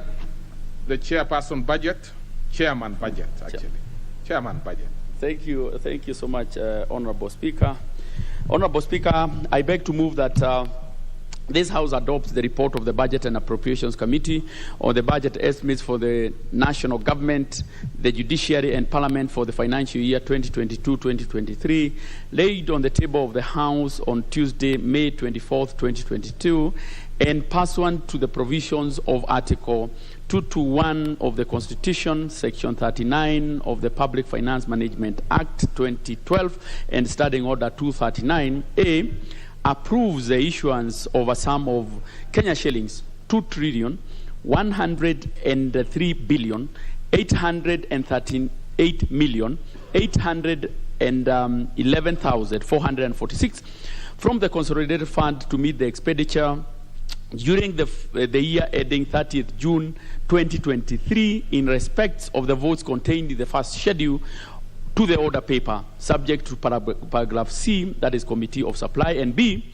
makes the policy and financial resolutions contained in the second schedule to the order paper, and C, orders that the Speaker do now leave the chair to facilitate the consideration of the said budget estimates with respect to each vote and programs in the Committee of Supply as contemplated under Standing Order 240.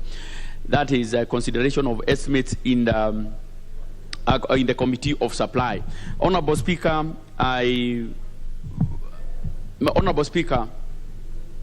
Article 221 of the Constitution and, of course, Section 39 of the Public Finance Management Act and Standing Order 235.5 mandates the Budget and Appropriations Committee to discuss and review the estimates of revenue and expenditure and to table a report to this House for consideration and adoption.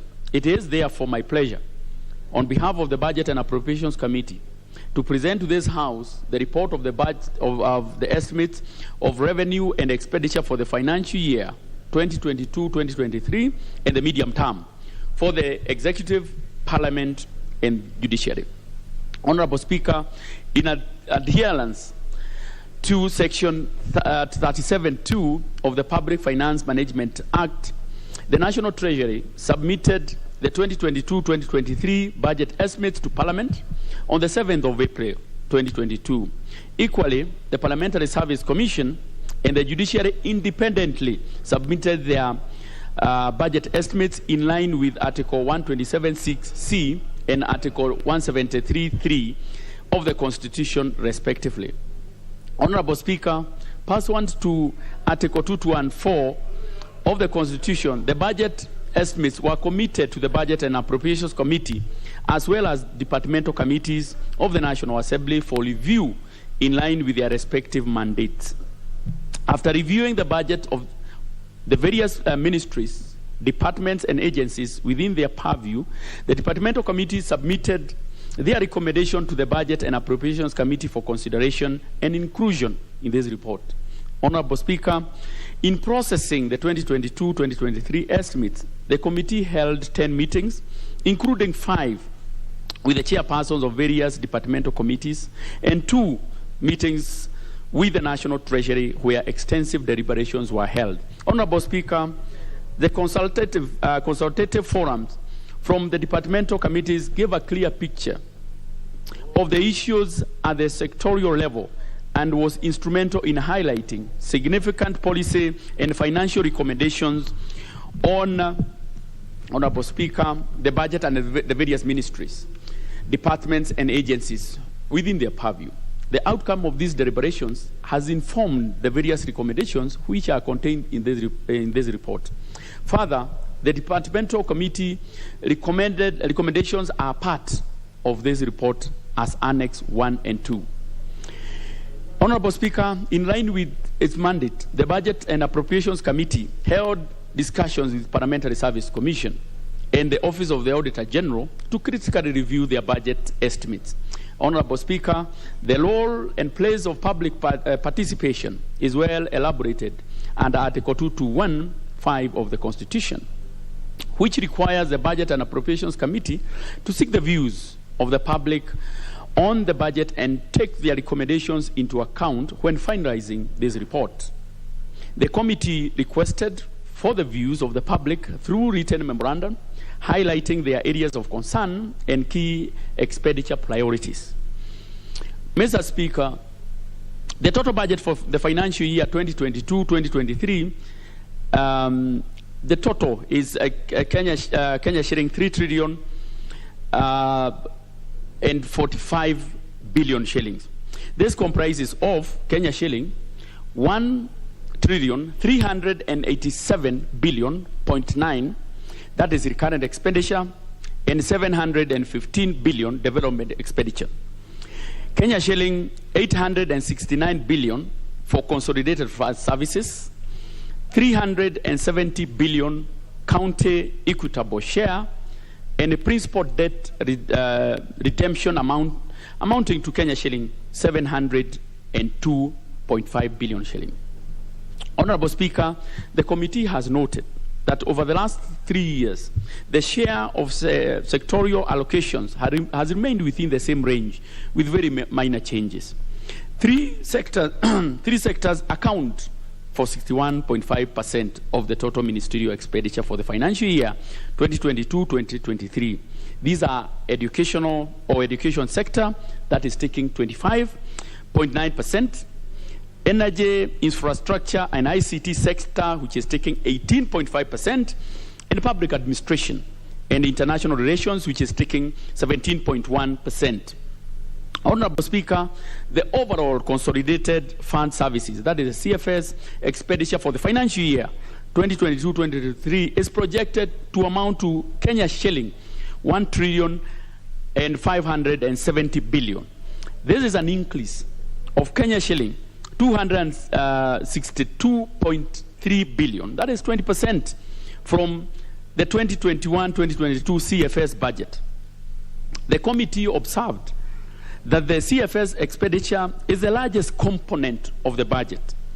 Since the CFS constitute a mandatory expenditure items such as debt servicing, pension payment, and its expansion, of course, reduces the budget flexibility. Honorable Speaker, the National Treasury projected that the total revenue collection for the financial year 2022 to 2023 will amount to Kenya shilling 2.48 trillion, of which ordinary revenue is estimated to be Kenya shilling 2.142 trillion. This revenue projection is approximately Kenya shilling 289 million higher than the expected total revenue collected of Kenya shilling 2.191 trillion in the 2021-2022 financial year. Mr. Speaker, the committee noted that the projected appropriations in aid collection has been adjusted upwards from the approved BPS level by Kenya shilling 16 billion.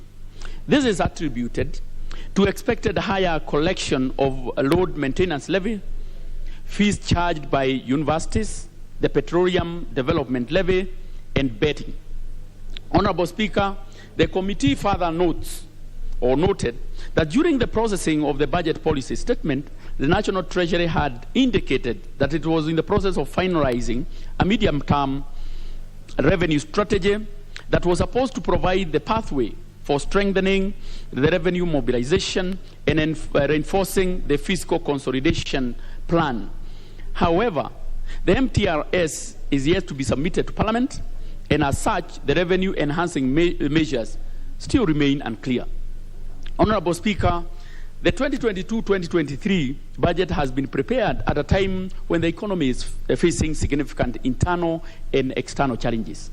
These include the macroeconomic challenges stemming from raising inflationary pressures and depreciating exchange rate, as well as a constrained fiscal space as the government continues to meet its debt obligation amidst significant expenditure pressures. Honorable Speaker, the country is experiencing the effects of a fourth consecutive below average rainfall season, which has adversely affected crop and livestock production. And it is estimated to have rendered approximately 3.1 million Kenyan food insecure as of February 2022. The committee notes with concern that the budget estimates have not adequately prioritized drought mitigation measures, including provision of relief food. Honorable Speaker, externally, the Russia-Ukraine conflict poses a potential economic threat. Russia is a key importer of Kenyan horticultural products and a major global supplier of fertilizer, wheat, steel, among other commodities. The disruption in the global supply chain and the impact of the geopolitical dynamics may therefore have a bearing on the performance of the Kenyan economy. Honorable Speaker, the committee is concerned that there is a potential deviation from the original benchmark agreed upon under the IMF Extended Credit Facility, ECF, and Extended Fund Facility, EFF program. The estimates and expenditure profile in the proposed budget is not consistent with the fiscal path agreed upon under the program. The committee acknowledges the enormous challenges of remaining on a fiscal consolidation path given the prevailing economic challenges that require fiscal support, such as subsidy in energy sector and support to state-owned enterprises. However, it is important for the National Treasury to ensure that the fiscal deficit remains within the limits approved by Parliament, thereby providing a sound platform of operations for the next policy discourse under the new government. Honorable Speaker, the 2022-2023 budget estimates are pegged on a GDP growth rate of 6% in 2022 and a 6% over the medium term. The expected key drivers of this growth include a stable macroeconomic environment, favorable weather conditions to support agricultural input, continued recovery in industry and service, and growth in private consumption. The growth outlook will further be reinforced by ongoing implementation of the strategic priorities of the government in MTP 3, the Big Four agenda, the economic recovery strategy, and the economic stimulus program. Honorable Speaker, the committee noted with concern that the projected growth is based on weak fundamentals. The assumption of a favorable weather condition at a time when the country is facing its fourth consecutive rainfall shortfall is unrealistic. The impact of this particular dry spell of food security and agro-processing is especially significant due to the cumulative effect of 3 previous failed rainy seasons. Indeed, the committee observed that even if the weather conditions are favorable, the rising cost and limited availability of agricultural inputs, including fertilizer and seeds, poses a downside risk of agricultural underperformance. Honorable Speaker, the assumption of the macroeconomic stability is facing headwinds from the rising cost of basic commodities. These include food items such as cooking oil, maize flour, milk, bread, fruits and vegetables. Fuel prices, Honorable Speaker, as well as the prices of industrial raw materials have also increased significantly due to the disruption of global supply chain. As a result, the cost of production is expected to be higher. Further, the depreciation of the Kenyan shilling against the major currencies is also a risk to the macroeconomic stability. Honorable Speaker, the committee also noted that this being an election year, election-related uncertainties could subdue foreign exchange earnings from tourism, export and foreign direct investment, FDIs, as well as investors await the policy direction of the next government. This will have a bearing on the foreign exchange reserves and the exchange rates as the demand for the US dollar outstrips supply. In view of the above downward risks, the committee considered opinion is that these risks pose uncertainty about achieving the projected economic growth rate. Honorable Speaker, in view of through review and consideration of the budget estimates for the financial year 2022-2023, the committee has made various financial and non-financial recommendations which are contained in the report and which, once approved by this House, will be expected to be implemented. In conclusion, Honorable Speaker, I wish, of course, to request the House to adopt the recommendations, which are maybe, Honorable Speaker, if time allows, I'll be able to highlight just a few. And I will start maybe with the non-financial recommendations. One, that the execution of the budget of the 2022-2023 shall strictly adhere to the set debt limit underpinned by Section 52 of the Public Finance National Government and Regulations 26(1). Two, that due to the cases of government agencies owing huge pending bills to other government agencies, within the next financial year, the National Treasury should put in place a policy to ensure that pending bills owed by one government agency to another are fully settled. And there are many, Honorable Speaker. Three, that the National Treasury should enhance tax incentives for electrical and gas-powered vehicles, as well as their spare parts, including development of requisite infrastructure in order to incentivize adoption and usage of such vehicles. Four, that to enhance the Parliament's role in the oversight of the Sports, Art and Social Development Fund, the Sports Fund Oversight Board should present a list of projects to be funded by the fund to Parliament for consideration by 30th April of every year, of each year. Further, no new projects shall be introduced for funding under the Sports Fund within a year after enactment of an Appropriations Act, because we have seen there's quite a number of projects that are being undertaken through the Sports Fund that do not pass through Parliament. Five, that due to the opaqueness in the administration of public funds created under Section 24 of the PFM Act, the National Assembly discourages the formation of a new earmarked public funds. Further, a thorough review of administration and use of resources from all existing public funds should be undertaken by the National Treasury, and a report to be submitted to Parliament within the next financial year. Six, that the National Treasury, in collaboration with the Ministry of Health and the Council of Governors, develops a funding framework for postgraduate trainees, seconded to referral hospitals, those are level 6, for specialized training. The Ministry of Health should spearhead this process and submit a report to the House by the end of the first quarter of the next financial year.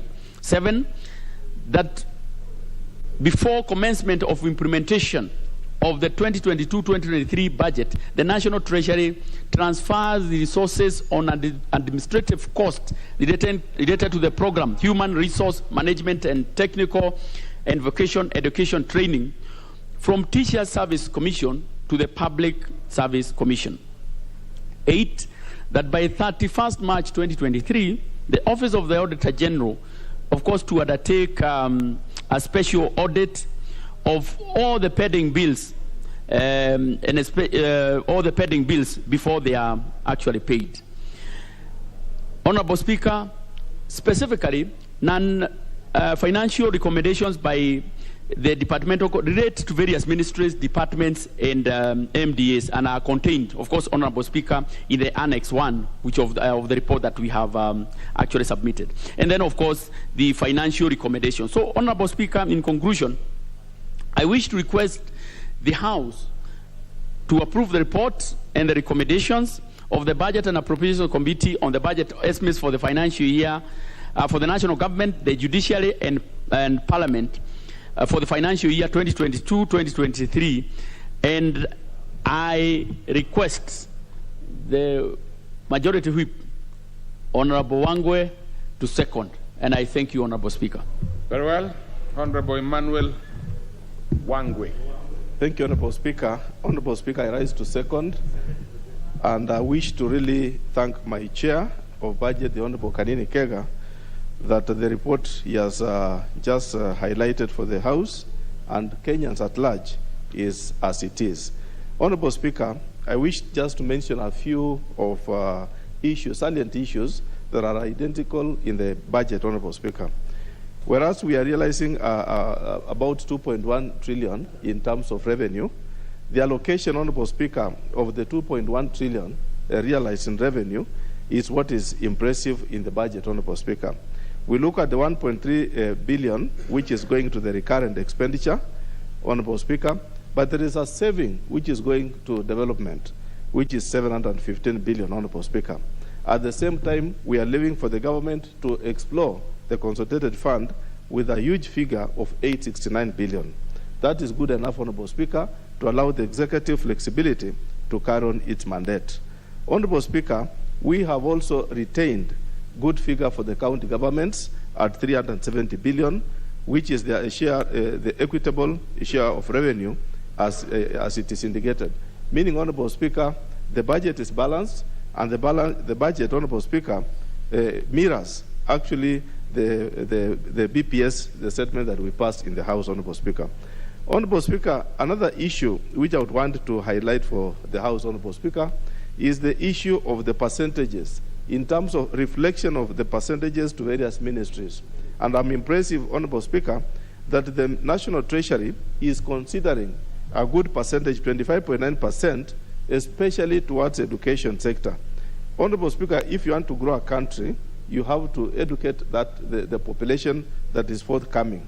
And Honorable Speaker, if this 25.9% is as per what the Committee on Education brought to us in budget, and we went through it, this is a good indication that, Honorable Speaker, the country is moving forward, and we are going to educate our young population, which will come after us.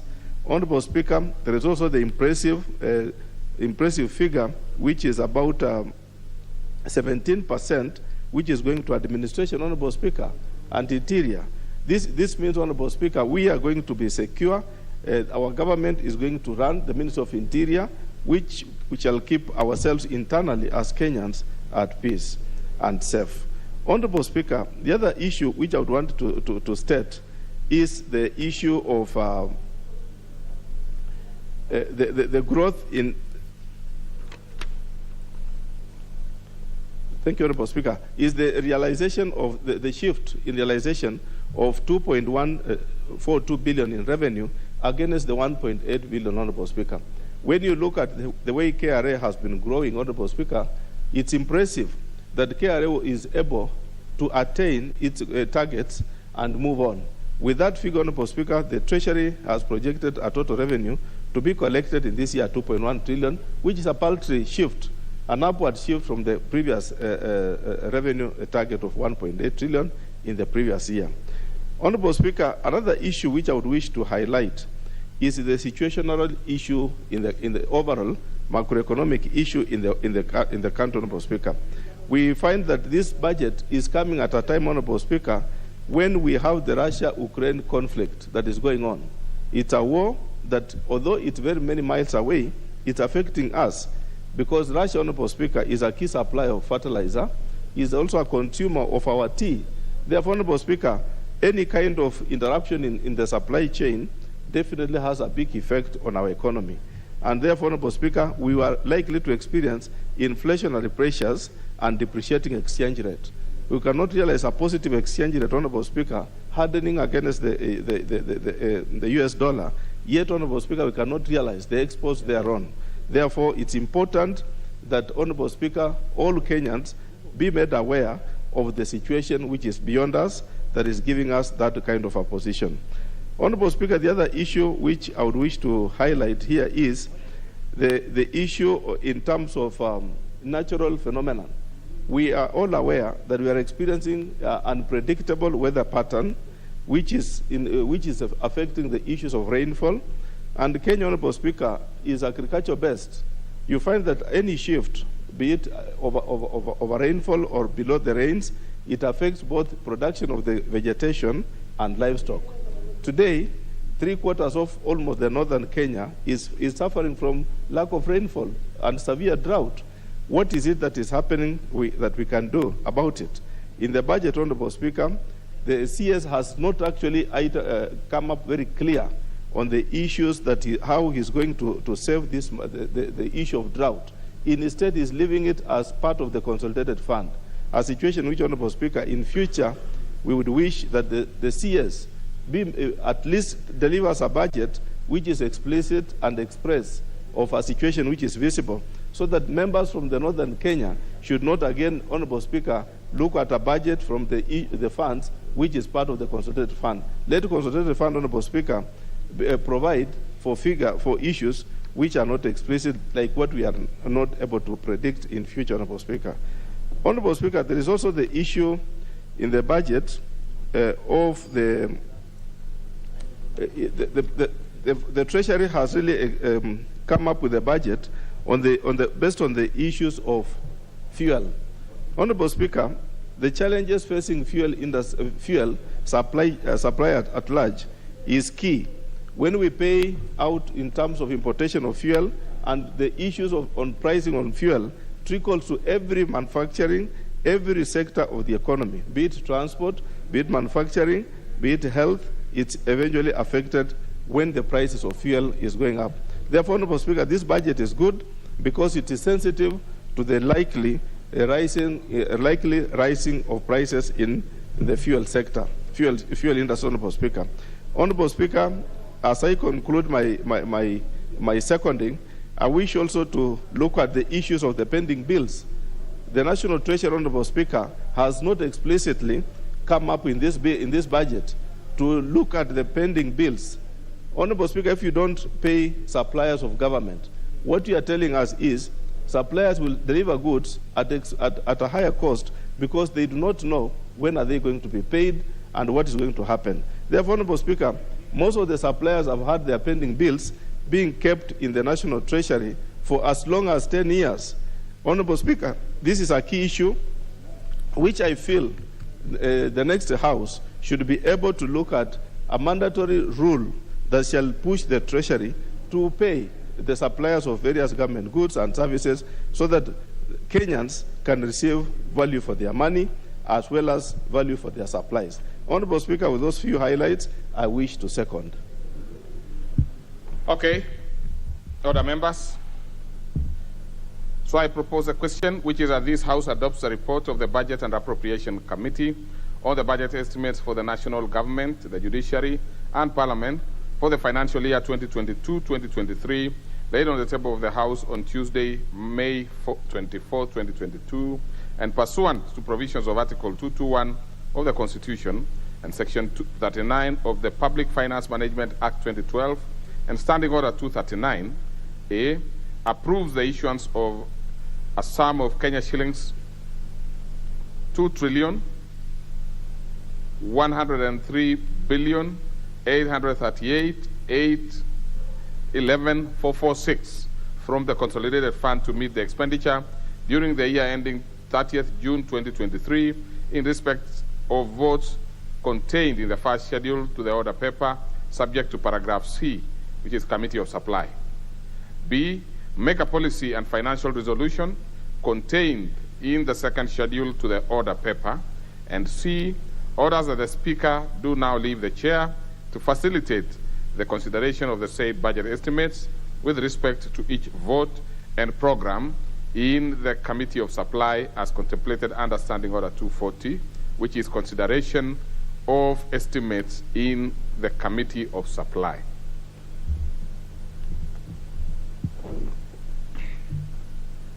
So, honorable members, we will, as you are aware, and by the resolution you yourselves made earlier this year, every member will be speaking for 5 minutes. And we will start with the Honorable Dawood Rahim, member for North Imenti. 5 minutes. Thank you, Mr. Speaker. Mr. Speaker, I want to join my colleague, Chairman of Budget. I support this budget, but with a few variations, Mr. Speaker. Mr. Speaker, we cannot just have budgets being done when on the ground things are different. Mr. Speaker, the chairman has read the budget estimates and tells us it's balanced according to what the minister presented, BPS, a 3 trillion budget. Mr. Speaker, when we have a 3 trillion budget, 30% of that budget should be on development, Mr. Speaker. But unfortunately, the development budget is only 700 billion. Mr. Speaker, that's less than 30% of the total budget. Mr. Speaker, when we are talking about the debt which is going to be paid in the next financial year, will go above 700 billion. Mr. Speaker, when the debt is over 700 billion, and if that debt is factored in, we will definitely break the ceiling of the 9 trillion debt which we have passed as this parliament. So, Mr. Speaker, this budget, what has been read, may not balance at the end of the day. But, Mr. Speaker, that notwithstanding, the government needs to come to look at how it is going to do infrastructure funding. Mr. Speaker, there are many, many roads in this country which contractors have not been paid, so they cannot finish those roads. Mr. Speaker, we needed the infrastructure bond, which has been in the pipeline for the last 2 to 3 years. But apparently, the Minister for Finance, Ukur Yatani, cannot take that into account. And Mr. Speaker, we need to finish all the roads and pay all the suppliers, because the suppliers, if they are not paid, how do they finish the work? Mr. Speaker, we need to put money in electricity. We need to put transformers. We need to help Kenya Power and Kengen and RERAC to do what we need, electricity. Mr. Speaker, we also need money to go to water, PANS, the Ministry of Water. But apparently, Mr. Speaker, even agriculture, which is the backbone of this country, is not getting enough money, Mr. Speaker. We are surprised that so much money goes to the military when we are not even at war, Mr. Speaker. We need now to put our priorities right. We need to do drought mitigation measures, Mr. Speaker, because if we have not even said what we are doing about the drought and people who are losing their livestock, Mr. Speaker, we need to put a fund aside for that. Mr. Speaker, over all these years, we established in 2014 the Equalization Fund, Mr. Speaker. Then we said the Equalization Fund would go according to districts or locations and that. But, Mr. Speaker, to date, that Equalization Fund has just gathered money and nothing has gone down to the ground. And, Mr. Speaker, we need to know yes, we agreed to fund to bail out Kenya Airways, but how long are we going to be bailing out Kenya Airways, putting good money where bad money is? Mr. Speaker, we need now to put people on the spot who cannot deliver. They should deliver, because otherwise then we cannot get anything done.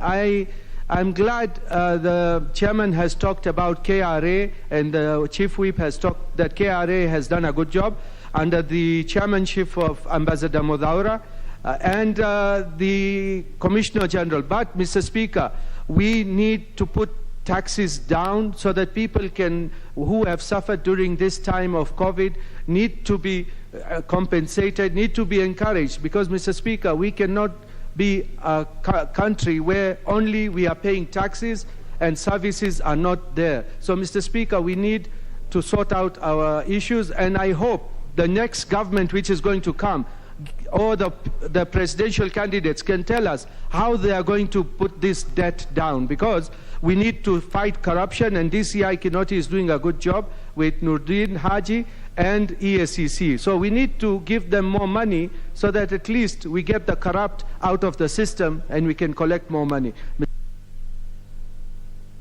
Your time is over, so let's have the Honorable Atandi. Thank you, Honorable Speaker, for giving me the opportunity. And I want to say, Honorable Speaker, that this budget has been framed under a very difficult macroeconomic environment because, Honorable Speaker, you are aware that this is the year that we are conducting elections. And when we are conducting elections, usually the private sector, they have a tendency to withhold investments awaiting the outcome of elections. And, Honorable Speaker, this is likely to affect the projections that have been put here, the revenue projections. Honorable Speaker, there's a lot of pressure. There's a lot of substantial pressure on the revenues because even though we are saying KRA has been meeting their objectives, my view, Honorable Speaker, is that the targets that have been set for KRA and going by the size of this economy, the KRA ideally should do more. They should be able to project to raise at least upwards of 2.5 trillion in this financial year. But this is not possible because the government is not investing substantial resources in the sector that are supposed to promote the economy. For instance, Honorable Speaker, we are in the economic master plan of this government, there is the talk that the manufacturing sector is supposed to contribute substantially in the expansion of the economy. But, Honorable Speaker, if you look at the budget allocations on energy, on electricity, there is very little that has been allocated to ensure that the prices of electricity have come down. And we cannot be able to expand, the manufacturing sector cannot grow if we do not put money, if we do not manage the cost of electricity. Most of the companies, manufacturers are moving out of Kenya to the neighboring countries because of the cost of electricity. So I think, Honorable Speaker, in future we need to have more resources put to manage the cost of electricity. Also, Honorable Speaker, the economy needs to focus on growing rural economies. What are we doing? How much money are we investing to promote the development of rural economies? If you go to the villages, if you go to the counties, there's zero that is going on there. What is going on there is consumption. So in order to help this economy to expand substantially and raise more resources and create jobs for our people, the budgets must put more resources in the villages to grow small-scale farmers, to grow people, set up companies, to industrialize the villages. So this is something that, Honorable Speaker, I think this Parliament needs to take note of. Also, Honorable Speaker, I know that the government has put so much resources on infrastructure, but you find that the infrastructure that is going on is connecting cities, connecting towns. But the rural infrastructure is zero. There are less tarmac roads in the villages, in the interiors. The tarmac roads that we are seeing are majorly in the cities and in the towns. So if we are going to help in managing rural-urban migration and taking more people from Nairobi to the people in the slums to the villages, then we have to put more resources in the villages, in the rural roads, rural infrastructure, etc. But, Honorable Speaker, I'm grateful because in this budget, for the very first time, we have an allocation for Gombe airstrip in my constituency. This is an airstrip which serves almost 4 counties, 4 western counties, and I'm happy that in this budget we have an allocation of 50 million, which is going to start works on improving the airstrip so that it is able to serve that region. I'm hopeful that in future we are going to have more allocations, especially along the other airstrips in the region, so that we can be able to enhance air transport across the counties. Honorable Speaker, you realize that air transport has become so important that addressing emergencies is very critical if we have if we have all these airstrips working. Lastly, Honorable Speaker, I want to say that we must be real when we are doing our budgets as Parliament.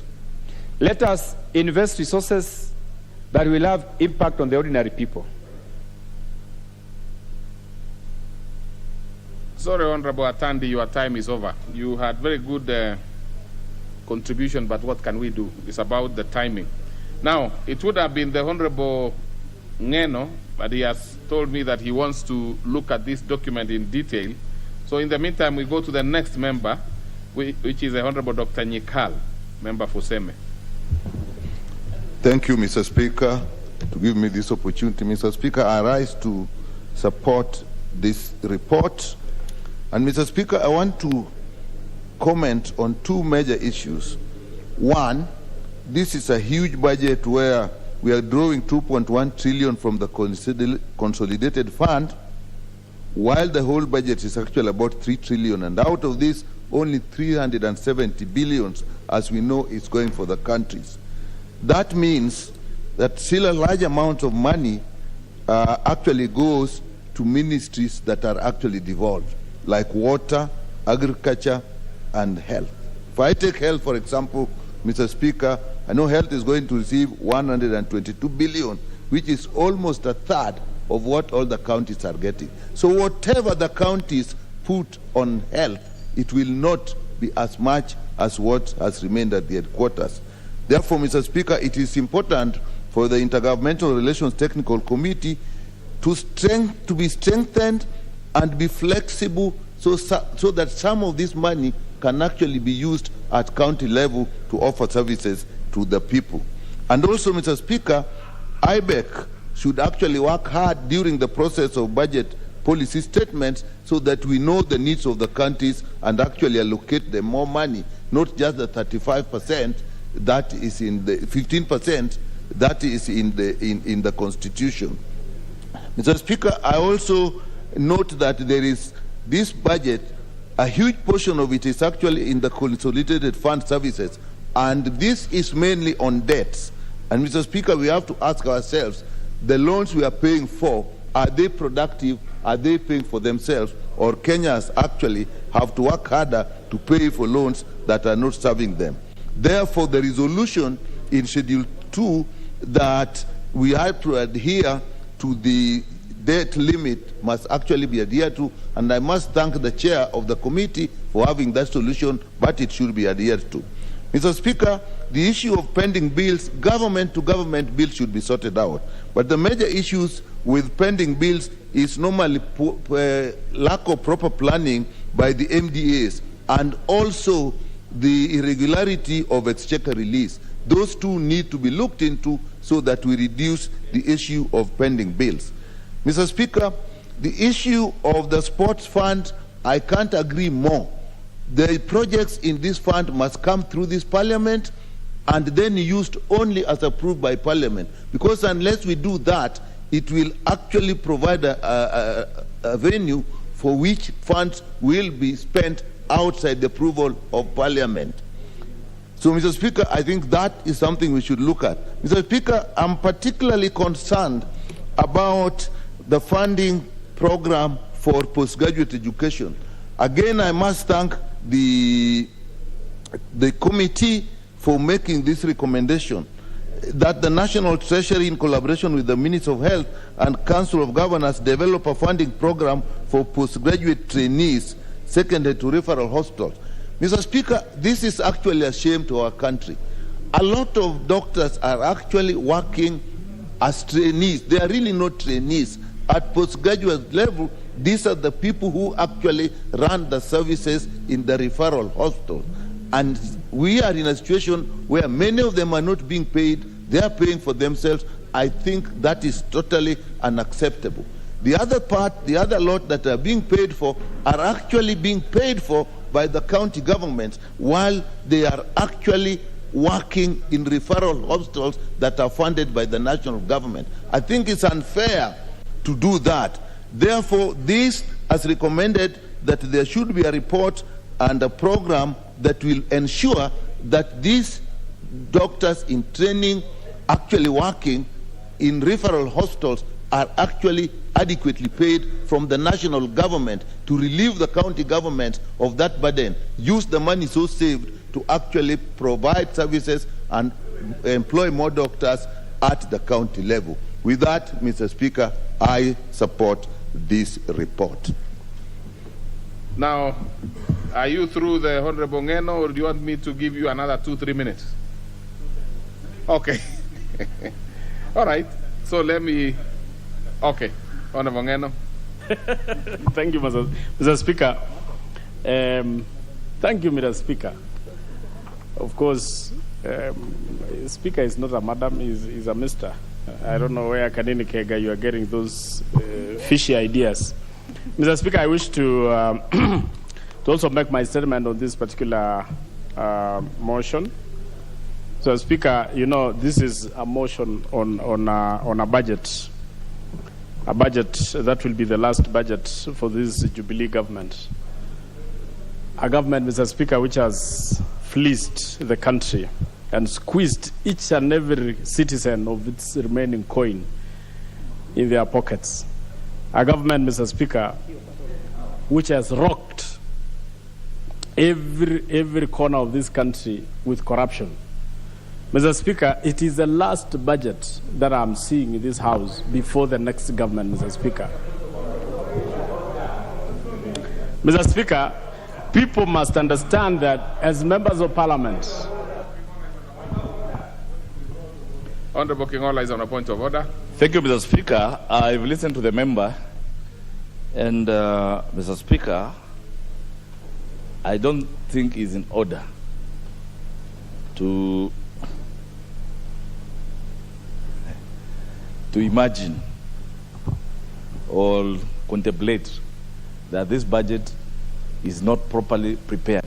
But, Mr. Speaker, the reason why I stood up more so was to give clarity on some of the issues that members are raising here as concerns the sports fund. As concerns what? Sports fund.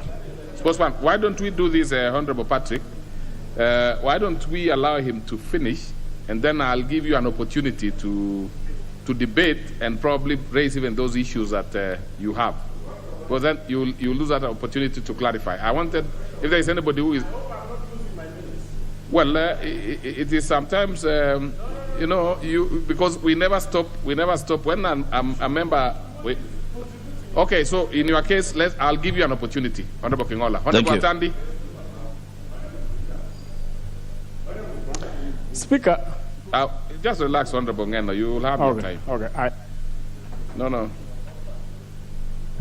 Honorable Speaker, is Honorable Ngeno in order to insinuate that the government has robbed its citizens when he knows very well and he belongs to a political camp led by somebody who is the most corrupt person in the country? No, that one does not help much, because now... Is he in order? Now it doesn't help much. I think we are now getting into issues that are not very relevant to the estimates. You know, let's go straight to the point. Honorable Ngeno, proceed. You have your time. You know, Mr. Speaker, I used to read in books that love is blind.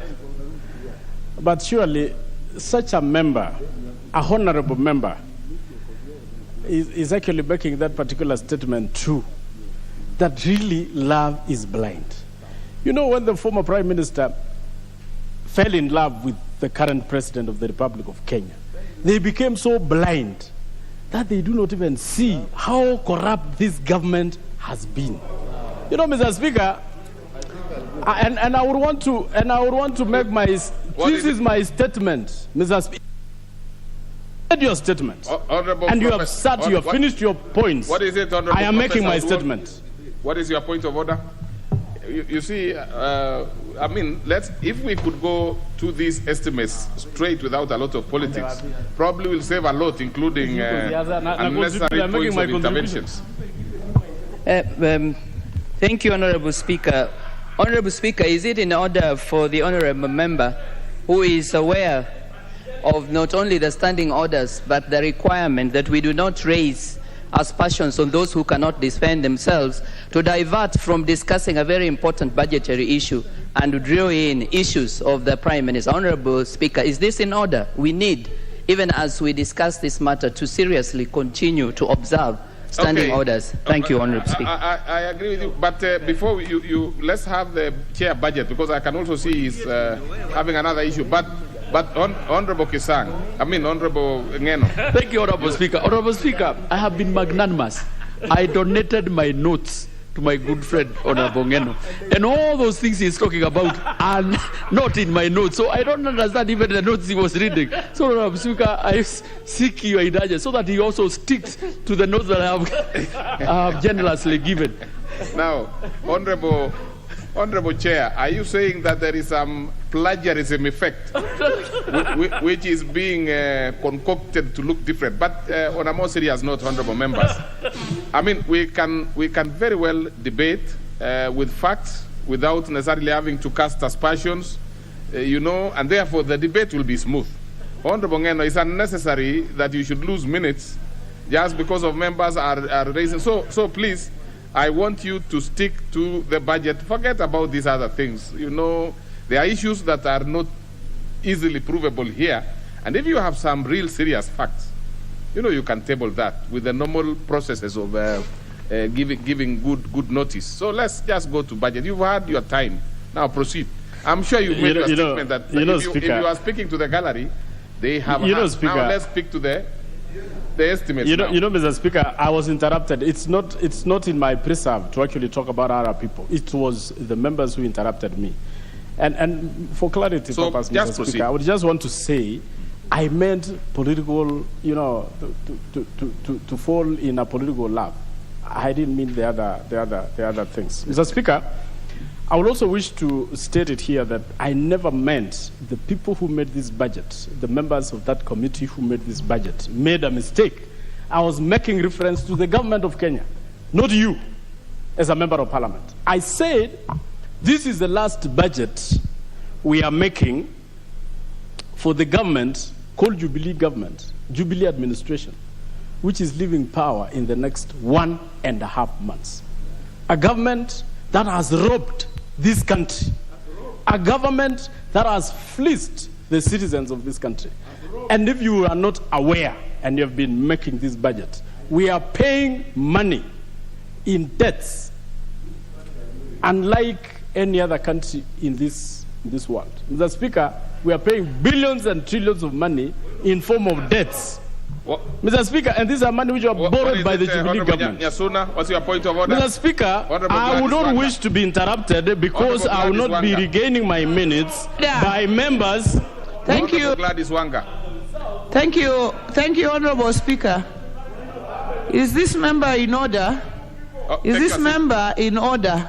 Is the member for Imuru Dikir in order to call this government or to accuse this government of robbing Kenyans, yet his very own party leader is the biggest robber within that government? If we are to look for the robber in the government, it's Deputy President William Ruto. So he should speak about the real robber, who is the Deputy President of the Republic of Kenya, because of Aror, because of Kimwarer. That is the robbery that we must... Order, members. Now, even just to, it's very important. It's very important for members to know, so that we really don't. Let's not digress. And by the way, I actually thought When I last checked, I thought the honorable member for Medwar Digir has a party leader called Gideon Moy, not this is a member on Kanu ticket. But honorable members,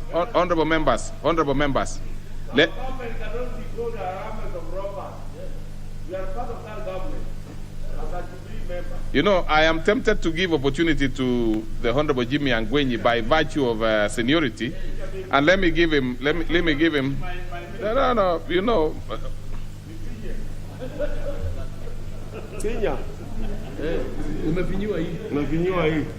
Okay, Mr. Speaker. Yes, what is it, Honorable Jimmy Angwenyi? The Honorable Tamba, huyu wa Tamba maparties. No, naitwa Johanna Ngeno.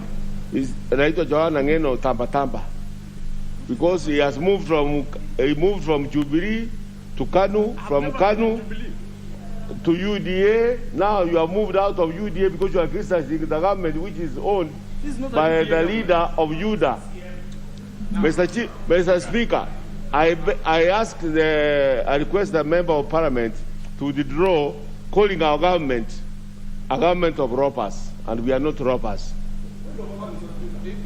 We proceed now, honorable members. I think on a serious note, on a very serious note, the issue budget is an extremely. What is it, Honorable Angwe? Then you see there are things that we.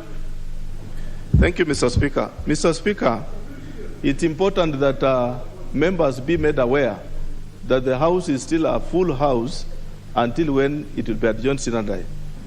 And Honorable Speaker, I wish to refer you to Standing Order number 91, where, for avoidance of doubt, I wish to read for the member that a member shall be responsible for the accuracy of the facts which the member alleges to be true and may be required substantiate any such facts instantly.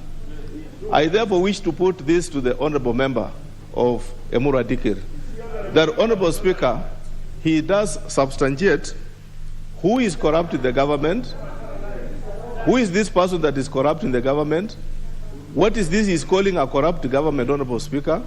And Honorable Speaker, I would also wish to ask that he also clarifies whether corruption can also extend to a member, maybe, who has been robbed of his nomination in that particular party. Thank you, Honorable Speaker. Now, first of all, Honorable Ngeno, you have 3 minutes. You have 3 minutes to contribute. You have 3 minutes. You have 3 minutes. You had contributed for 2 minutes. I have managed to save some minutes that I haven't contributed 2 minutes. No, you have. These people have robbed me. So this Honorable Ngeno, I think what we need to do, you have the floor. This is an extremely serious matter, honorable members. It is. This is an extremely serious matter. It is good for members to contribute. Just contribute to this. Those other issues, we can do it in other forums. We have many other forums. Let's proceed. Bwana Speaker, wacha hata niende kwa Kiswahili. No, you can't change halfway. Because you know, Speaker, it is not. You know when I say, Mr. Speaker, that this government has robbed the people of Kenya. I mean the people, including the people I represent in this House, Mr. Speaker. I'm not referring to any member here. If you cannot see that the government has robbed you, keep quiet. I'm talking on behalf of the people of Mrodigir who have been robbed billions of money. And you cannot censor me, you cannot just be telling me. No. So, it's my time to speak. Mr. Speaker. If you don't, I want you to stick to this. Let's not make, this is, Honorable Ngeno. You cannot also be part of this. Honorable Ngeno. I think, no, I am not going to allow you to proceed in that manner. I will not.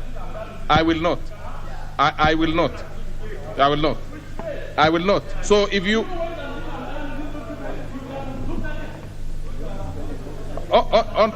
what is your point of order, Honorable Onyonka? No. Honorable Ngeno, I think you must be respectful. You must contribute. No. There are many allegations.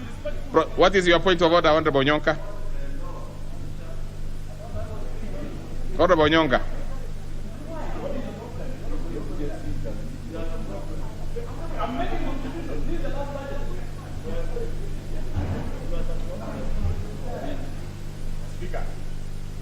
You are also being partisan.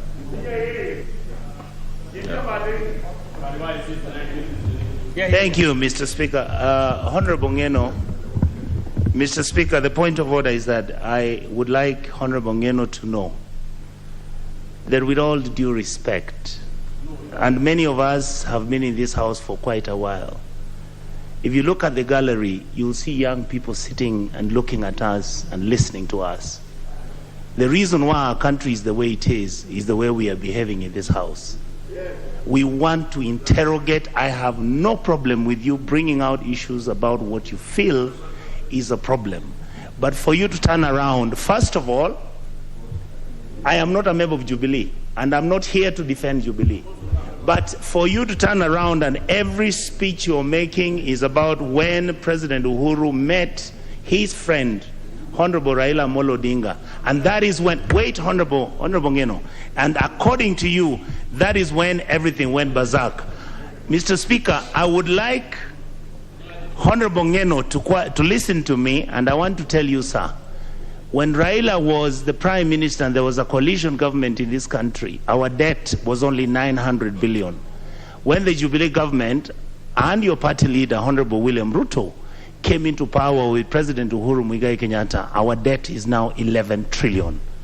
The issues is about 9 trillion. The issues you need to deal with is what to do to solve the issues so that this debt does not spiral. The issues we are dealing with are about governance issues. If you have any outstanding issues as to who you think has stolen in this country, you are free to go to court. You can table it out here in Parliament as a substantive motion so that we can discuss it. Thank you. Now, I think from a senior member, Honorable Ngeno, please, and just go to the budget. We don't need to have any sensational issues. If you have anything, just table it. And don't bother, threatening and saying, you are partisan or not partisan. I have gone through that many times. So please, let's just stick to that. I gave you an opportunity to speak. Please speak.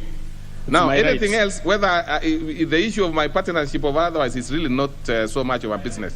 So I want you to just proceed with your contribution. And let me tell you, it won't help too much. Yeah. So please. Speaker.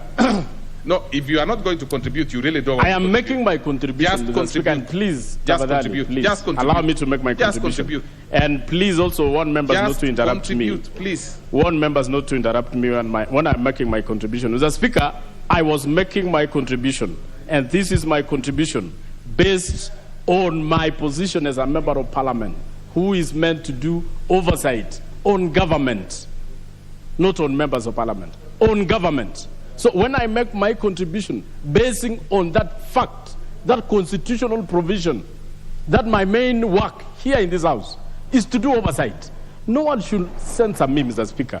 So when I say, Mr. Speaker, that we are doing a budget, the last budget, for a government that is ending its regime in the next 1.5 months, what I mean, Mr. Speaker, is that I have my own oversight role as a member of Parliament to state what has happened in the previous 5 years. And no one can deny me that. When I say the government has done this, no one should deny me to say that. When I say the government has fleeced its citizens through borrowing, no one should censor me on that because I have the facts. When I say the cost of living in this country, Mr. Speaker, it has hit the highest. Mr. Speaker, no one should tell me I should not say that because they belong to the government. When I say, Mr. Speaker, when I talk about these facts, Mr. Speaker, no one should stop me from talking about those facts. Mr. Speaker, I'm a member of Parliament like any other member in this house. I represent constituents who pay taxes like everyone else in this house, Mr. Speaker. No one has more right than the other. Mr. Speaker, my point to finish, because I want to finish, because I know most members are not happy with my contribution, and I don't care.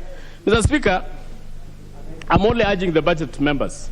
Please, Mr. Speaker, we had made a resolution in this house that we wanted the budget to be added for CDF from 2.5% to 5%, because CDF has done to every member and every member of the society a great work. members of this budget committee reduced that budget from 5% to 2.5% again. Mr. Speaker, I don't know why, but we'll still look at it in the next budget. Mr. Speaker, but my main worry is the question of equalization fund. You know, equalization fund, Mr. Speaker, is a fund which was created as a third budgetary allocation in this country. We have the national budget allocation, we have the county budget allocation, and we have the equalization fund. But for many years, Mr. Speaker, we have only spent 1 year's allocation of equalization fund since the creation of that kitty, Mr. Speaker.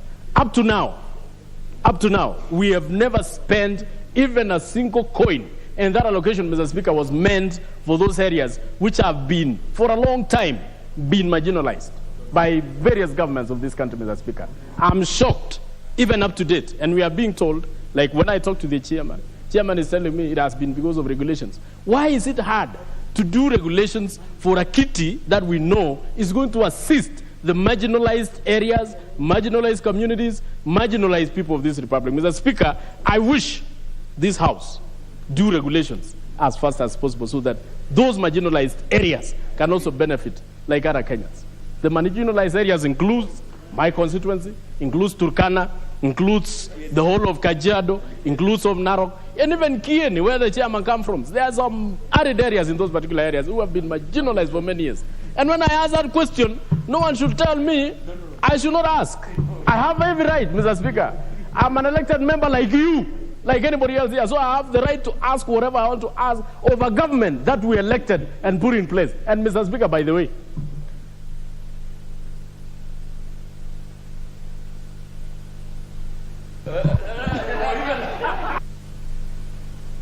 So we go to the next member, Honorable Mwashako. Honorable Mwashako.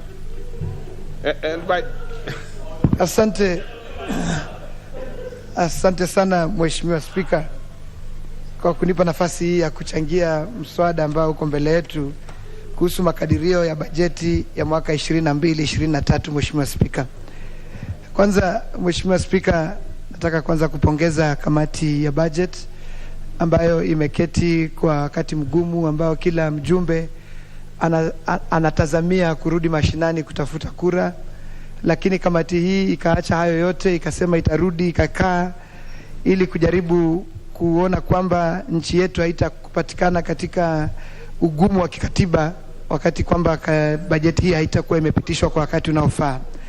Mheshimiwa Spika,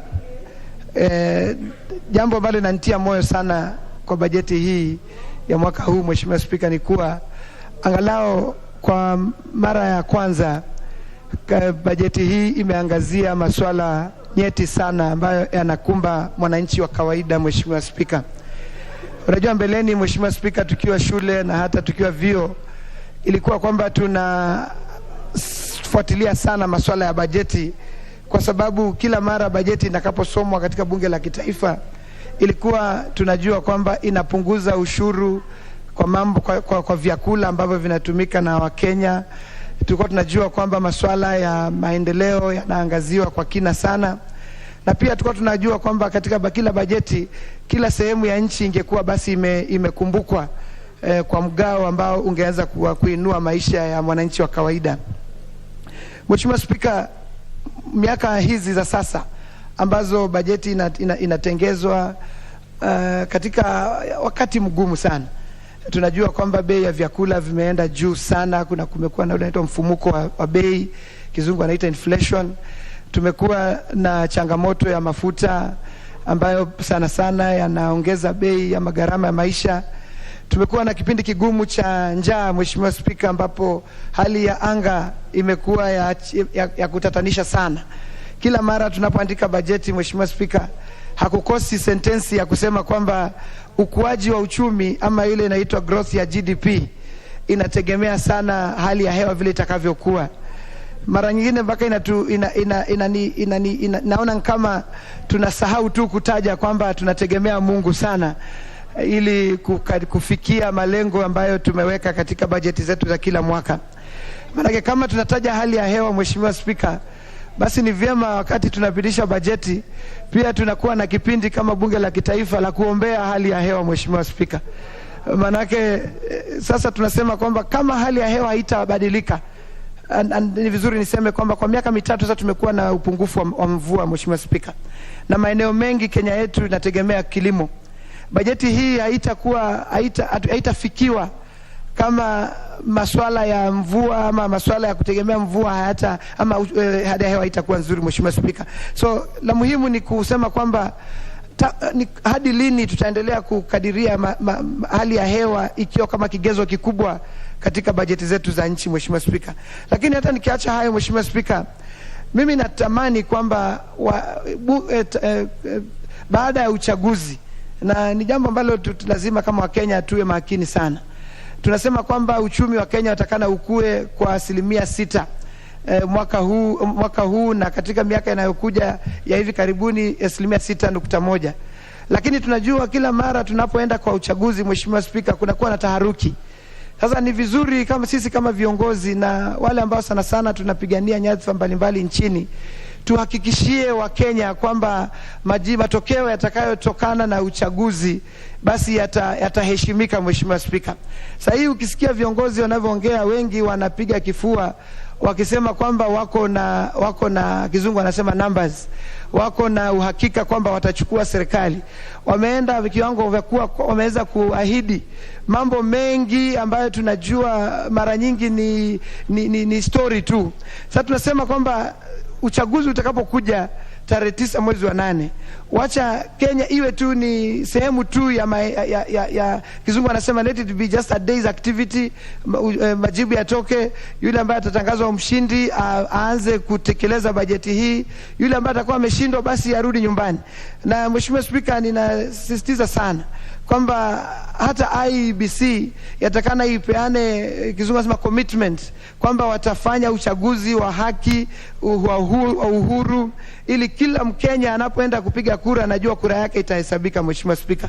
Ili masuala ya bajeti haya tujue kwamba bajeti hii itatimizwa, Wakenya watapata afueni na bei ya mfumuko wa vyakula, na maisha ya Wakenya na maendeleo ya nchi yatasonga mbele, Mheshimiwa Spika. Kumalizia, Mheshimiwa Spika, ni kusema kwamba nimeona kwamba bajeti hii imeangazia sana miundo misingi ya nchi, na ni vyema basi vile vilivyoangaziwa tusije tukawa na supplementary budget mengi kuelekea. Asante, thank you very much.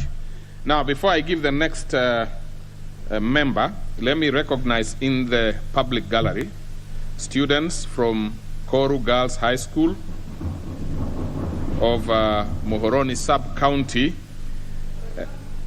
Kisumu County, right? Muhoroni Sub-County. That is Koru Girls High School, isn't it? So they are here to follow proceedings and learn from works of the National Assembly at this very serious time of debating budget. What is it, Honorable Wanga? What is it? Thank you, Honorable Speaker. Honorable Speaker, I just wanted to welcome girls from Koru Girls to the National Assembly. I thought I did, but I wanted to add, because Koru Girls, Honorable Speaker, is my home. In Kisumu County is my home county. Moroni constituency is my home constituency. So I wanted to welcome them and say that if you work hard, if you remain disciplined, if you remain focused, then you will no longer sit up there. You will have an opportunity to sit down here. The sky is the lower limit. Please.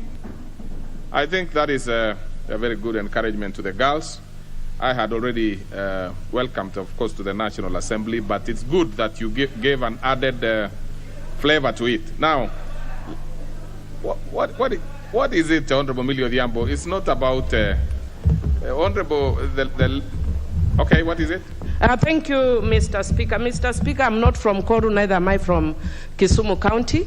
But I just want to warn the honorable member who is saying that Honorable Gladys Wanga is from Homa Bay, not from Kisumu, that as women, we come from many places. Gladys is, we are citizens of a globe. She's from, she was born in Koru, married in Homa Bay, just like I'm also married in Zimbabwe. So, Mr. Speaker, those are not issues. Those are issues we determine when we are dealing with love, not governance issues. Okay. But I wanted to just indicate, Mr. Speaker, that we just want to encourage the girls from Koru. I just wanted to notify them that we are here. Many, Mr. Speaker, you don't know what it means for young girls to come to National Assembly and see women who probably have the same background as them. We have Honorable Professor Jacqueline Oduol. I'm not seeing the others, Honorable Eve Obara. We have Honorable Lawrence Mutua, and many. Yes. Now. The Honorable Jerusha. From Turkana. There are women here, Mr. Speaker, just indulge me a little bit. We get excited when we see young women in the house. But we have women, and if the women in this house could have reached here, coming from those backgrounds, we want to tell them that, as Gladys says, the sky is the lower limit. They can be whatever they want to be. Doctors, engineers, lawyers, whatever. So welcome, girls. Thank you. Well, I had to be a bit magnanimous because I realized there was a lot of passion with the presence of the girls from Koru girls. I just wanted first for you to maintain it at girls, not young women. They are girls. And secondly, I didn't want us to do any other thing. Forget about where you are married and where you are not married, because for us and for them at this point in time is how to make good grades in Form 4. The rest, we can leave it for future times. Now, let's give the Vice Chair Budget an opportunity to also give his contribution to this. Yes, the Vice Chair Budget, that is 58 there.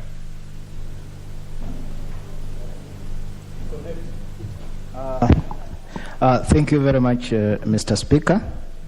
I first of all want to thank the Chair, Honorable Kanini Keka, for having led the committee well and having given a very good presentation here.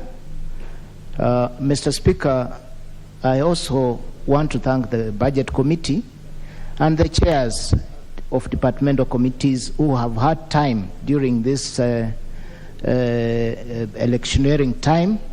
We know very well we have had nominations, and members are busy out there trying to survive, to look for survival, because they have to come back to this house. But they have put in their time, Mr. Speaker, and we have been able to go through the budget, and here we have presented it. Members of the Budget Committee have burned midnight oil, most of them shuttling between the committee and their constituencies, and we've managed to be where we are and presented a good report, Mr. Chair. Mr. Chair, the chairman has presented so well the estimates. I do not need to go through again to distort, and of course it's normally good practice you don't speak much after your boss. I wish to mention maybe a few areas, one or two areas, Mr. Speaker. The first one, Mr. Speaker, I would want to comment on the issue of pending bills, Mr. Speaker. Mr. Speaker, it is time that the executive takes serious note on settling pending bills, Mr. Speaker. We have imminent problems, Mr. Speaker, in the near future if pending bills are not paid. Of course, we know very well from where we sit, we interact with the small contractors, Mr. Speaker, who have supplied the government, and they are about to be auctioned. Some have already been auctioned, they have gone under. Some have even committed suicide, Mr. Speaker. We want the issue of pending bills be taken seriously. Now that elections are around the corner, Mr. Speaker, on 9th of August this year, we've had ICT providers to IEBC, Mr. Speaker, threatening not to deliver services because of pending bills which are the IEBC has not been able to pay. Mr. Speaker, we want the issue of pending bills be ring-fenced so that pending bills are paid. Mr. Speaker, we have seen even the institutions, labor movements come to us, Mr. Speaker, asking for money which has been agreed upon through CPA with the government, and the money has been pending, Mr. Speaker. There could be looming strikes, Mr. Speaker, if we don't consider settling these bills, Mr. Speaker, that are pending, and they keep on appearing before us, Mr. Speaker. Mr. Speaker, the second issue which I want to speak to is the issue of sports fund, Mr. Speaker. Sports fund came in with as a very good idea, Mr. Speaker. But how the money is distributed and spent, Mr. Speaker, remains as something that is unexplainable. We wish to see that money before it's spent is presented, Mr. Speaker, to the relevant committee or Parliament, Mr. Speaker, to approve, so that we can realize, Mr. Speaker, that whatever the fund was supposed to do is realized, Mr. Speaker. Mr. Speaker, another issue is to speak about the youth, Mr. Speaker. The budget as it is does not speak to how we talk out here, or the executive speaks about the youth, Mr. Speaker. The youth fund, Mr. Speaker, is underfunded, yet we want youth to take money and do business. Uwezo fund is underfunded, Mr. Speaker. We want to see the budget, given appropriate budget, Mr. Speaker, to be able to support the youth in our country, who hold the most popular population of this country, Mr. Speaker. Mr. Speaker, I want lastly to speak about education, Mr. Speaker. Mr. Speaker, we know there are bursaries which are being given to the Member of Parliament through CDF and MCAs and county government, Mr. Speaker. Mr. Speaker, developed countries do not give bursaries. They have universal education. Mr. Speaker. Yeah, Honorable Vice Chair, your space is gone. It's gone, I'm afraid. Honorable Wanyonyi.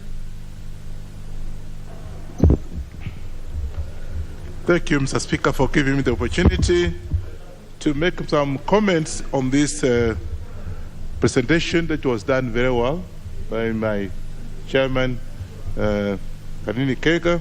First and foremost, Mr. Speaker, and I think the vice chairman of this committee was talking about pending bills, settling of the pending bills. It's an issue, Mr. Speaker, that as an oversight, this Parliament has a role to play. We have cases where there are pending bills and those that have not been settled. And you know, pending bills is actually economic growth of our economy. Some of these issues must be settled. I know, for example, there were Chinese who are actually constructing a road in my area, and they stopped all of a sudden. I went asking the area representative and told me, you have not been paid for almost 6 months. So everything came to a standstill. So, Mr. Speaker, we have to do something about the pending bills. Let's take it very, very seriously, so that issues of suppliers and what have you, and even contractors are actually here too. Secondly, Mr. Speaker, I want to talk about the weather, unpredictable weather. Again, it's not very clear in this presentation about the weather. We have unpredictable weather, and we don't even know what's happening. The rains are not coming the time that farmers expect them to come. And so we find ourselves, and I come from the North Rift, we are having ourselves actually now, at this time we're supposed to be weeding. Some of the farmers have not even planted, or they're planting now, and they're not sure of what is happening. And therefore, we should be able to come up very clear as an oversight on this weather, because we have that problem, and I think we should have a factor, insurance, so that the farmer is assured of what to do, what will happen if he fails to get the yield as he's supposed to get, because it's all about inputs.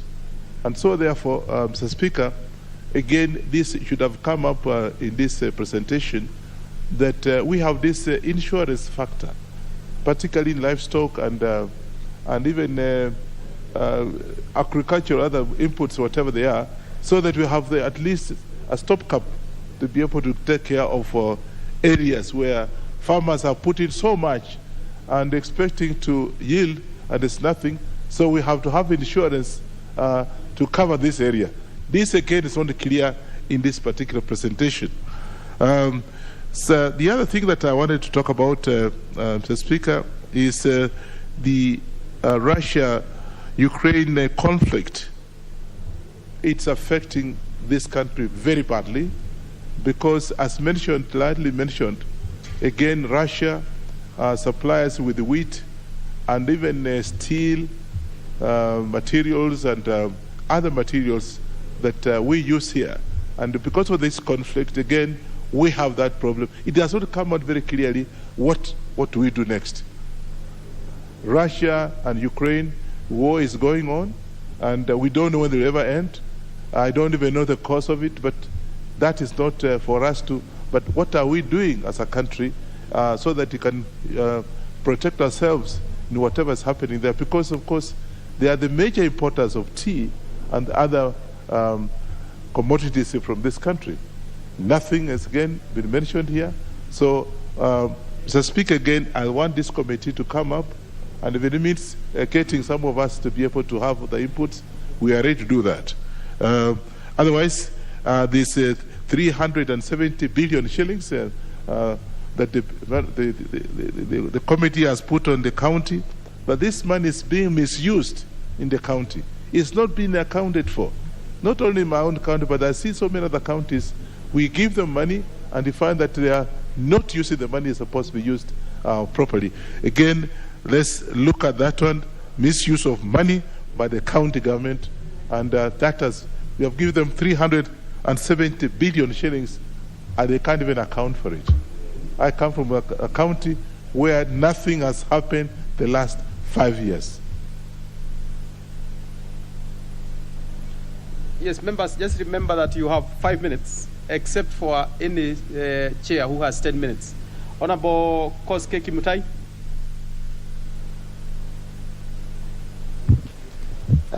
Honorable Speaker, this being the last budget of this term, 2022-2023 budget. Speaker, if you look at the budgets that have come to this House for the previous years, this seems to be the highest ever in this country. There are a lot of indicators that shows that the country is not doing well in terms of GDP.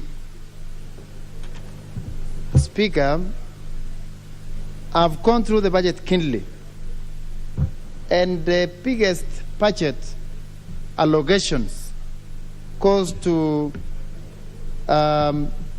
things that are not going to create development in this country. Huge cost is going for debts, both locally and international debts. Honorable Speaker, as a member of Parliament from Chebalungu Constituency, I'm worried when I don't see anything that is coming to my constituency under this huge budget. And I have mixed reactions, whether I should support or reject. I wish going forward, if possible, Honorable Speaker, that every sector of our economy, especially things that can improve the social economy of our people that represent, like roads, water, electricity. Those are key things that are very critical to the people that we represent, Honorable Speaker. I wish that all members or all constituencies in Kenya are given their fair share, because all of us, we come from different constituencies where we are expected to deliver on services that improves the livelihoods of our people.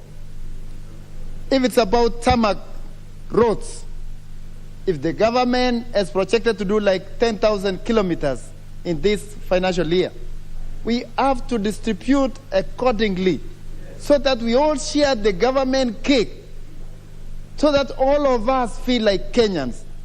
Some constituencies in this country, Honorable Speaker, I've only seen like 5 kilometers of tarmac road, while others, they have already cleared all the roads. They are on feeder roads now.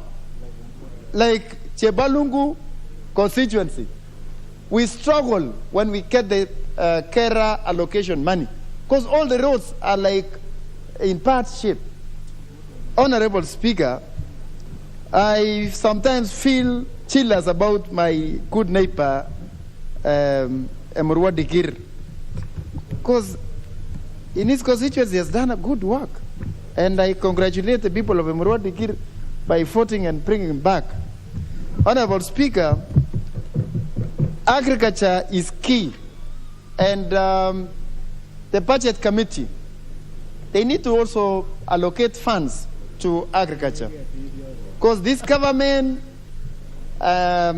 we can only make sense by putting and injecting more money to agriculture. It's a key pillar of our economy, Honorable Speaker. On education, as much as we talk of education being a basic thing that requires all Kenyans to embrace, when we say we have free primary and secondary education, that's a lie. That's a lie. Our people are struggling every single day to get fees to school their kids. We need to improve and give more money to education sector. Honorable Speaker, I would like to say that shared prosperity for all Kenyans is critical. Let us all share the government cake, because we all contribute towards by paying taxes from every sector. All Kenyans, they are paying taxes. Let's also reciprocate the same by giving them work that is meaningful, and that will be very important, Honorable Speaker. Thank you.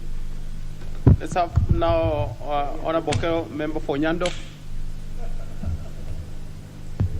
Honorable Speaker, I thank you very much. And again, allow me to join my sister, Honorable Wanga, Honorable Millie, and all the indomitable women in this House to welcome Koru Girls Secondary School that is in this House today. Koru Girls is in Muhoroni constituency, and Nyando is the immediate neighbor to the southern part of Koru. And Honorable Speaker, up to until 1988, Muhoroni wasn't a constituency. It was part of the greater Nyando constituency together with Nyakach. And therefore, both Nyakach and Muhoroni are annexures of Nyando constituency. So I represent these girls, and I welcome them into the August House. In a few years to come, I don't know, probably some of them will be joining us here. Honorable Speaker, I want to thank the committee for coming up with this budget. This is a budget that is peculiar, done at a time when we are staring at our impending elections in August. And they had to reorient so many things in order to come up with this budget. And therefore, we thank them very much, Honorable Speaker. Again, Honorable Speaker, the debt portfolio that we have spoken about since time immemorial, it is high time that we retired this debts so that as a country, we can be self-reliant. There are fears that we may be going over and above the ceiling, as is espoused in Section 50, subsection 2 of the Public Finance Management Act. And we only hope that the next government that will be coming in, headed by none other than Raila Amolo Odinga, will quickly address these issues of debt, just like they did together with the former President Kibaki, so that as a country, we can be proud of doing things our own way. Honorable Speaker, we have been told about the pending bills. And these pending bills do not only touch government to government. It is also about government to individual suppliers. And these individual suppliers have bills to pay, they have food to buy, they have school fees to pay, and they have other commitments to respond to. But here is a situation where the government holds their money for way too long. Therefore, we must address this issue of pending bills locally so that as a nation we can develop. And when money circulates, that is economy. It's not about up something, bottom something. No, no, no. It's about addressing issues of economy across board, not necessarily looking at a particular sector, Honorable Speaker. The cost of living has weighed us down as a country, but I'm glad that my sister, Honorable Wang, and we give this to her, has rejected any proposal to tax food and essential items going forward, so that we can have affordability in terms of these essential commodities. And my sister Wanga, thank you very much. Even as you move to become governor, be coming around to pay us a visit, I will welcome you. In any event, Homa Bay is not too far away from here. The oversight bodies, Honorable Speaker, need to step up their efforts so that we do not see pilferages of public finance that has percolated our systems for way too long, Honorable Speaker. 1.9 billion shillings is owed by IEBC to lawyers and non-legal suppliers.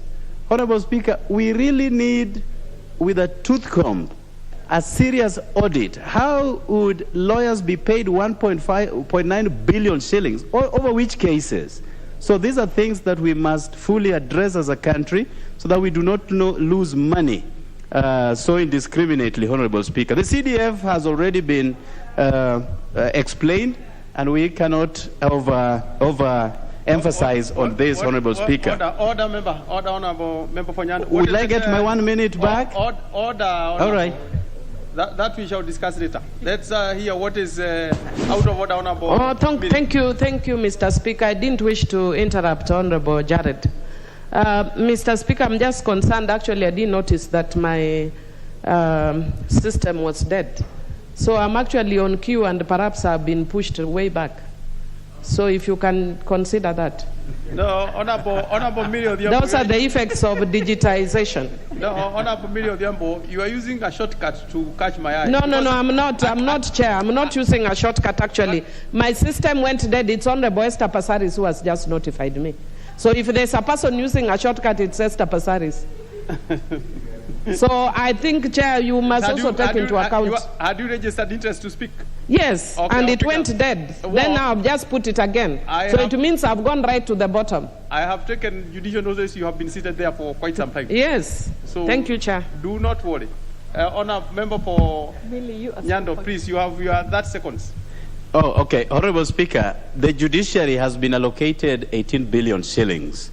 At a time when we are going to have a myriad of election petitions pending before courts, various courts, right from the Magistrates Court all the way to the Apex Court, the Supreme Court. How I wish that we would allocate them better monies going forward. And again, even before doing this, let us carry out an introspection of the amount of money they have in terms of pending bills to various suppliers, Honorable Speaker. So on this, I support the Budget Committee. I support my brother, Honorable Kanini Kega, for such a splendid job. God bless. Thank you, Honorable Speaker. Honorable Wangwe? Oh, you had spoken on this? Oh, but then you also, okay, you want to speak in the next, but I can tell from here you are top here. Let's have Honorable CNN, Honorable Nguna. Thank you, Mr. Speaker, for the opportunity. Mr. Speaker, let me take this opportunity to thank the Budget Committee for coming with this budget under very difficult circumstances we are facing as a country and as a whole global challenges. Mr. Speaker, you are coming here with. Mr. Speaker, we are experiencing the effect of Russia-Ukraine conflict and many other myriad challenges the world is facing at the moment.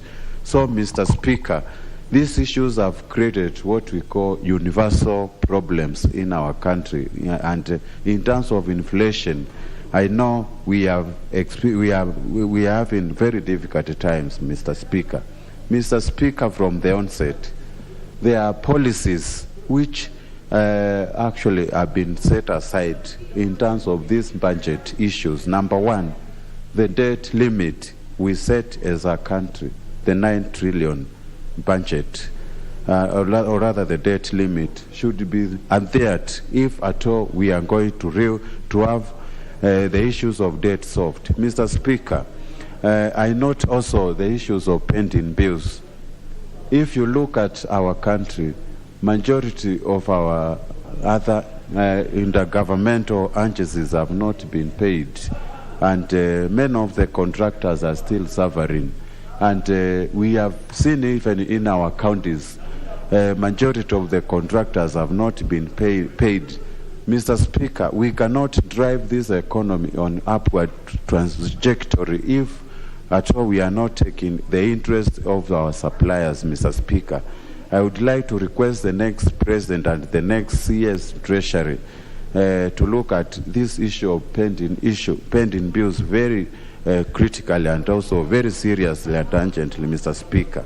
Mr. Speaker, priorities should be given on ongoing projects, start projects like the major roads we are building for this country. In my constituency, Mwingi West, where there is a project which was started by the president, Kabati, Bodoni, Migwani Road project has started, and we need to divert our attention to this project so that we can complete what Jubilee started, the Jubilee government started.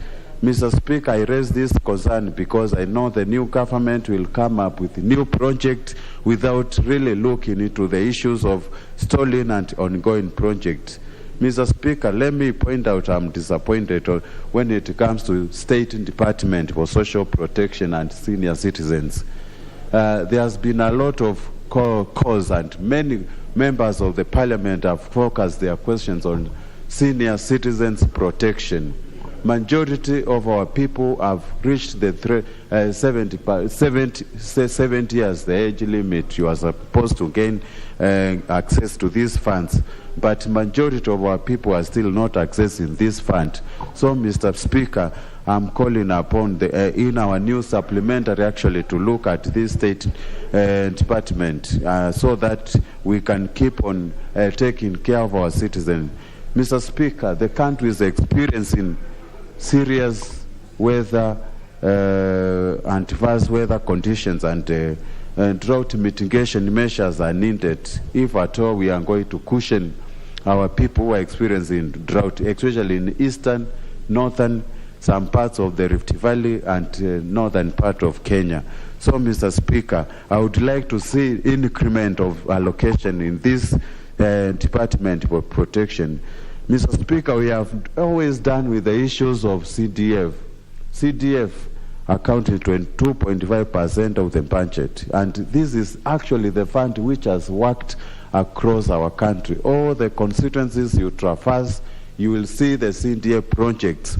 They are more than actually the county government projects. Mr. Speaker, the next budget should actually look at it to the issue we proposed of raising 2.5% to 5% to CDF so that we can take care of our education and security sector. And most of the things we have discussed, Mr. Speaker, 5 minutes is too little to talk. With those few remarks, Mr. Speaker, I support the budget. Thank you. Honorable Koi Waruke.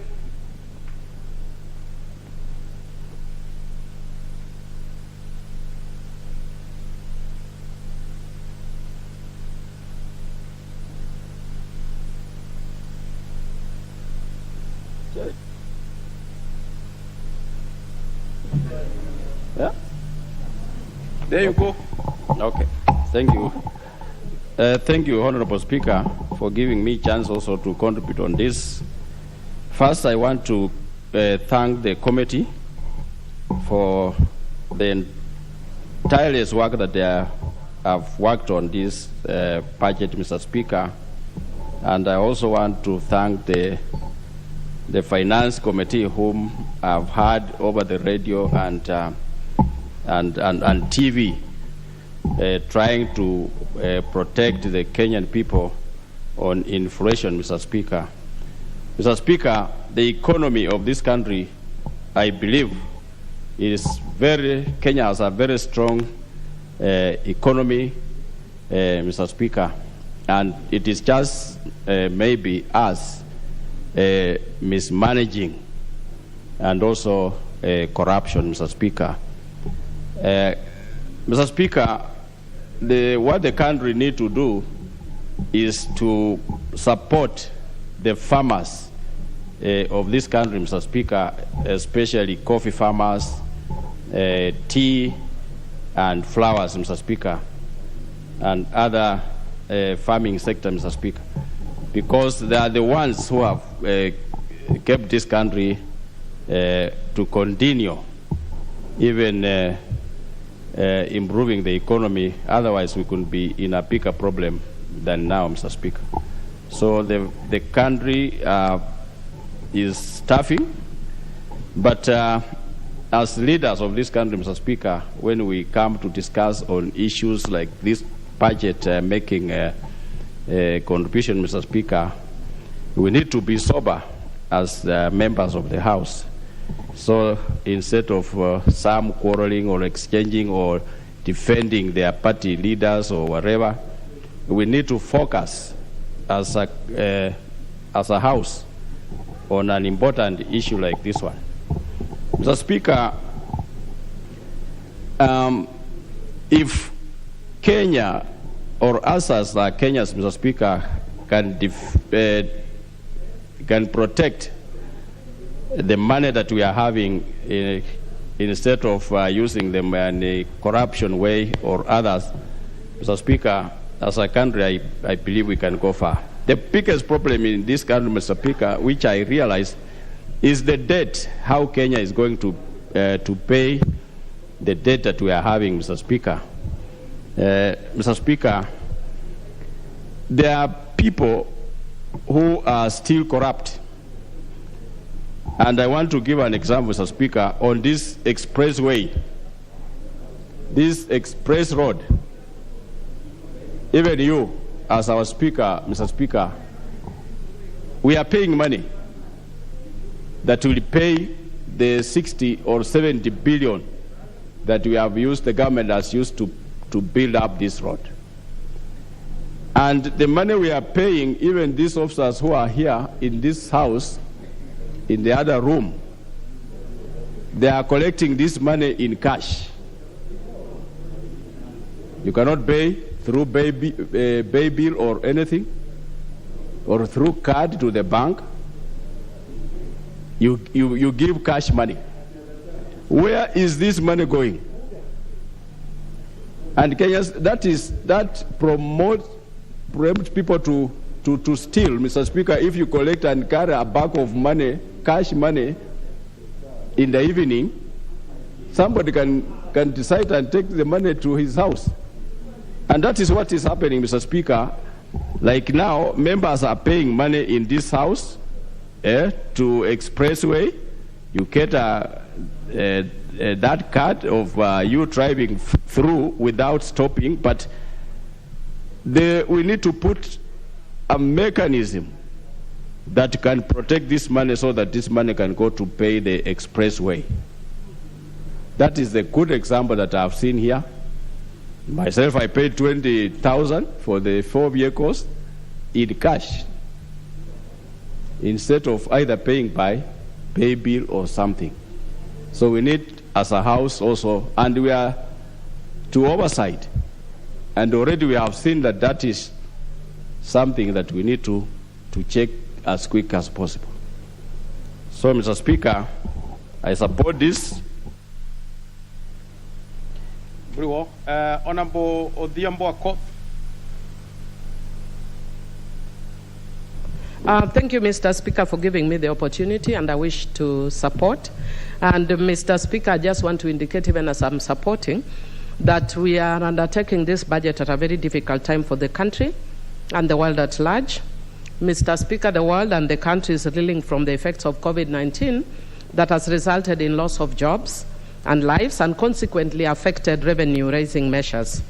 For an economy that relies very largely on tourism and agriculture, this must actually affect us very significantly. Mr. Speaker, we are also dealing with the effect of climate change on the economy that has led to even further unpredictable weather that we've been dealing with for a long time. This has affected our rural farmers and our local people. Mr. Speaker, the effect of the Russian-Ukrainian war on the economy cannot be overemphasized. Mr. Speaker, I think members have spoken to that. And Mr. Speaker, we are also dealing with an election year with the attendant challenges on in an economy, to the economy during elections, Mr. Speaker. Mr. Speaker, transformative leadership requires that you do not undertake blame games that I've had some members doing, but we must take a balancing approach by seeking to ensure that development continues, but at the same time, that revenue is also raised to undertake those developments, but that we must then ensure that we cushion the members of the public against the effects of both, which are both necessary. And that is why I want to laud the Finance Committee for the measures that they are seeking to undertake, because I know it's going to come before here, before this House, to cushion members of the public, especially on issues of food. Because, Mr. Speaker, if people can't afford food, then the country shuts down. That is the most basic thing in life. Mr. Speaker, we must take the bull by the horns and agree that the country is actually facing serious challenges. And that is why, Mr. Speaker, I think the comments that were actually being raised by Honorable Member from Emurua Dekir were a bit challenging for me. Mr. Speaker, I was very far. When I heard him, I said I have to come to the House and disabuse the House of the notions that he was raising. I was actually privileged very recently to watch one of the last cabinet sessions by the President that was presided over by the President and the Deputy President of the country. So we cannot absolve the leadership of this country of solutions. A serious leader will deal not just with the good times, but the bad and the good times at the same time. You cannot only be a leader when the going is easy, but become a leader, stop being a leader when the going is rough. You must own up to the challenges as much as you own up to the good times.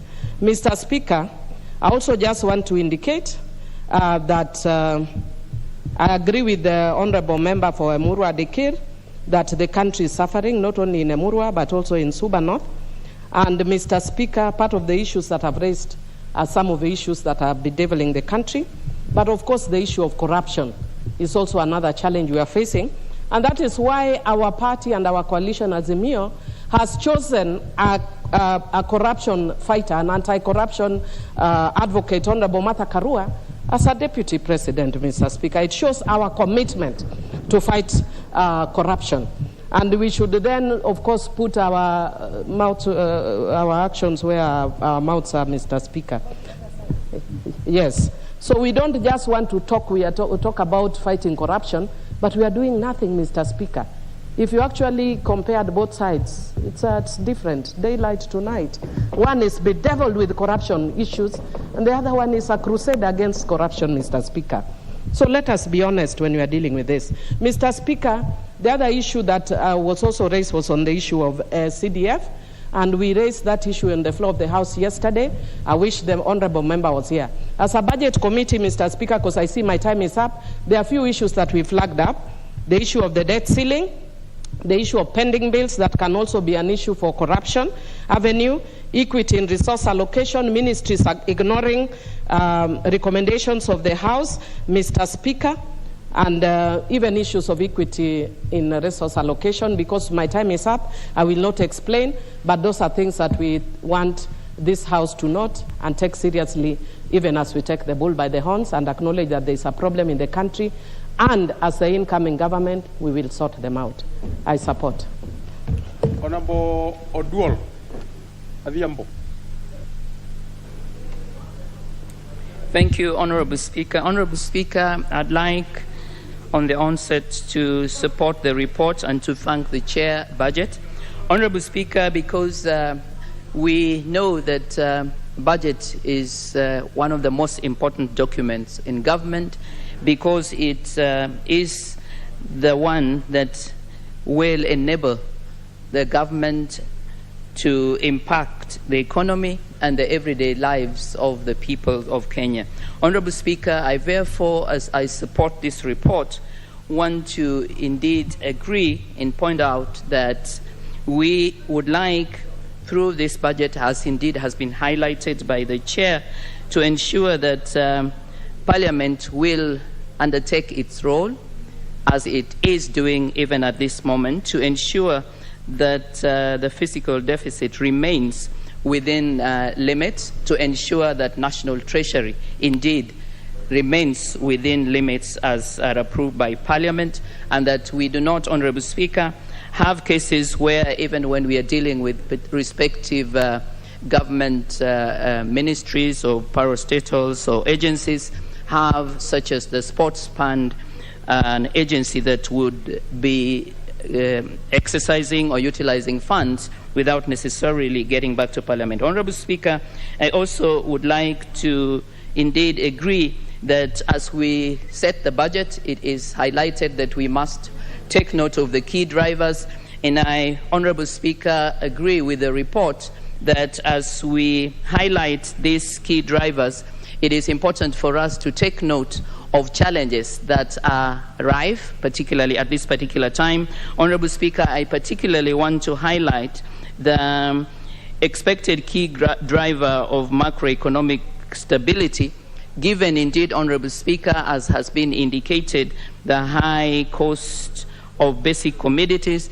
Honourable Speaker, as we are already also at the point where we want to ensure that we can, as we change through elections to a different government, we want to note, Honourable Speaker, that whereas we know that on the campaign trails, we continually enable the wananchi to see that we are best placed, depending on who it is that is looking for the votes, to take care of their interest. We, however, continually recognize that as members of Parliament, we must indeed highlight that cooking oil, maize flour, bread, milk, and even the cost of fuel continues to rise. And so, Honourable Speaker, as I support this report, I in particular want to agree that we must indeed note that the framework, the context, the challenge as we go to elections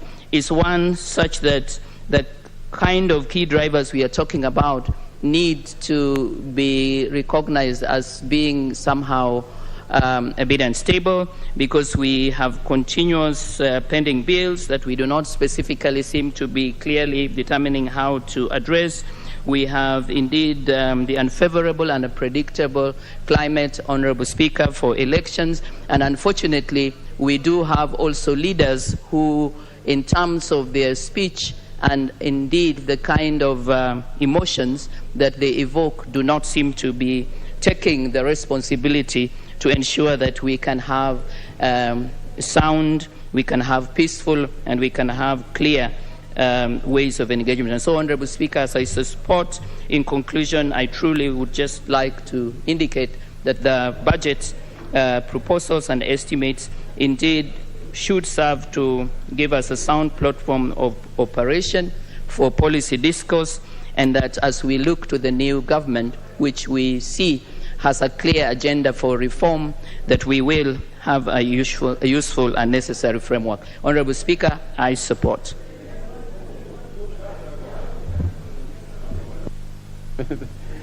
Honourable Mugambi Gishoke.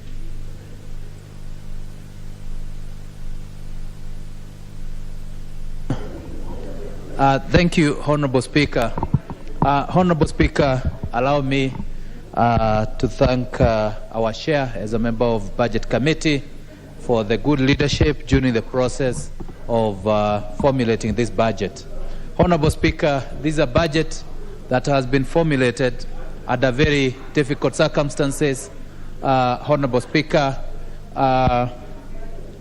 where the economy has been unstable.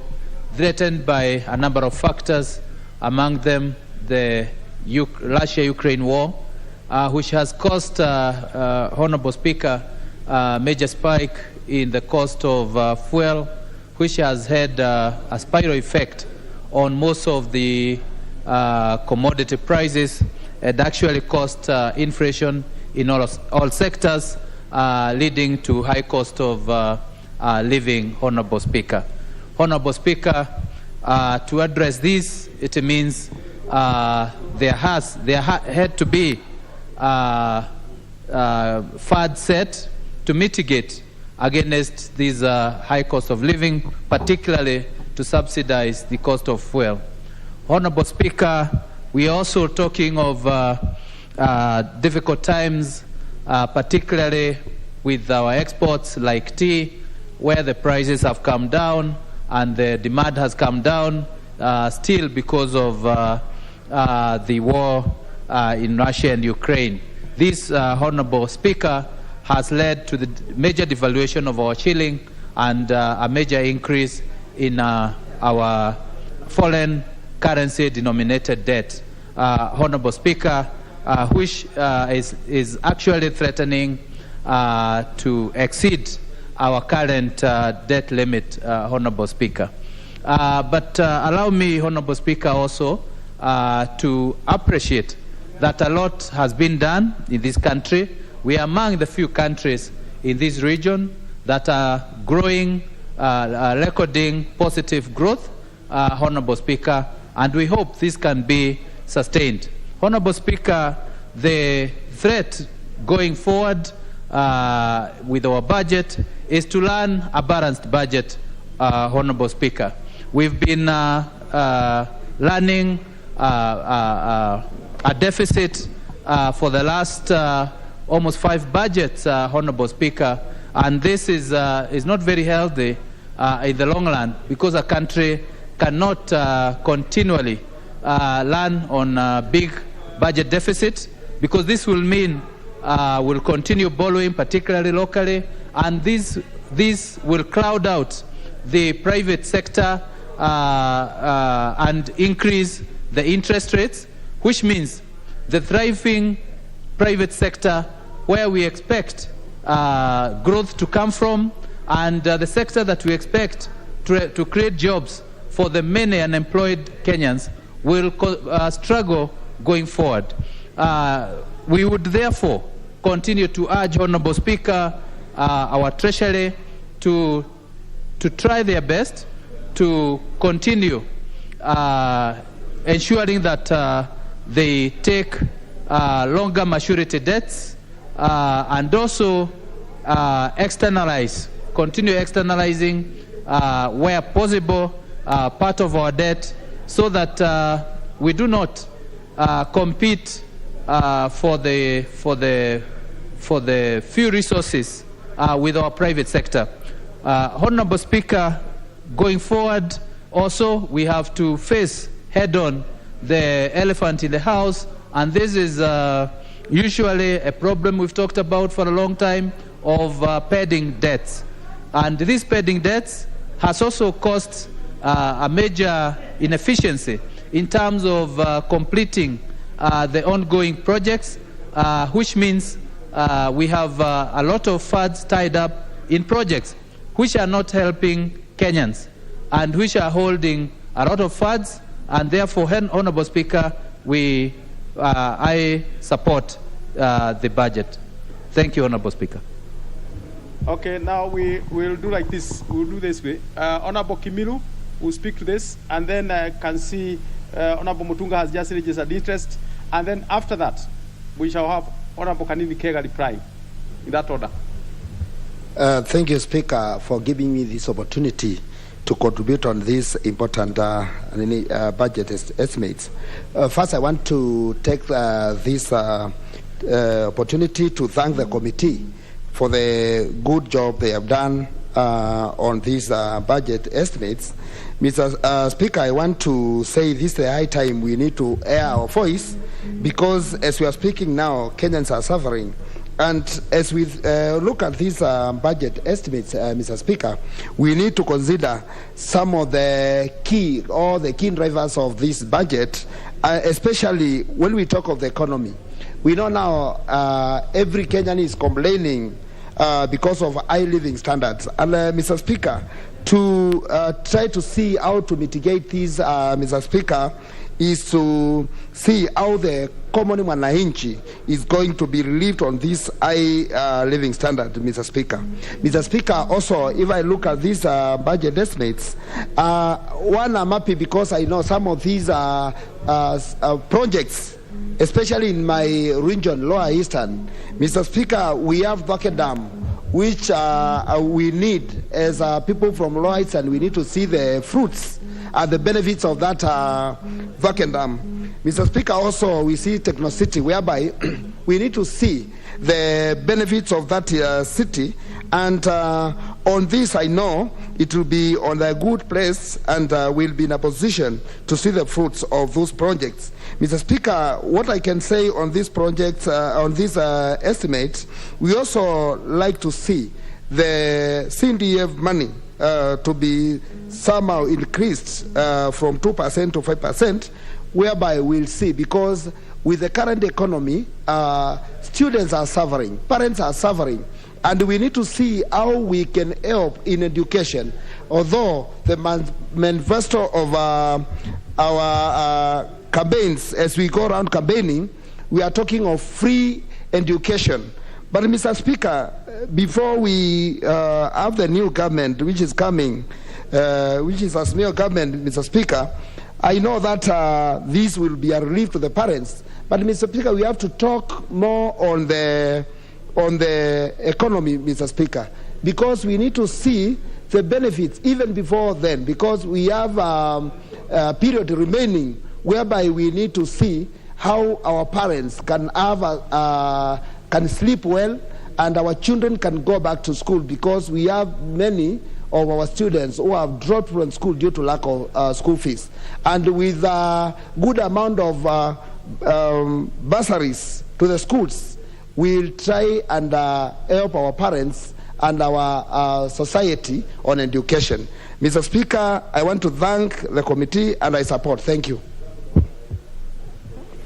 Now, I learned that Honorable Mutunga will be speaking on the finance bill specifically. So then, in the circumstances, Honorable Chairperson.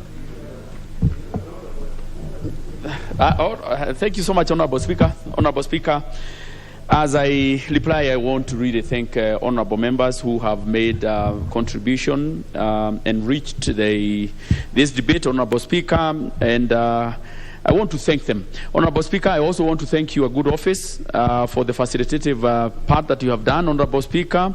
We have requested many things, Honorable Speaker, and your office was able to give to us. Honorable Speaker, I want to also thank the chairs of the various departmental committees whom without their support would not have gotten this budget. Honorable Speaker, I want to put it on record that most of the recommendations that we got from departmental committees, we were able to accommodate them, and Honorable Speaker, maybe unlike in the past where the chairs and members of departmental committees felt that they were doing something in vain, this time round, Honorable Speaker, we have tried as much as possible to accommodate the reallocations and requests that were given by the various departmental committees, especially the ones that were funded.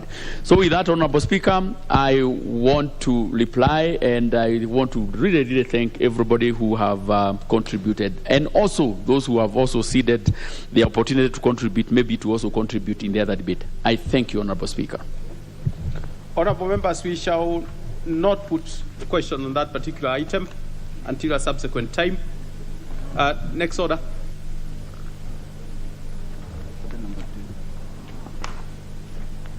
Next order.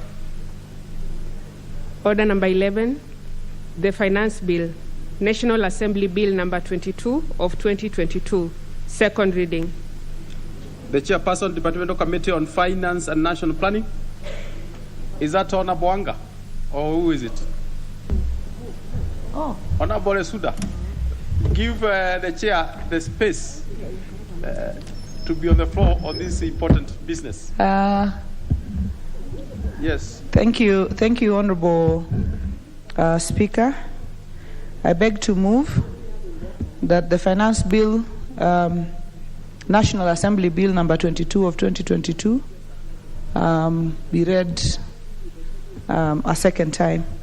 Honorable Speaker, the Finance Bill was published on 8th of April and read a first time on 12th of April and committed to the Departmental Committee on Finance and National Planning pursuant to Standing Order 127.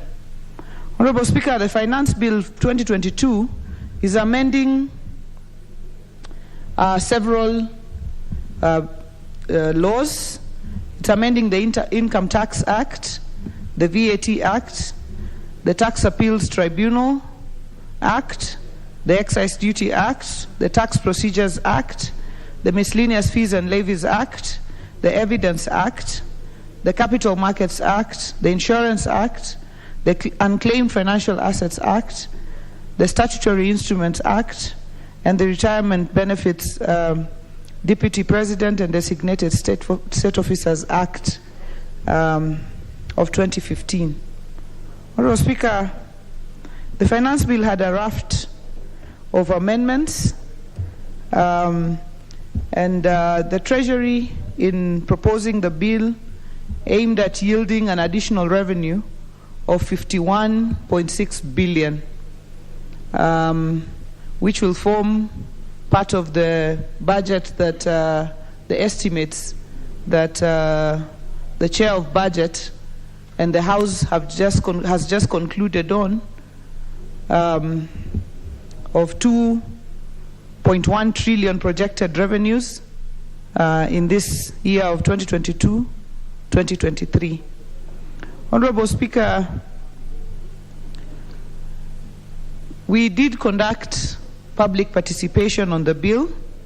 Many Kenyans and many stakeholders who presented were concerned mainly around the issue of the cost of living, and mainly whether this bill would impact adversely, that is by increasing the cost of living, but not just the cost of living, the cost of doing a business. At the same time, the government was making consideration as to how to accelerate, to raise revenue, to accelerate implementation of the Big Four agenda, mainly through fiscal consolidation, but also trying to reduce our tax expenditure. Honorable Speaker, if we attain fiscal consolidation sufficiently, then we would be able, Honorable Speaker, to attain the Big Four agenda, including universal health coverage and construction of at least 50,000 affordable houses. Honorable Speaker, let me highlight some key amendments proposed in the bill. In the Income Tax Act, there is an amendment to Section 3, 9, 34, and 35 of the Act to introduce taxation of gains from financial derivatives for non-resident persons, as well as setting the tax rate on these financial derivatives at 15% of the gains. There's an amendment to Section 12E to exempt non-resident persons with permanent establishment in Kenya from provisions of the digital service tax. There's also an amendment to Section 15 to allow entities or institutions that make donations to charitable organizations to deduct such donations from their taxable income.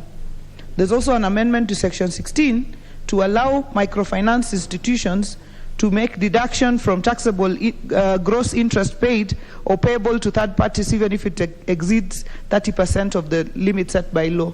This is an extension of what we did in the last finance bill, which was exempting banking institutions from the interest restriction requirements in the law that was set last year. Now we are adding, in addition to, the bill is adding, in addition to in addition to banking institutions and MSMEs, we are adding microfinance institutions, but we are also adding non-deposit taking lenders and also hire purchase institutions. Honorable Speaker, amendment to Section 18B is enhancing the provisions of reporting framework in relation to returns on activities of multinational enterprise groups and their parent entities in Kenya and other jurisdictions.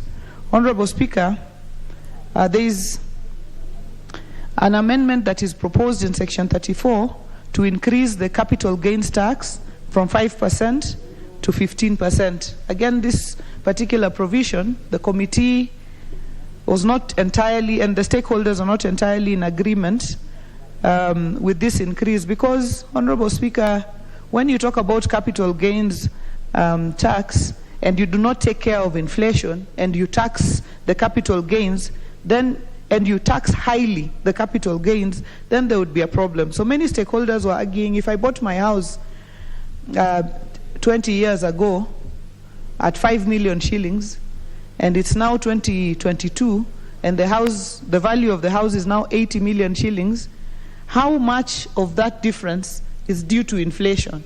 So if you tax it at 15% and there is some inflation that you have not taken care of, then you might be taxing just inflation and not actual gains.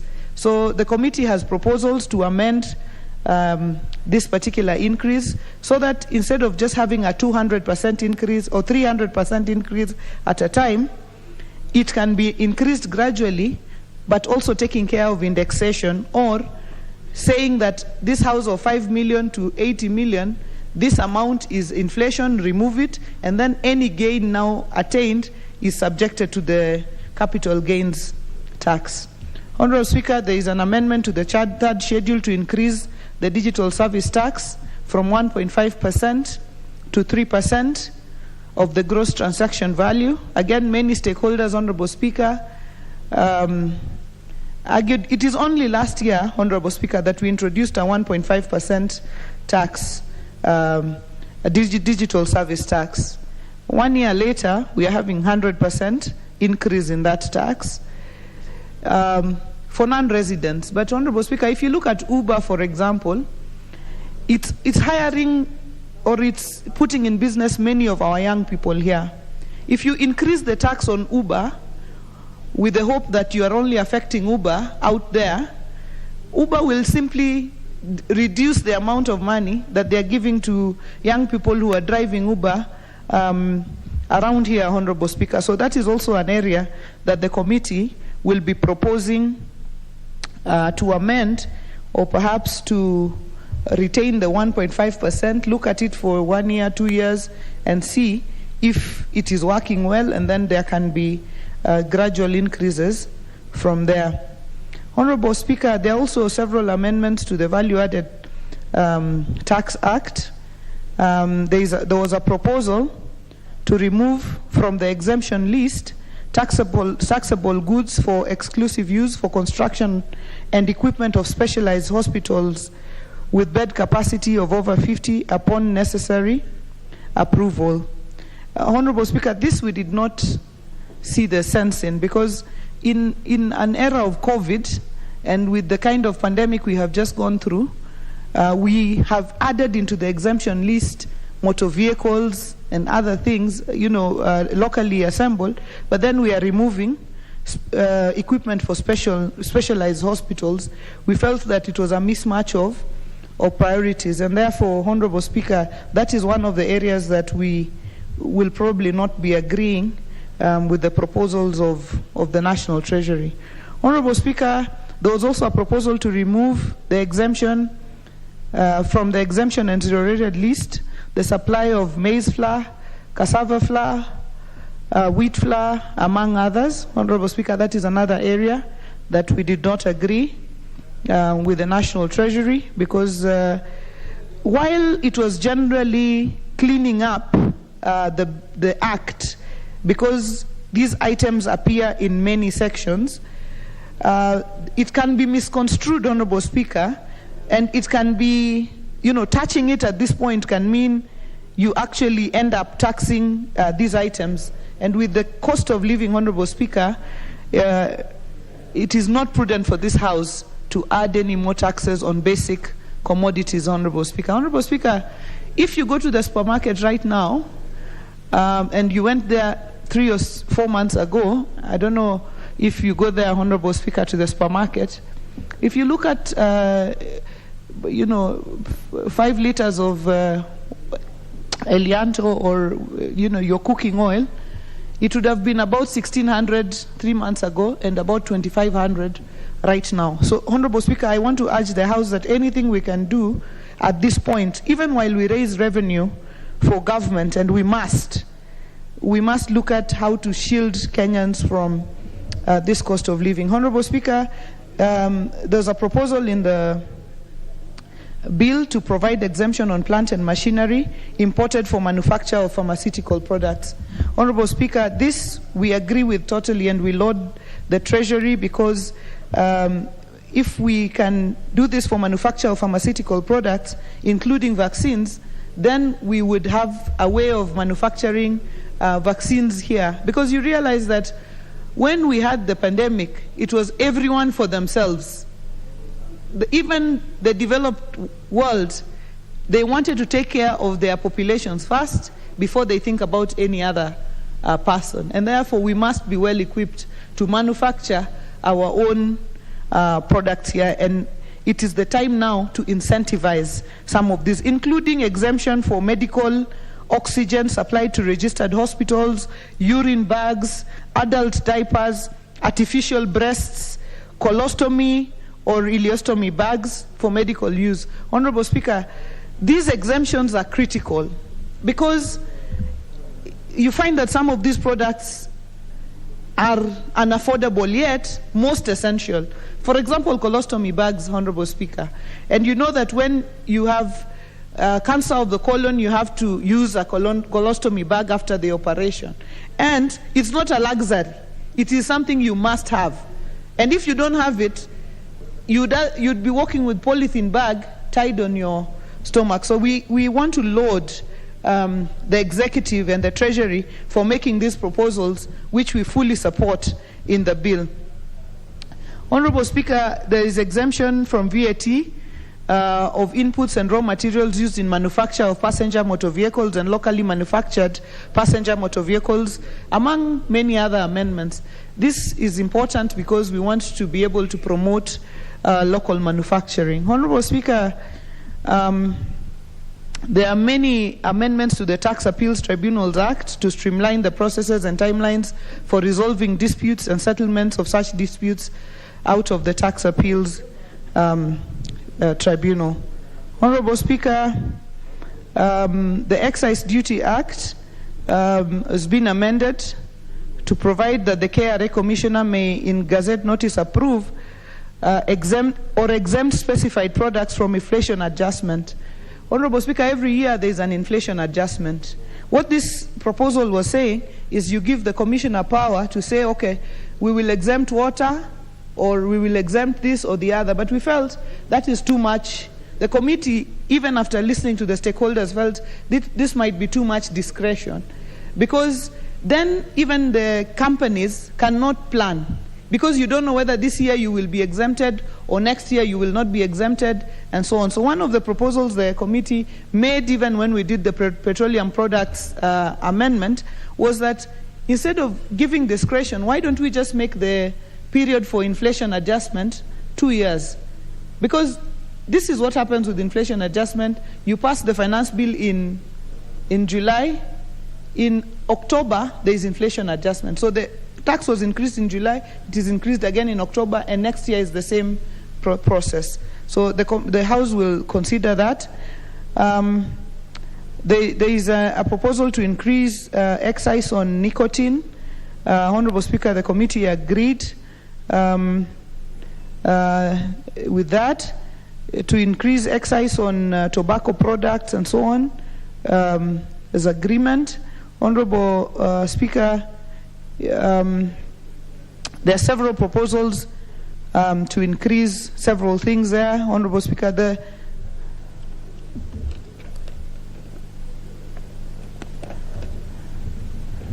Honorable Speaker, the increase of taxes on stake for betting, Honorable Speaker, has been proposed from 7.5, which we only put last year, to 20%. Honorable Speaker, the industry must be able to see when we put 7.5 what happened. Do a year, do 2 years, and then see if it is increasing. But the overall effect is the decline in taxes, not because people are not betting, but because they are betting through other means. Honorable Speaker, the Tax Procedures Act, is also amended in various areas, but mainly to streamline the timelines within which people must report or claim, and so on. Honorable Speaker, we also had amendments to the Miscellaneous Fees and Levies Act, and also proposed amendments. Oh, and on this, let me say something, Honorable Speaker. There is an amendment to be able to reduce the fees for export of raw hides and skins. Honorable Speaker, the committee was not convinced as to why there is a pack that is being put up here for purposes of processing hides and skins. And even we do not have enough raw material to process. But now we are reducing rates on what we are exporting. So why should we export our hides and skins when we can process them here and export them as finished goods? So, Honorable Speaker, that's another area we didn't agree, and it is an area that is going to help raise revenue for government. Honorable Speaker, there is a proposed amendment to the Statutory Instruments Act, which is to provide for exemption of statutory instruments legislated under various tax laws from automatic expiry, as provided in Section 21 of the Act. Honorable Speaker, we cannot exempt statutory instruments from being approved here. I mean, we cannot do that, and therefore we do not agree with that particular amendment, because the idea is 10 years will have lapsed, and these statutory instruments should have been brought back to the House so that the House looks at them again, so that the House is able to say, proceed with them. But now we are being told exempt them.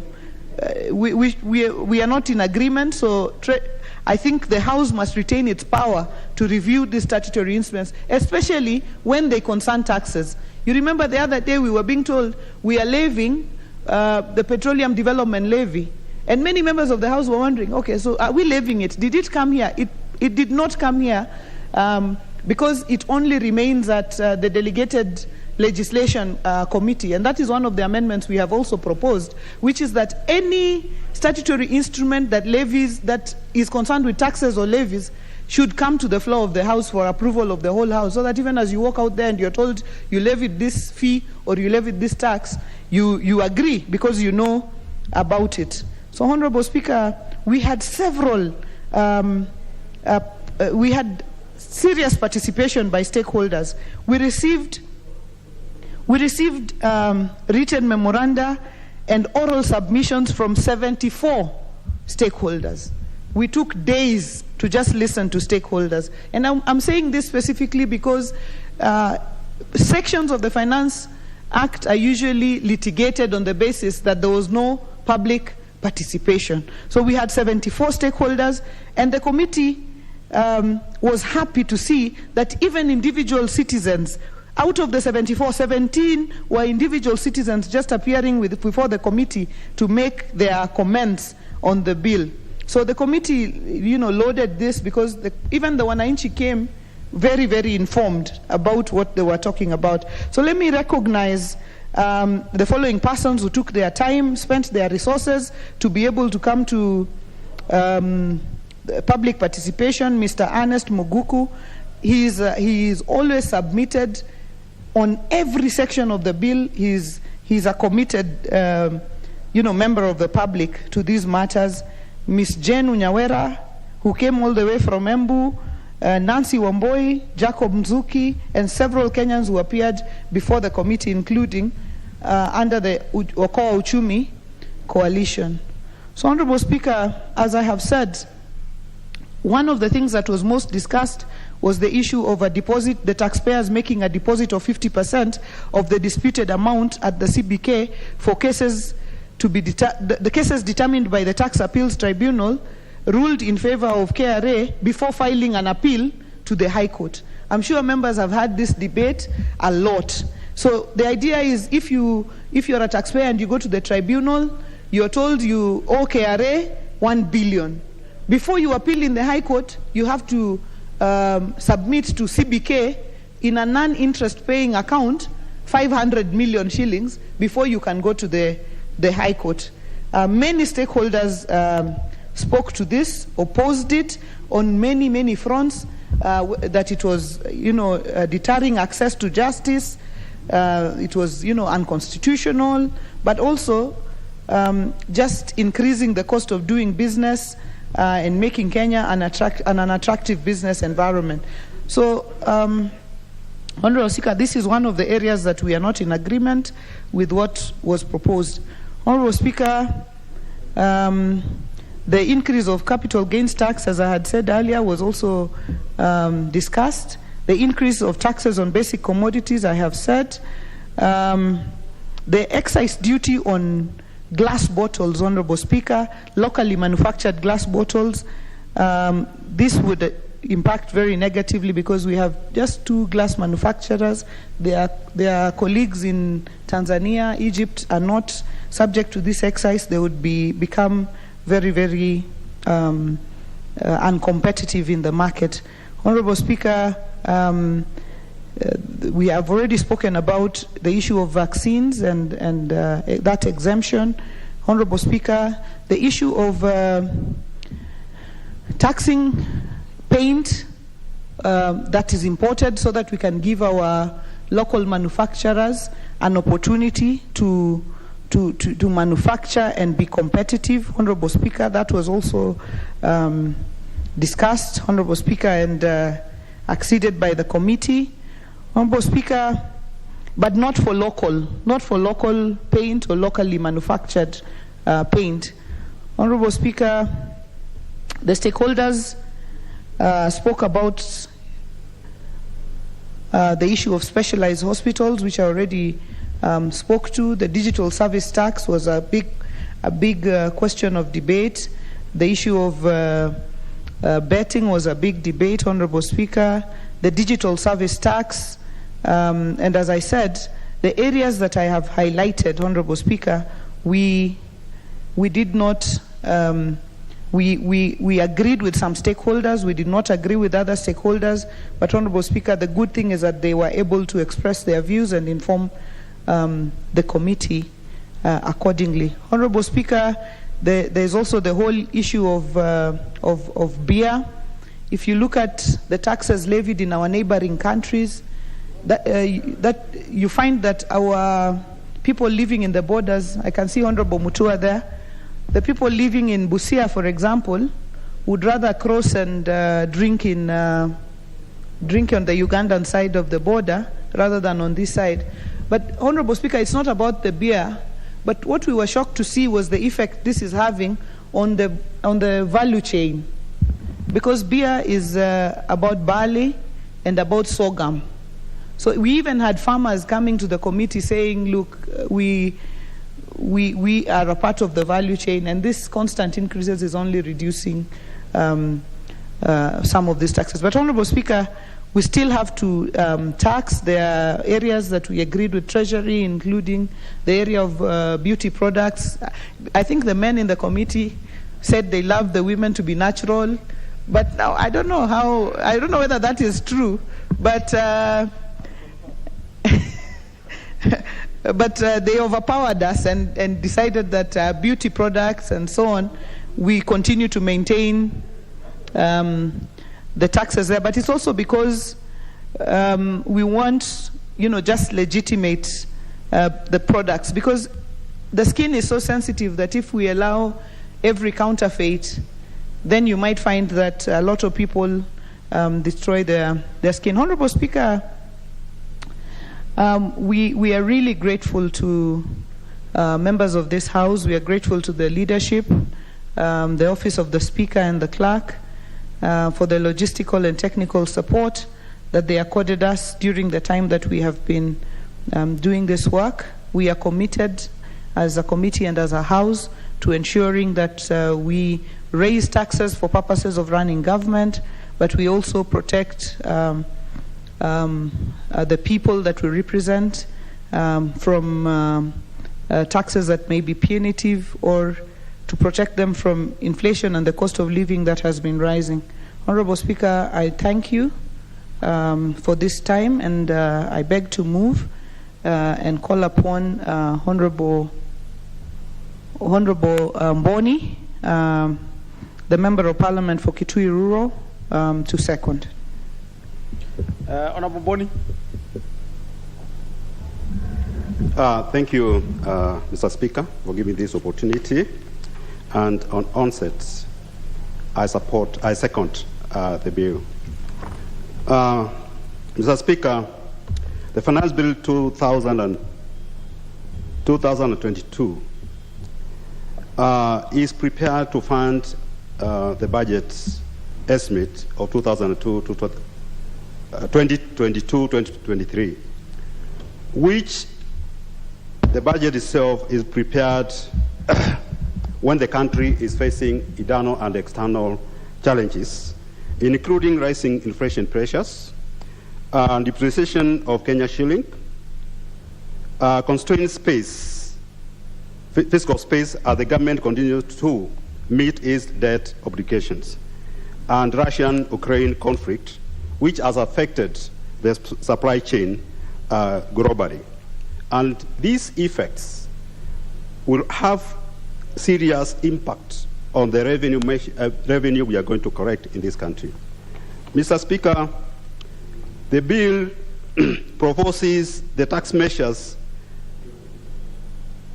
The bill proposes tax policy measures to raise 51.607 billion as part of 2.14 trillion projected for 2022-2023 financial year. It also presents an opportunity for the government to accelerate implementation of Agenda 4, the Big Four agenda, which includes universal health care, housing, manufacturing, and agriculture. Mr. Speaker, these measures include VAT, income tax, value added, and excise duty act, among others. But we also need to note that these measures, most of the revenue we want to collect are in three sectors: manufacturing, ICT and communication, banking and insurance. But we also need to note that these sectors, they contribute only 17% of GDP. But they also contribute 53% of tax revenue, meaning that these sectors, three sectors, are overtaxed. And therefore, the government needs to expand tax measures to include other sectors so that these sectors will not be able to feel that they are overtaxed.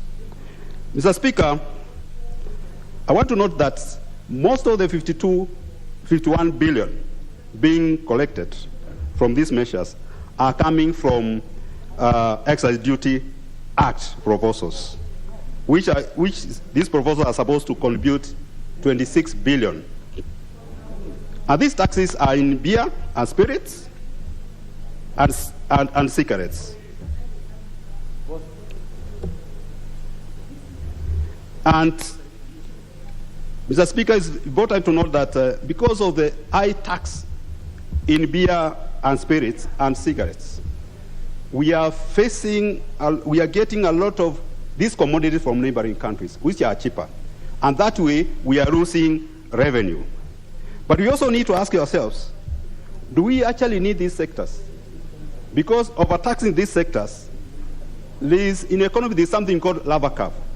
whereby there's a tax limit beyond which the tax revenue starts going down.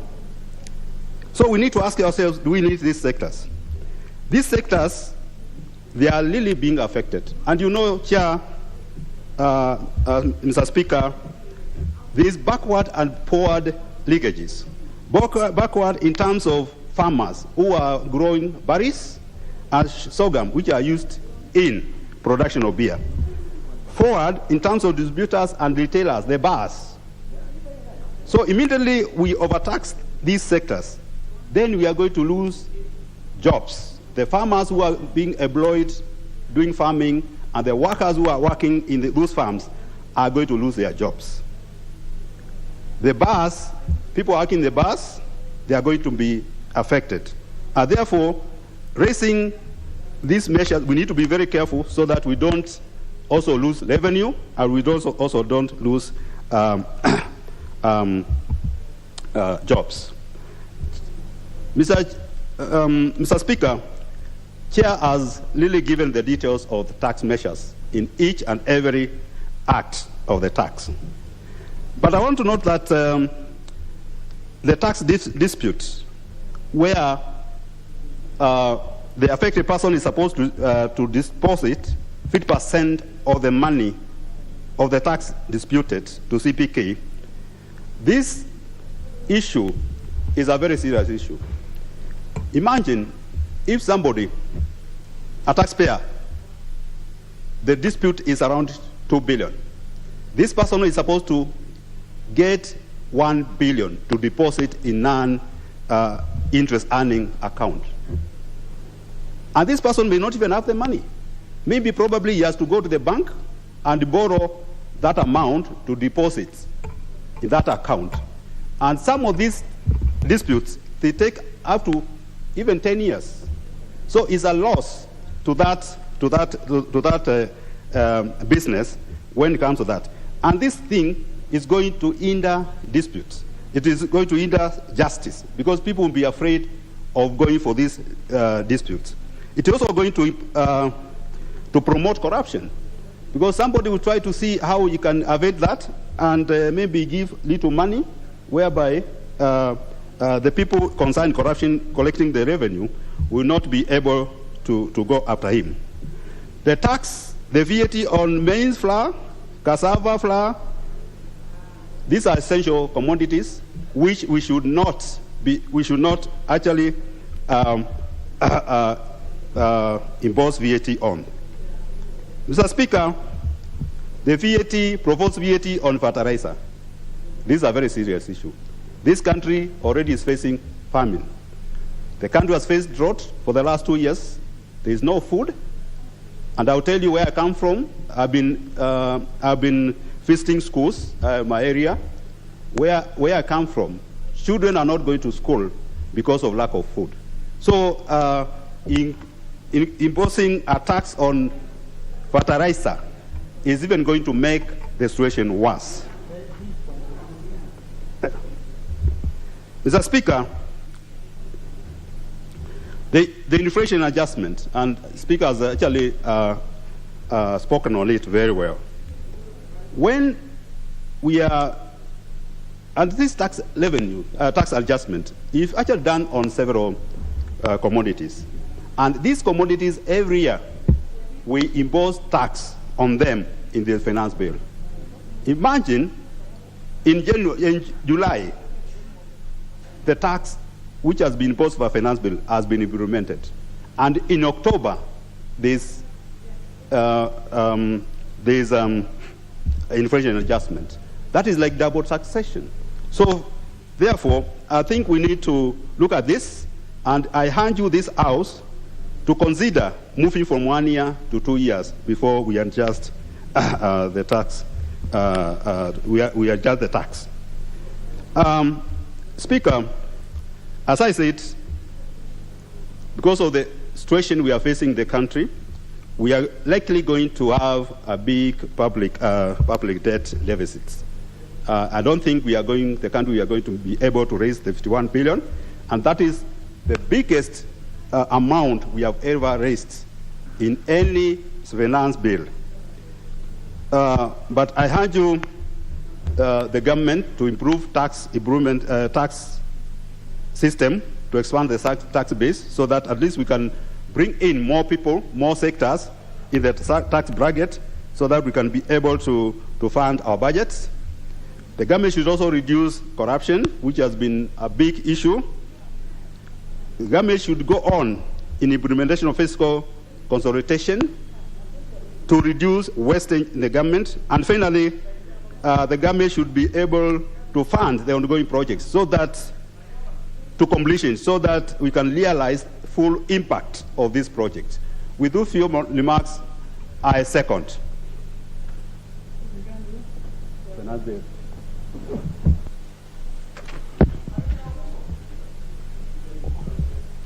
Who is that member shouting from that end? Honorable members, I will propose a question, which is that the Finance Bill, National Assembly Bill number 22 of 2020 be now read a second time. We shall start with Honorable Passaris. Thank you, Mr. Speaker. Mr. Speaker, as I stand here, I'm very proud of the Chair of Finance, Gladys Wanga, being a woman in that seat and having done the work that she's done. When I listened to her talk about the list of all the taxes that they have looked at and perused to make sure that they can raise the adequate funding for the government, it is obvious that the committee itself has really worked hard. I also commend all the Kenyan institutions and individuals who came out, 70 plus, to actually publicly participate and engage the committee on the various tax areas where the government wants to raise money.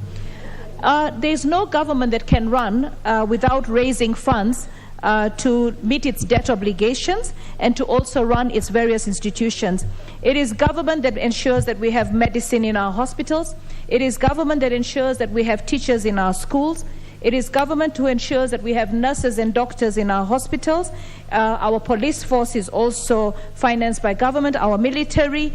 There are many areas that government also creates employment opportunities for Kenyans, and they cannot do this, whether in the national government or the devolved government, without the necessary income.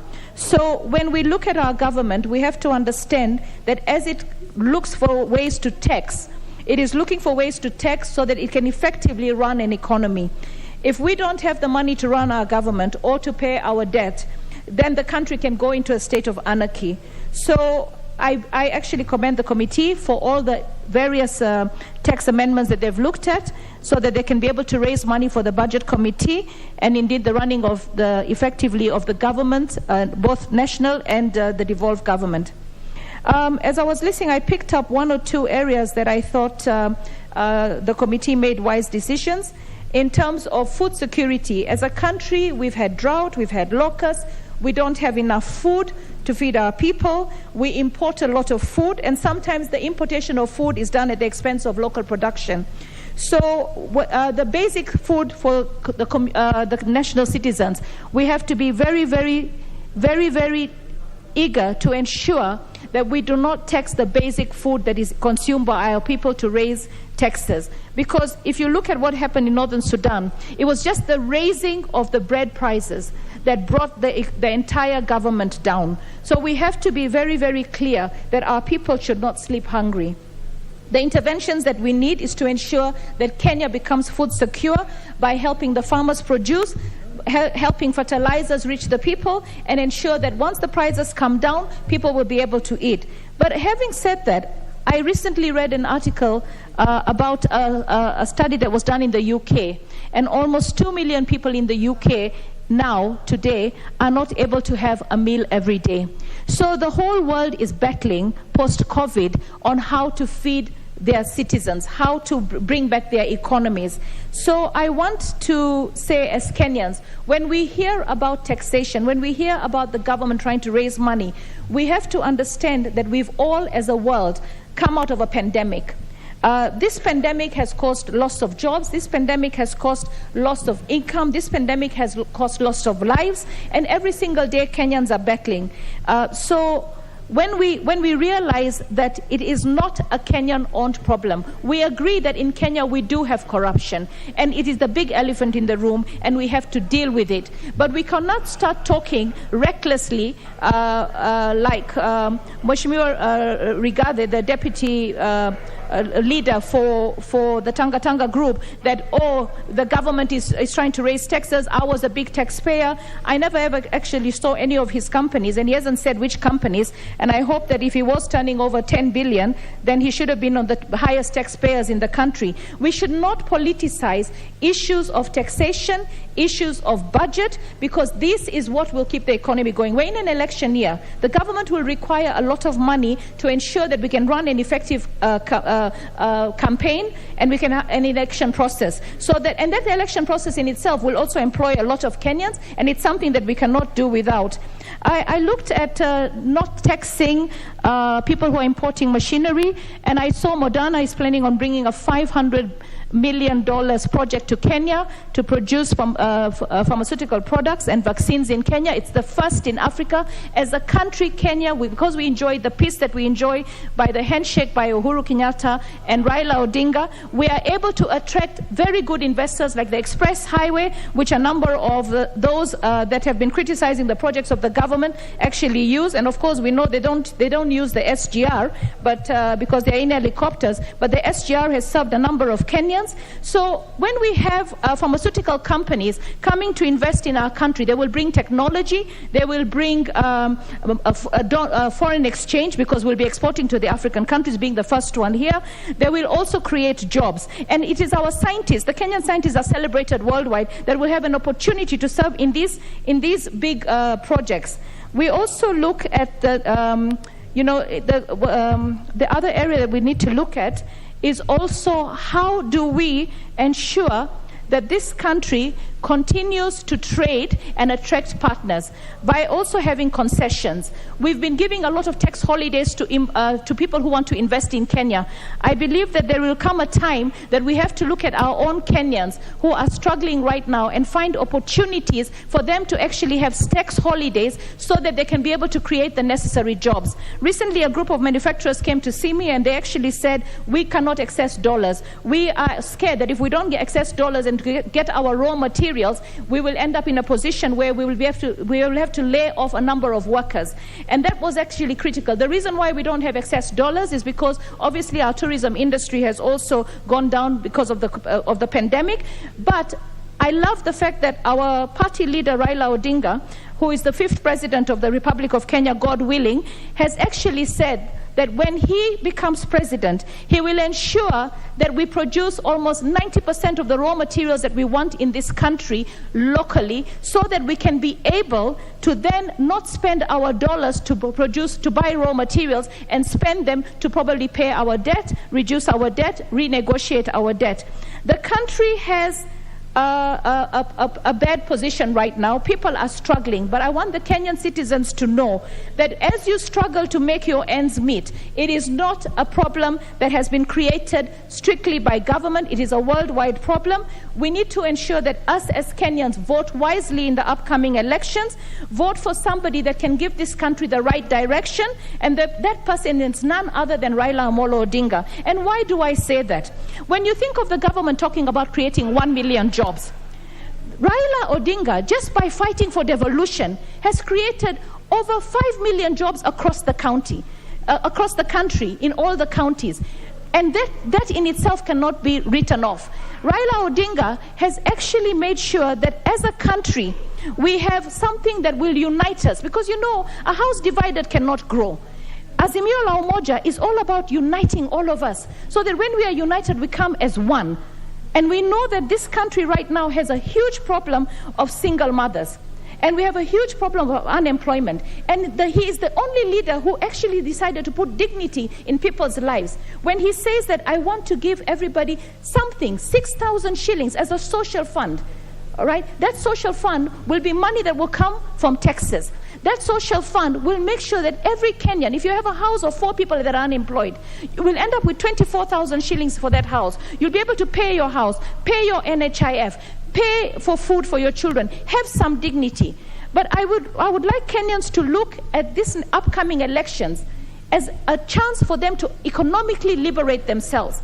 And if you're looking for somebody to run the country, who better than somebody who is mature, somebody who is experienced, somebody who has your interest at heart, not somebody who's coming to lie to you on a daily basis.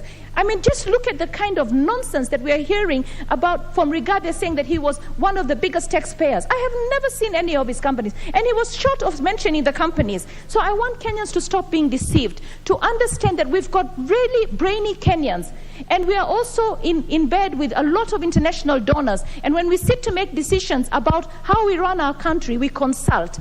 And when we consult, it is for the good of this country. So I support the finance bill.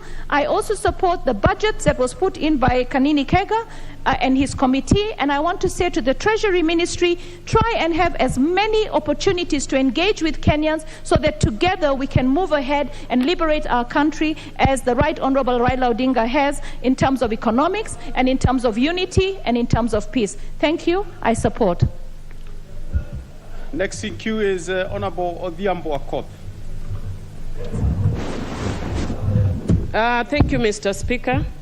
Mr. Speaker, I rise to support the finance bill and wish to thank the committee for their recommendations and also for the bill. Mr. Speaker, as you well know, the finance bill is primarily about revenue-raising measures to enable us finance the budget. And Mr. Speaker, that is why you can actually see that we earlier just before this actually, we had a motion on budget, and the members have actually spoken at length about the need for roads, about the need for infrastructure, about the need for electricity, about the needs of several things in their own constituencies, Mr. Speaker. And Mr. Speaker, as much as we may want to put something in our budget, where is the money to finance that budget? So this bill is about how we are raising money to finance that budget. Mr. Speaker, as I had indicated earlier in the budget motion, the country and the world at large is facing unique challenges that calls to delicate and transformative leadership that takes a balanced approach to the mentioned challenges. Mr. Speaker, leadership that wants to hoodwink the country by promising all goodies without knowing that we actually have to face how we will raise taxes for that budget is not honest, Mr. Speaker. And you can only cheat people for so long. Indeed, actually, history is replete with countries that have fallen because we did not, or they did not address the issues that faced the countries, Mr. Speaker. Mr. Speaker, I want to indicate that even as we look at this finance bill, it requires a commitment to development, but with a heart for the people. And Mr. Speaker, I'm actually seeing the Budget Committee trying to do both. That one, on the one hand, we want to make sure that we raise the revenue, yes, but we have a heart for the people and the challenges that the country is facing right now. Mr. Speaker, history is an excellent teacher, and we can actually refer to world events that have transformed history and that we can learn from. Mr. Speaker, the French Revolution was inspired by poor management of the then challenges. Mr. Speaker, they faced 2 decades of poor harvests, which Kenya is facing, drought, which Kenya is facing, cattle diseases, which Kenya is facing, skyrocketing bread prices that had kindled unrest among peasants and the urban poor. Mr. Speaker, Marie Antoinette was infamously said to have told the masses to buy cake if they cannot afford, or if they are not able to afford bread. Mr. Speaker, if you are talking about transformative leadership, then Mr. Speaker, the finance bill that we need to ensure that we finance the budget must be alive to these issues, Mr. Speaker.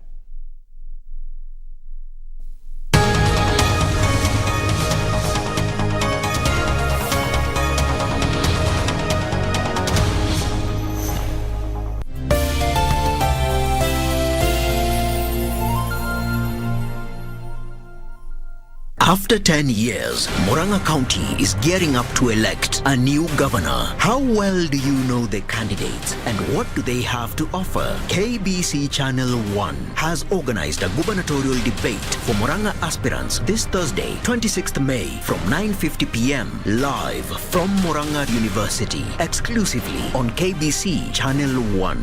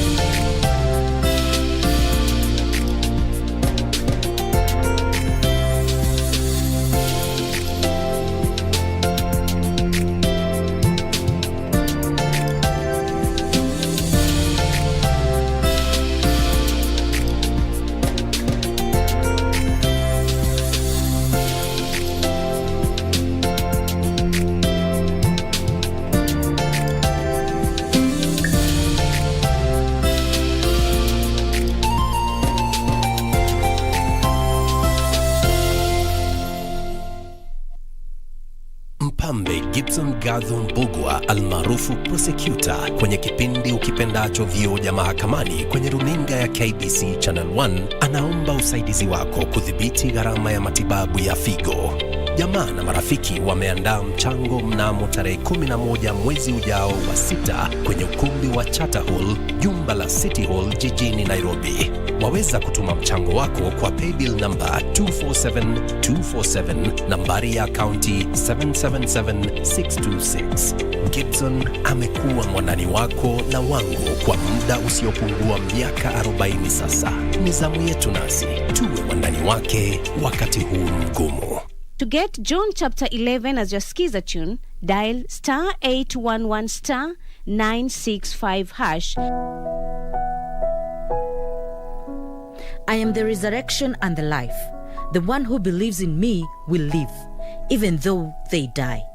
John chapter 11, verse 25. To get John chapter 11, dial *811 *965#. To get John chapter 11, dial *811 *965#.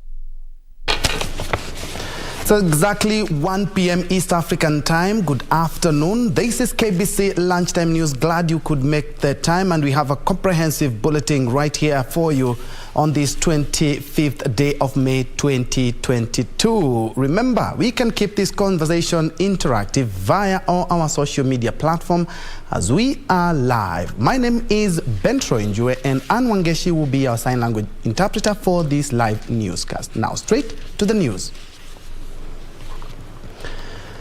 Chief Justice Martha Koome has just sworn in a tribunal, but before we do that, let's first of all take a check on the politics of the day. Azimio Coalition is currently at Vihiga. Where exactly, my director? In Vihiga County. And currently speaking is former Speaker Kenneth Marende. Let's first of all listen in.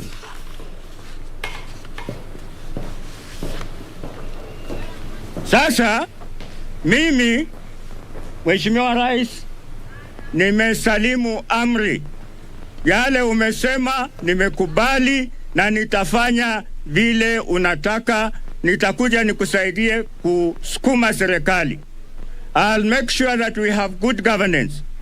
Na nyinyi mnajua iko kwa record kuwa serikali ambayo ilifanya kazi mzuri sana kwa Wakenya ilikuwa serikali ya 10, the 10th government working with the 10th parliament, ile ya Mheshimiwa Rais Kibaki na Mheshimiwa Raila Amolo Odinga akiwa prime minister na speaker akiwa Kenneth Marende. There were checks and balances. Hakuna kitu kilikuwa kinaibiwa Kenya hii, na mimi nataka kuhakikishia kuwa nikifika huko nitafanya hiyo kazi ilivyo. Nitahakikisha rasilimali za nchi ya Kenya zinalindwa na zinafanya kazi, zinatuinua twende mbele. Ya pili na karibu ya mwisho, sisi watu wa Vihiga tumepatia Mheshimiwa Raila kura mwaka wa 2007. Tumempatia kura tena kwa wingi kwa fujo mwaka wa 2013. Tumempatia kura 2017. Na sasa ndio anaelekea kufika. Na kwa lugha yetu hapa nyumbani, baboranga isongo ya tigiranga muriango. Murati sisi isongo muriango tawe. Lazima tumpatie hii kura, tumpatie vile tulikuwa tunampatia, hata tuzidi hapo. Ndio sisi tukue ndani ya serikali vile. During the Azimio la Umoja campaign rally, there are two things. He's talked about people and graft, and he has said that as soon as Azimio seizes power, if it gets to power, it will fortify all the loopholes that have been there where money has been getting lost, urging residents of Vihiga to do exactly what they did in 2013 and 2017, that is to vote in Baba as the 5th president of the Republic of Kenya. We'll be getting back to the speeches a little bit later, but Chief Justice Martha Koome has sworn in a 12-member tribunal appointed by President Uhuru Kenyatta to investigate allegations of gross misconduct against suspended High Court Judge Said Juma Chitembwe. The tribunal, chaired by Justice Mombi Ngugi, is to make findings to justify recommendations on whether to sack or reinstate Justice Chitembwe. Appointed under Article 168(5). Members of the tribunal appointed by President Uhuru Kenyatta to probe allegations against suspended High Court Judge Said Chitembwe take oath.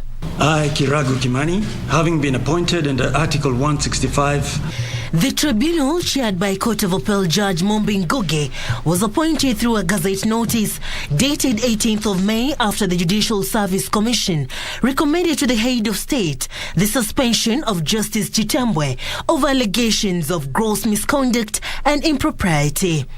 This comes after several petitions were filed against the judge, including one by former Nairobi Governor Mike Sonko, accusing the judge of canvassing a judgment.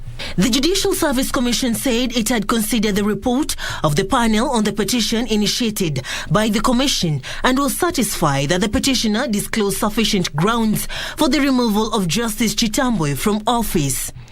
Chief Justice Martha Koome has called on the tribunal to observe the oath they have taken during the whole process. Tribunal such as this one and Article 168 of the Constitution demands that the tribunal conducts its proceedings transparently, fairly, and without bias, whether real or perceived. Another key principle that I would urge you to embrace is that of expeditious disposal of the matter that is before you. Court of Appeal Judge Mombi Ngugi will chair the tribunal. I undertake, and I know that my members undertake with me, that we will obey the oath that we have taken, that we will do our duty as members of the tribunal without fear or favor or ill will, and in a manner that will bring honor both to the judiciary and to our country. She will be assisted by Senior Counsel Dr. Fred Ojambo, Lady Justice Abida Ali Aroni, Justice Nzoki Wamakao, James Oching Odor, Lieutenant General Retired Jackson Ndongo, and Dr. Lydia Nzomo as members, while Senior Counsel Kirago Kimani will be the tribunal's lead counsel. Jasper Mbuki and Sarah Yamo will be the joint secretaries of the tribunal, while Joseph Gitonga Riungu and Edward Omoti Nyangao will be assisting counsel. Well, it's now all hands on deck for the 7-member tribunal chaired by Justice Mombing Ngugi that has been sworn by Chief Justice Martha Koome to kickstart the probe into the allegations of suspended High Court Judge Said Chitembwe, with the Chief Justice calling for expeditious disposal. Seraphine Nairobi for Lunchtime News. Now, the National Council of Churches of Kenya, NCCK, and Supreme Council of Kenya, Muslim SUPKEM, Bungoma County chapter are raising the red flag over politicization of social gatherings in the region, which they say often lead to acts of hooliganism. Speaking at Mabanga Agricultural Training Institute, the clergy said they have convened a meeting with aspirants from various political parties to discuss how to reverse the trend and enhance peaceful campaigns before general election. The clergy in Bungoma County, led by the National Council of Churches of Kenya, Bungoma Chapter Chairperson and the Supreme Council of Kenya Muslims, Kasim Simiu, are calling out politicians who are turning weddings, funerals and church services into platforms for campaigns. Pea wito ya kwamba tuweze kualika wale wanaowania nyadhifa mbalimbali ili waweze kuja na tuweze kusemezana, kwa sababu lengo letu ni kuona ya kwamba amani inadumishwa katika eneo hili la Bungoma County, ya kwamba wale wanaotafuta uongozi pamoja na wapiga kura kuna amani miongoni mwao. Speaking at Mabanga Agricultural Training Institute, the duo lamented the rising trend, saying political leaders should be held accountable for any acts of violence in such forums. Kwa niaba ya Waislamu, tungependa wananchi wa Bungoma taimu hii wajikaze, kama ni njaa ambayo wamekuwa nayo, at least wajikaze mikanda na waweze kuona viongozi ambao watakuwa viongozi wa kuleta mabadiliko mema katika hii kaunti yetu ya Bungoma. The clergy also urged the electorate to refrain from any act of hooligans and reject aspirants whose agenda is to cause disharmony. And still on matters touching on polls, a multi-ethnic lobby group has been established in Isiolo to advocate for peace among communities living in the region. Organizers of the Peace Initiative say the region has for long bred mistrust between locals, a narrative that ought to change. The group will also carry out free planting drives in public spaces, especially schools, as part of the ongoing efforts to fight climate change. Speaking at Bula Mpya Primary School in Bulapesa Ward, where they began their mission with a tree planting exercise, leaders and members of the group named the Voice of Isiolo campaigners emphasized on the need for Kenyans to uphold peace this electioneering period. Voice of Isiolo campaigners chairperson Eric Mugo noted that the initiative will be rolled out in all parts of the county, calling for collective responsibility. Watu wetu huwa wanatumiwa na wanasiasa kugawanishwa kwa misingi ya kikabila. Kwa hivyo sisi tumejitoa na ili tuweze kuwaambia ya kwamba wasiweze kugawanishwa na wanasiasa ambao watakuja leo na kesho watakuweko. Jirani yako mwenye kusaidia kesho ndio unaweza kukosana na yeye kwa sababu ya mwanasiasa ambaye atakuja leo na kesho hayuko. Members noted that peace messages to the people living in the cosmopolitan county of Isiolo were of paramount, going by the mistrust and fights over resources as witnessed over the years. Naomba watu wetu washikane, na pia tunawaomba na kuwahimiza sana waweze kuchagua viongozi bora, sio bora viongozi ambao watakuja tu wakishachaguliwa wanapotea na kuenda mbali hata na kaunti yetu ya Isiolo. The group says it will bolster the government's effort to fight climate change by planting trees in public spaces.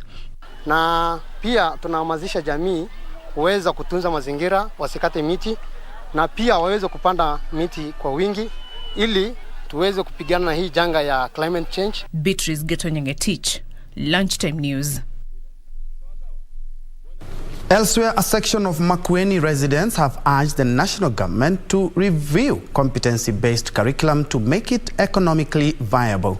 The locals say the cost of CBC is weighing heavily on them. The parents have lamented the cost of books and assignments keeps growing by the day. Pia wametuletea mambo ya masomo. Wametuambia kwamba kuna vitu zinaitwa CBC. Wazazi wanasumbuka. Unaletewa na mtoto mama vitabu anakuambia leo nataka uende ukanitolee manyoya ya kuku. Ukifika cyber unaenda kutafuta manyoya ya kuku. Unatoa na pesa, ni pesa inahitajika mahali pale. They say they are already reeling from the effects of the high cost of living. Hii elimu ya CBC iko expensive sana to manage. Unapata mzazi amefinyiliwa, alafu mtoto ameenda shule, akikuja majioni badala ya kuongea vile atakula, vile maneno ya karo atalipia, unasikia story ingine ya kwenda mpaka kwa cyber.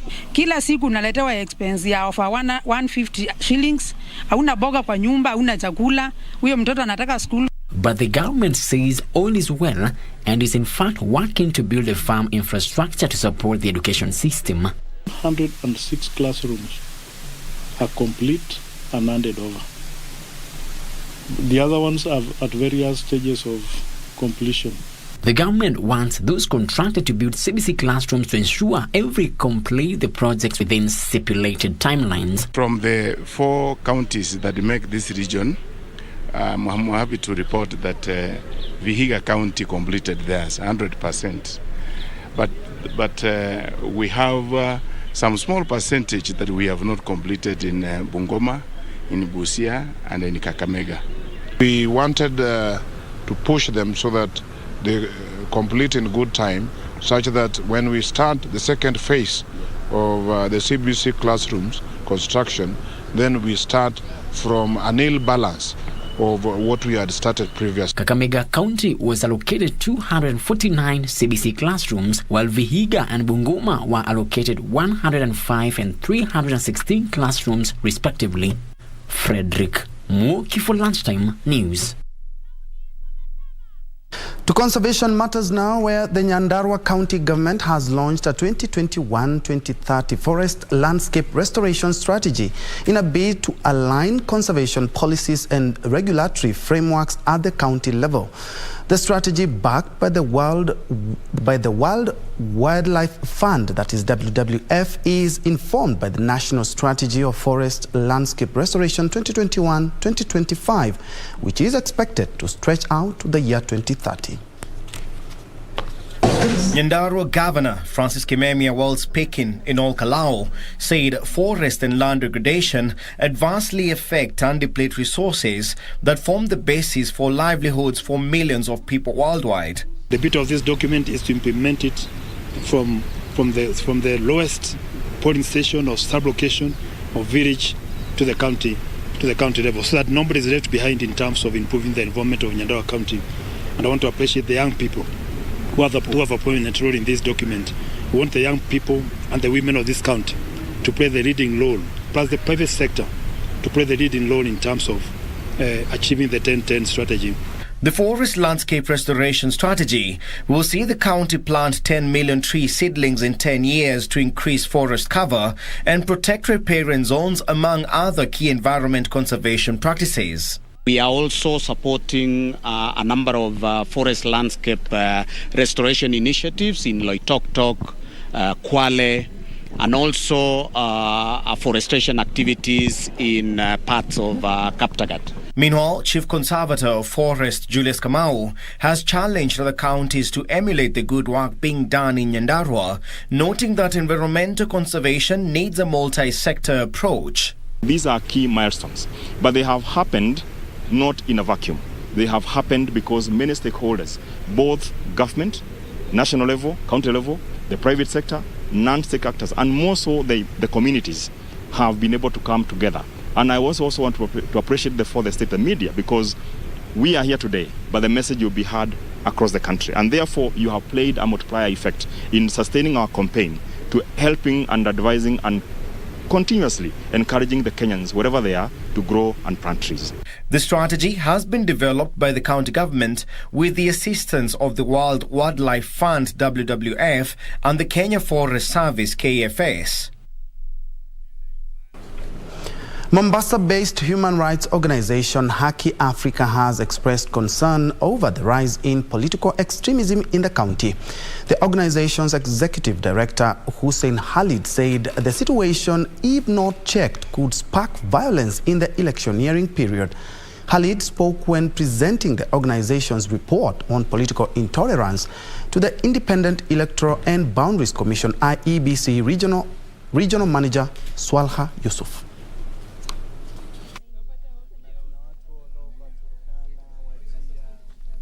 If we let political interests to override the interests of the common mwananchi, the principles of democracy and good governance shall be wounds that are left to be addressed in the aftermath of the upcoming elections. As Haki Africa, we are therefore imploring the government to bolster security operations and promote peace during the electioneering period while simultaneously championing human rights. The election period does not warrant a suspension of human rights. The two, that is human rights and security, can and must mutually coexist in an environment that calls for both peace and security. Bar Owners Association has lauded a move by the National Assembly Finance and Planning Committee for rejecting proposals to impose more taxes on commodities such as liquor. The bar operators noted that the increase in the taxes on liquor would have meant the death of their businesses that are yet to recover from the COVID-19 pandemic. Pambana na hizi pombe zinakuja baya. The government, you are losing 85 billion per year. Because we are not serious. Please, government, let us not encroach kuongeza these taxes. So we want to plead with the government to ensure that at least they don't raise the taxes because the distributors, EABL and all the other distributors will just pass on the cost to us. And so far we've absorbed the cost almost 2 times. But this time round we will not be able to absorb the cost. We'll pass it on to the consumer. Pato tuko na hatujatoka kwa effect ya COVID paka wa leo. Wafanyabiashara wetu wengi walifunga kwa sababu hawakuweza mambo ya mishahara, manyumba ile washinda, hata ma license paka wa leo hatujaweza kulipa. In other news, women suffering from fistula in Garissa County are being encouraged to come out and seek treatment free of charge at the Garissa Referral Hospital. The Ministry of Health, in collaborations with the Women Education and Health for Development Organization, is holding sensitization camps in the region to empower communities and patients.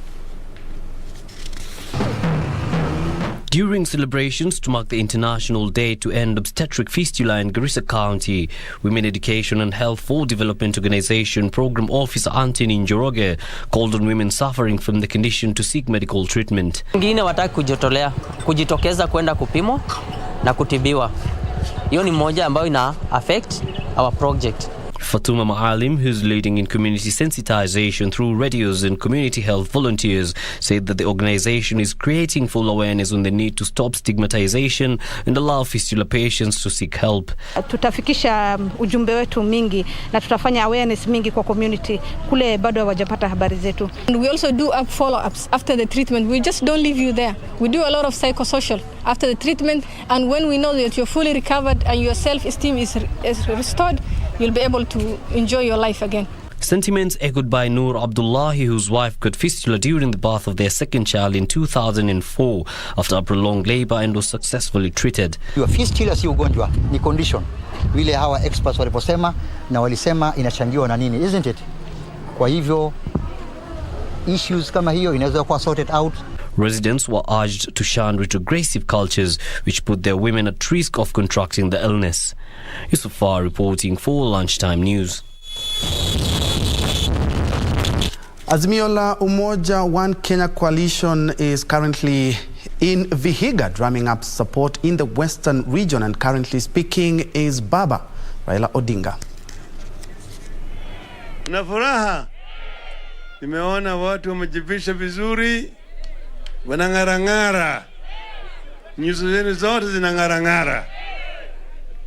Mama yule amesema ati akina mama wafinye usiku peke yake, lakini mchana wafanye kazi. Hatiwezi kufinya usiku na tena na mchana vile vile.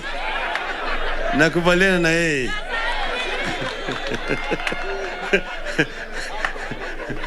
Sasa viongozi wameongea, tuliamua ya kwamba kabla tujaenda kule kwenye mhadhara kuongea na watu huko barabarani, tuketi chini na viongozi wa Vihiga watuelezee sisi shida ya Vihiga. Sasa mimi nimepima joto hapa. Kuna mradi zingine ambazo zimetajwa hapa. Kwa mfano kuna Kaimosi University Charter ya kuinua Kaimosi College iwe full university. Na rais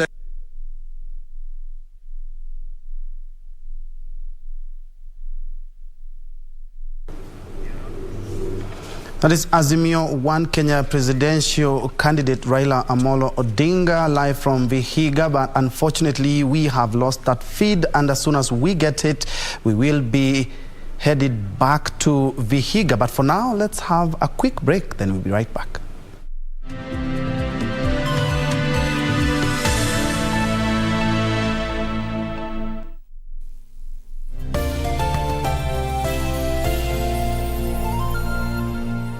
After 10 years, Murang'a County is gearing up to elect a new governor. How well do you know the candidates and what do they have to offer? KBC Channel 1 has organized a gubernatorial debate for Murang'a aspirants this Thursday, 26th May from 9:50 p.m. live from Murang'a University, exclusively on KBC Channel 1.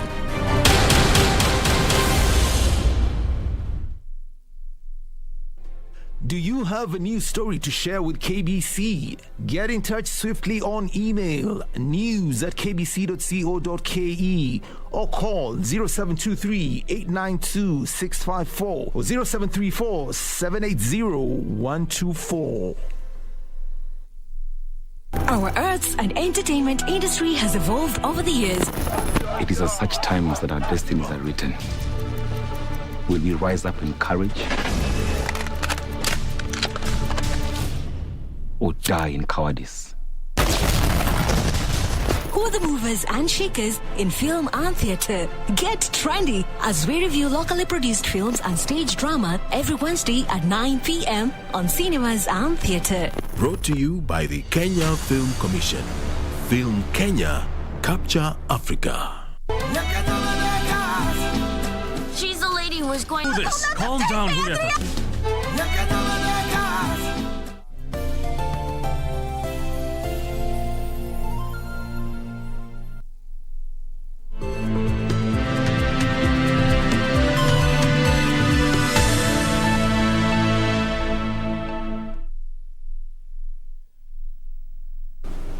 Welcome back. Thanks for keeping me company.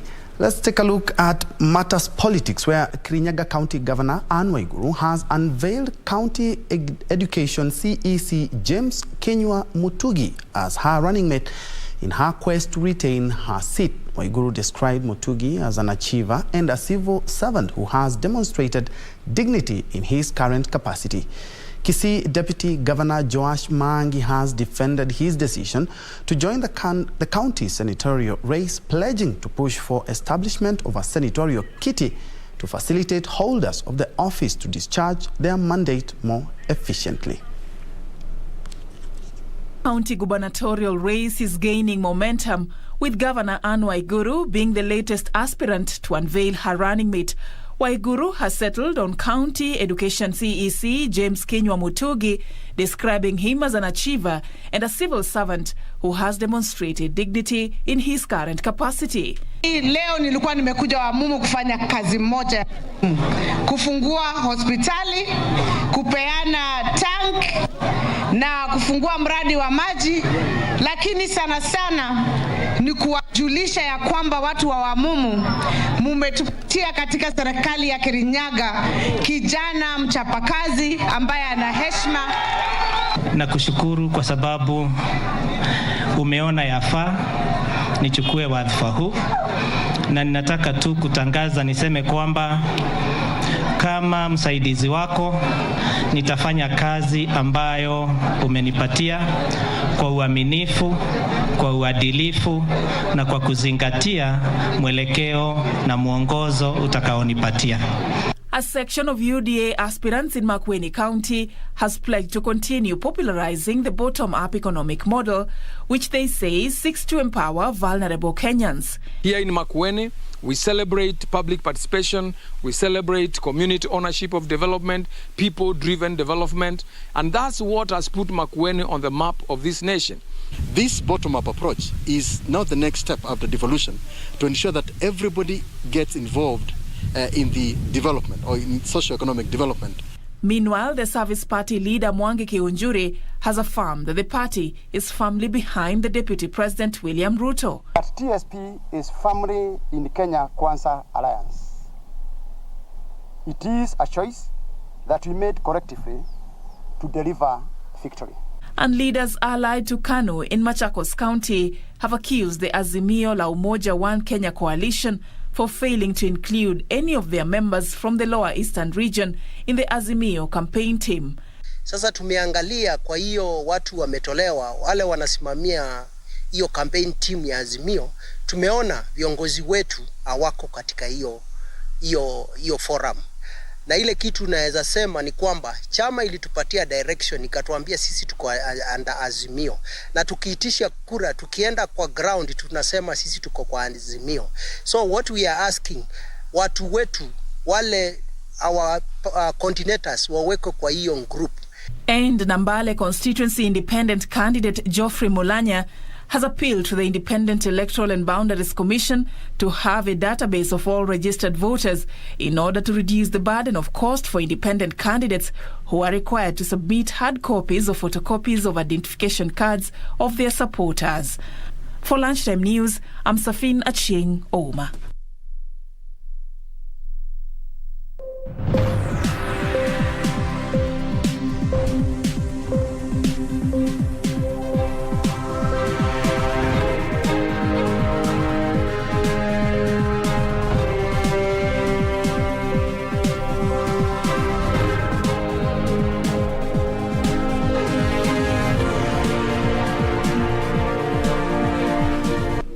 Very well, now let's look at our interactive segment, and today we are looking at, we are focusing on aflatoxins. What exactly are they? How do they affect humans? Which are the most affected plants or crops? So, well, we have an expert in the house who happens to be an aflatoxin expert who has also consulted for UNIDO.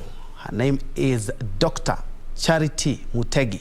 Karibu sana, daktari. Asante. First things first, in a simple form, what is aflatoxin, what causes aflatoxin, and which are the most affected crops? Thank you. Now, aflatoxins, in simple terms, is basically a poison that is produced by a certain type of mold, or if you may, a certain type of fungus. The very common species that produces aflatoxins are two that we refer to as Aspergillus flavus and Aspergillus parasiticus. Now, the poison, unfortunately, you cannot see it, you cannot smell it, it's just not visible. It's colorless and odorless. It's colorless, it's odorless, and that is where the danger begins. And how do we get it into our systems? You can either eat it through food that is contaminated, but also you can have skin contact. And that is why people who work in the laboratories addressing aflatoxin issues, as a standard procedure, wear gloves. But you can also inhale, very toxic spores of the fungus that produces the poison. But just a little bit more on how we ingest it, you can also have what we call mother-to-child transmission. And that means if you're carrying a baby and you consume food that is contaminated with aflatoxin, you're going to transmit, because the child is depending on your nutrition as a mother, you're going to transmit that poison into the child. As well as after the child is born, during breastfeeding, the poison can move from the mother's milk to the child through the breast milk. As well as weaning foods, the foods that we give our children, if they're contaminated, the child will also get exposure to aflatoxins. And that is why we say the first 1,000 days of the development of a child are very critical, because some of the impacts of poisoning are long-term. You asked what foods are contaminated. The common ones, and which is critical also for Kenya, is maize, because that is our staple. It's also very common in nuts, groundnuts, pistachio nuts. Pistachios are not grown in Kenya, but largely the groundnuts. In dried spices, in chilies, but also products and byproducts of these foods. So animal feed is a major culprit of contamination. We do have products, peanut butter, maize flour, milk as well. Milk? Yes. So for example, if a cow is eating contaminated food, which is very common here, the cow will ingest the toxin and pass it into the milk, and we also get it through consuming the milk. Yeah.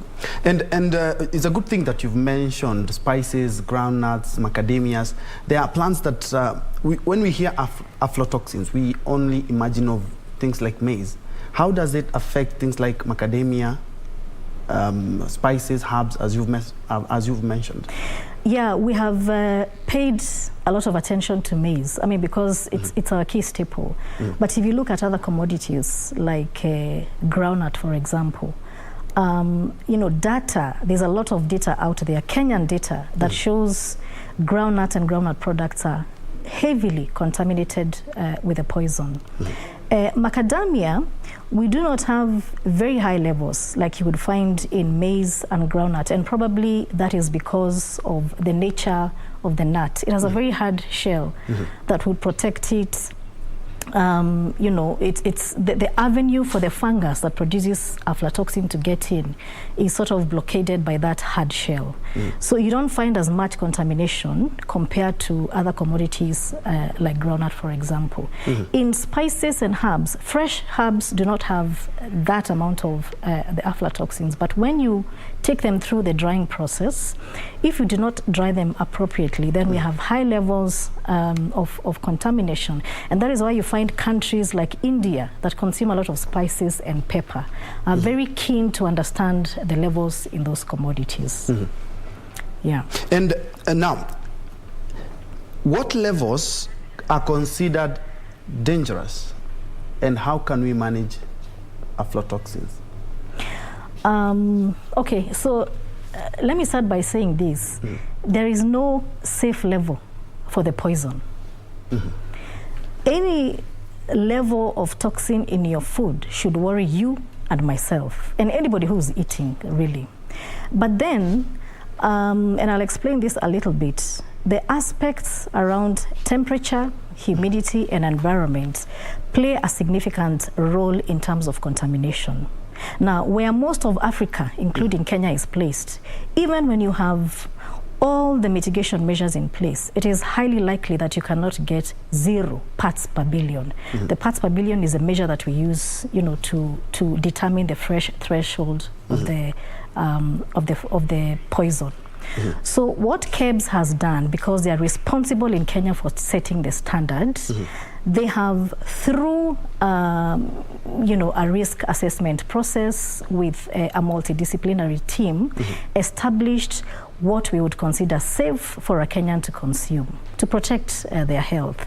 And that, according to the Kenya Bureau of Standards, is 10 parts per billion of total aflatoxins and 5 parts per billion of what we call aflatoxin B1, because aflatoxin B1 is very potent in terms of toxicity.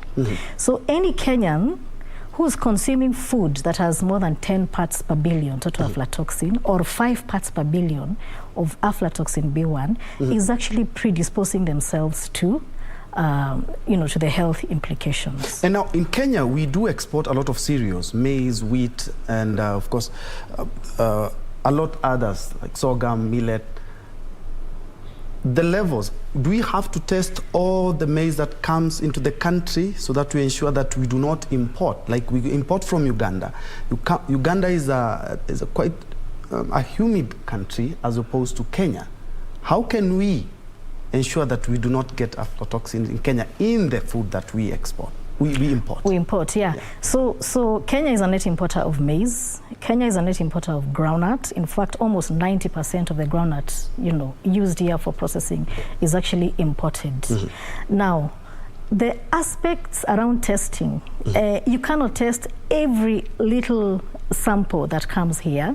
And so the broader solution is to make sure that you have structures that are in place from source to guarantee the consumer here that the contamination is not there in the commodity that is being traded.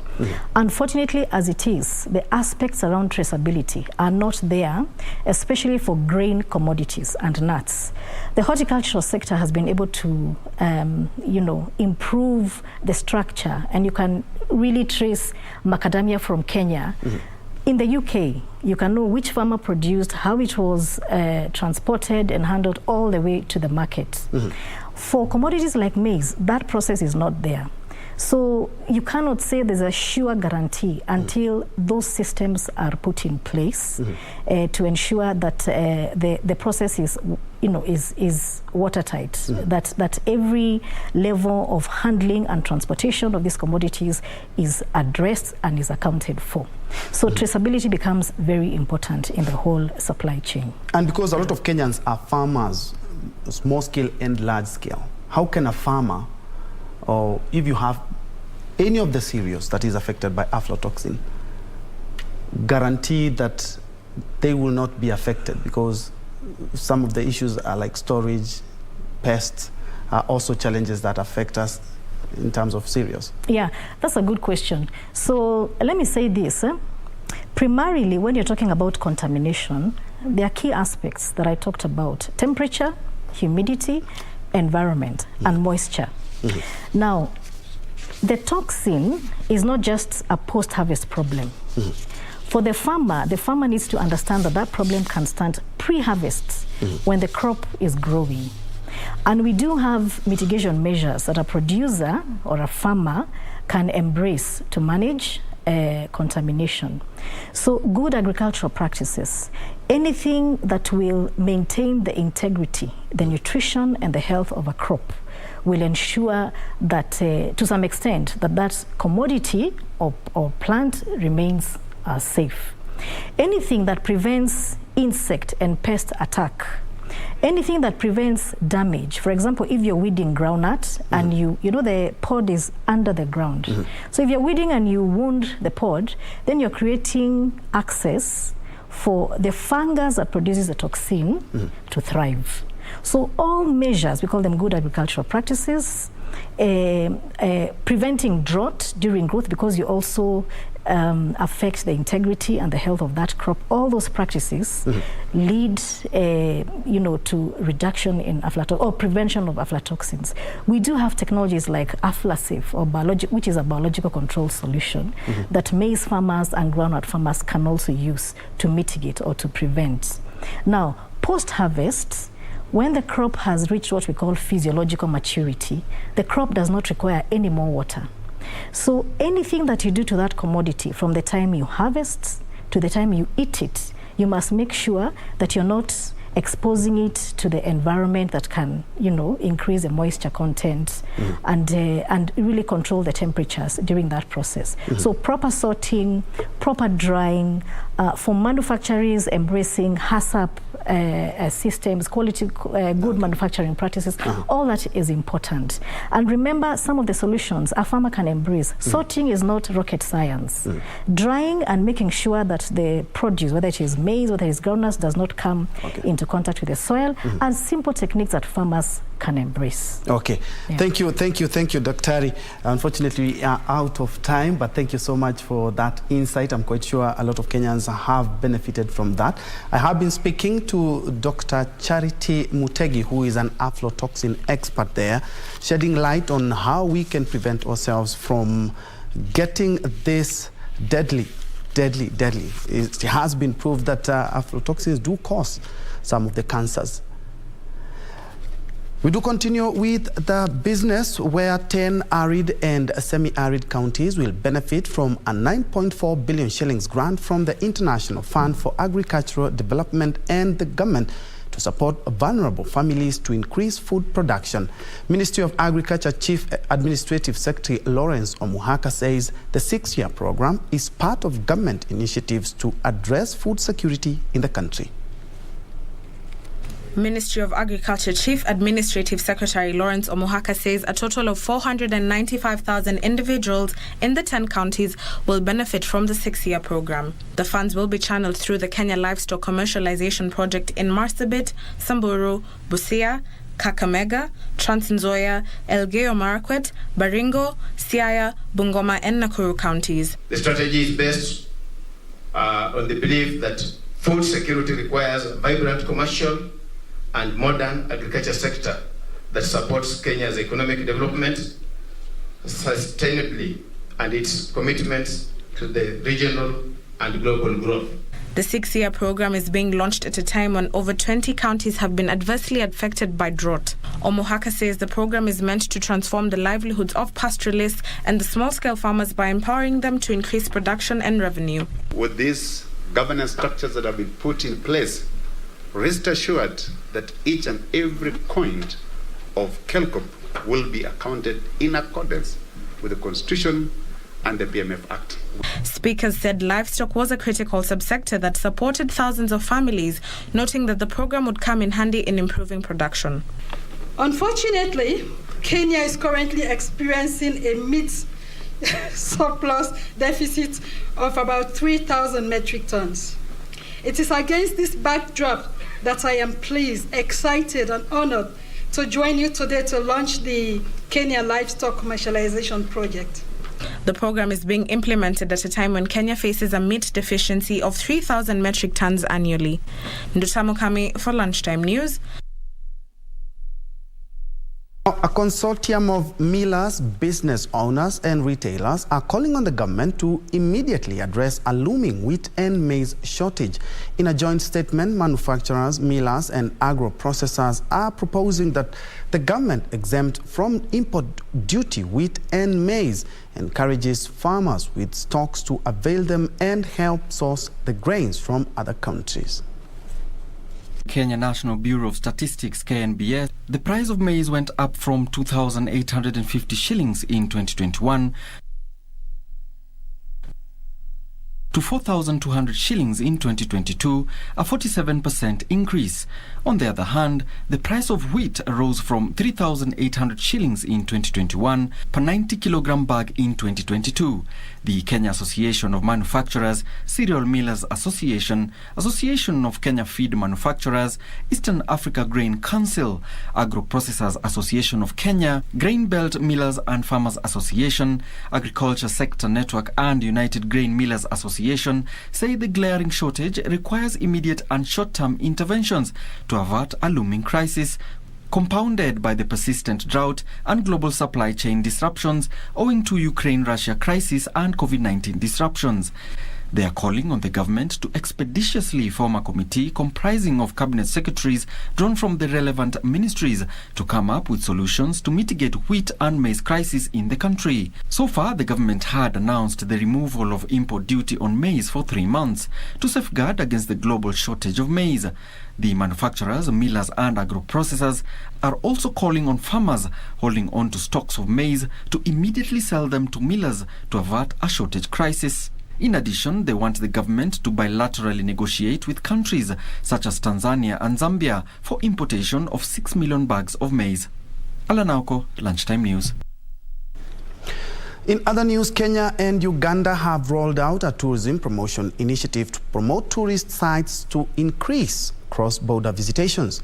An exchange program involving tour operators will be undertaken to showcase tourist products and sites as the two countries explore ways of complementing each other in terms of tourism, investment and trade.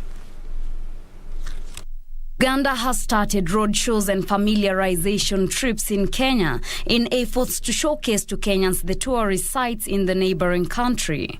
Uganda intends to bring into Kenya tour operators from their country so as to explore the diverse tourism products in Kenya.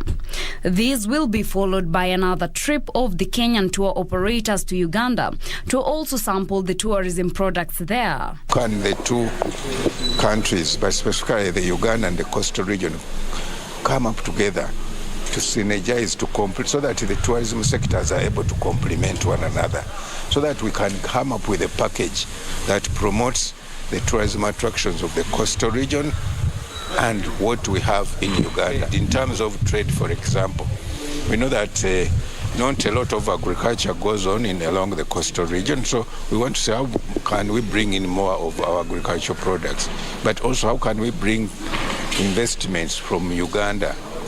Kenya is renowned for her safari and beach tourist products, while Uganda, that does not have a coastline, has other tourist products which officials from the two countries believe could be marketed to grow tourist arrivals in both countries. Kuna nafasi nzuri ya kuimarisha utalii katika hizi nchi zote. Mambo ambayo yamejadiliwa ni kuwa hizi nchi tatu pamoja na Tanzania katika Afrika Mashariki yetu tunaweza kutengeza biashara za utalii ambazo we can sell as one product. So ni muhimu kama Afrika Mashariki tuweze tufanye biashara kwa pamoja ili tuweze kuweka soko la kuimarika na pia kudhibiti economy yetu katika East Africa Mashariki. The plan is to have another exchange program for business people to explore investment opportunities available in the two countries that jointly has a market of 85 million people. The main aim really is to see how can we be able to have a partnership, how can we be able to take advantage of the 85 million population that we have in these two countries. One of the things that we want to look at, how do we mitigate tariff barriers? How do we mitigate tariff measures in both countries so that we can benefit, our business people here can be able to benefit in Uganda and they can be able to benefit here. Most importantly is to see that we are not in competition but to complement each other. So we want to have a reciprocal where we can be able to hold our gains together and get to the larger market, which is within East African community. Reporting for Lunchtime News, I am Teresa Mutai.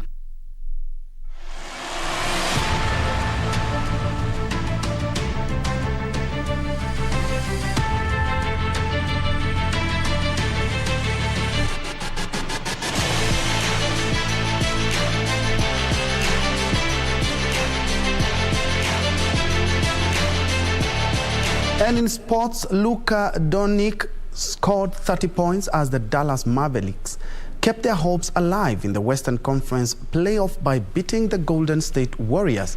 Now, team in the NBA's 75-year history has come back from a 3-0 deficit to win best-of-7 playoff series. The team was more efficient than their home court. Their success built on a 19-2 scoring run after the second quarter. 6 Dallas players finished in double figures, with Dorian Finney-Smith adding 23 points, Reggie Bullock 18, Jalen Brunson 15, Maxi Kleber 13, and Spencer Dinwiddie.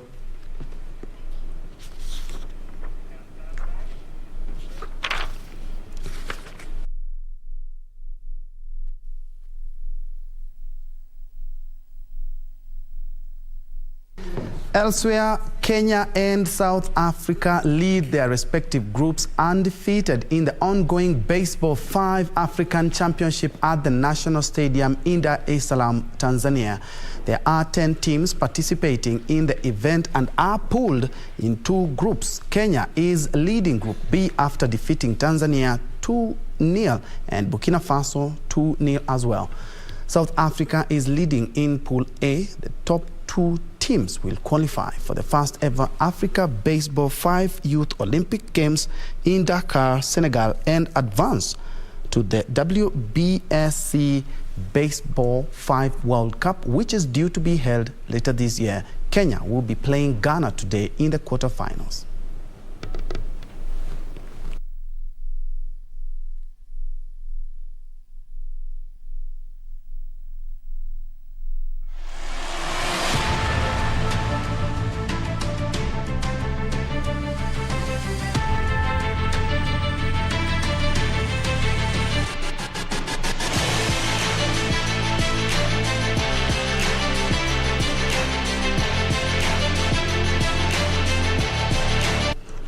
And from sports, we head to the coastal city of Mombasa, where Kenya Kwanza is extending its campaigns there. And as we speak, Kilifi County Governor, who happens to be party leader, Amason Jeffa Kingi, is currently addressing them. Let's listen in. Running mate wangu, Martha Karua will be the minister in charge of what? Justice and constitutional affairs. Alisema kusema? Alisema kusema? Kwa hivyo Martha Karua mali na kuwa deputy president, Raila akichukua atakuwa pia waziri wa.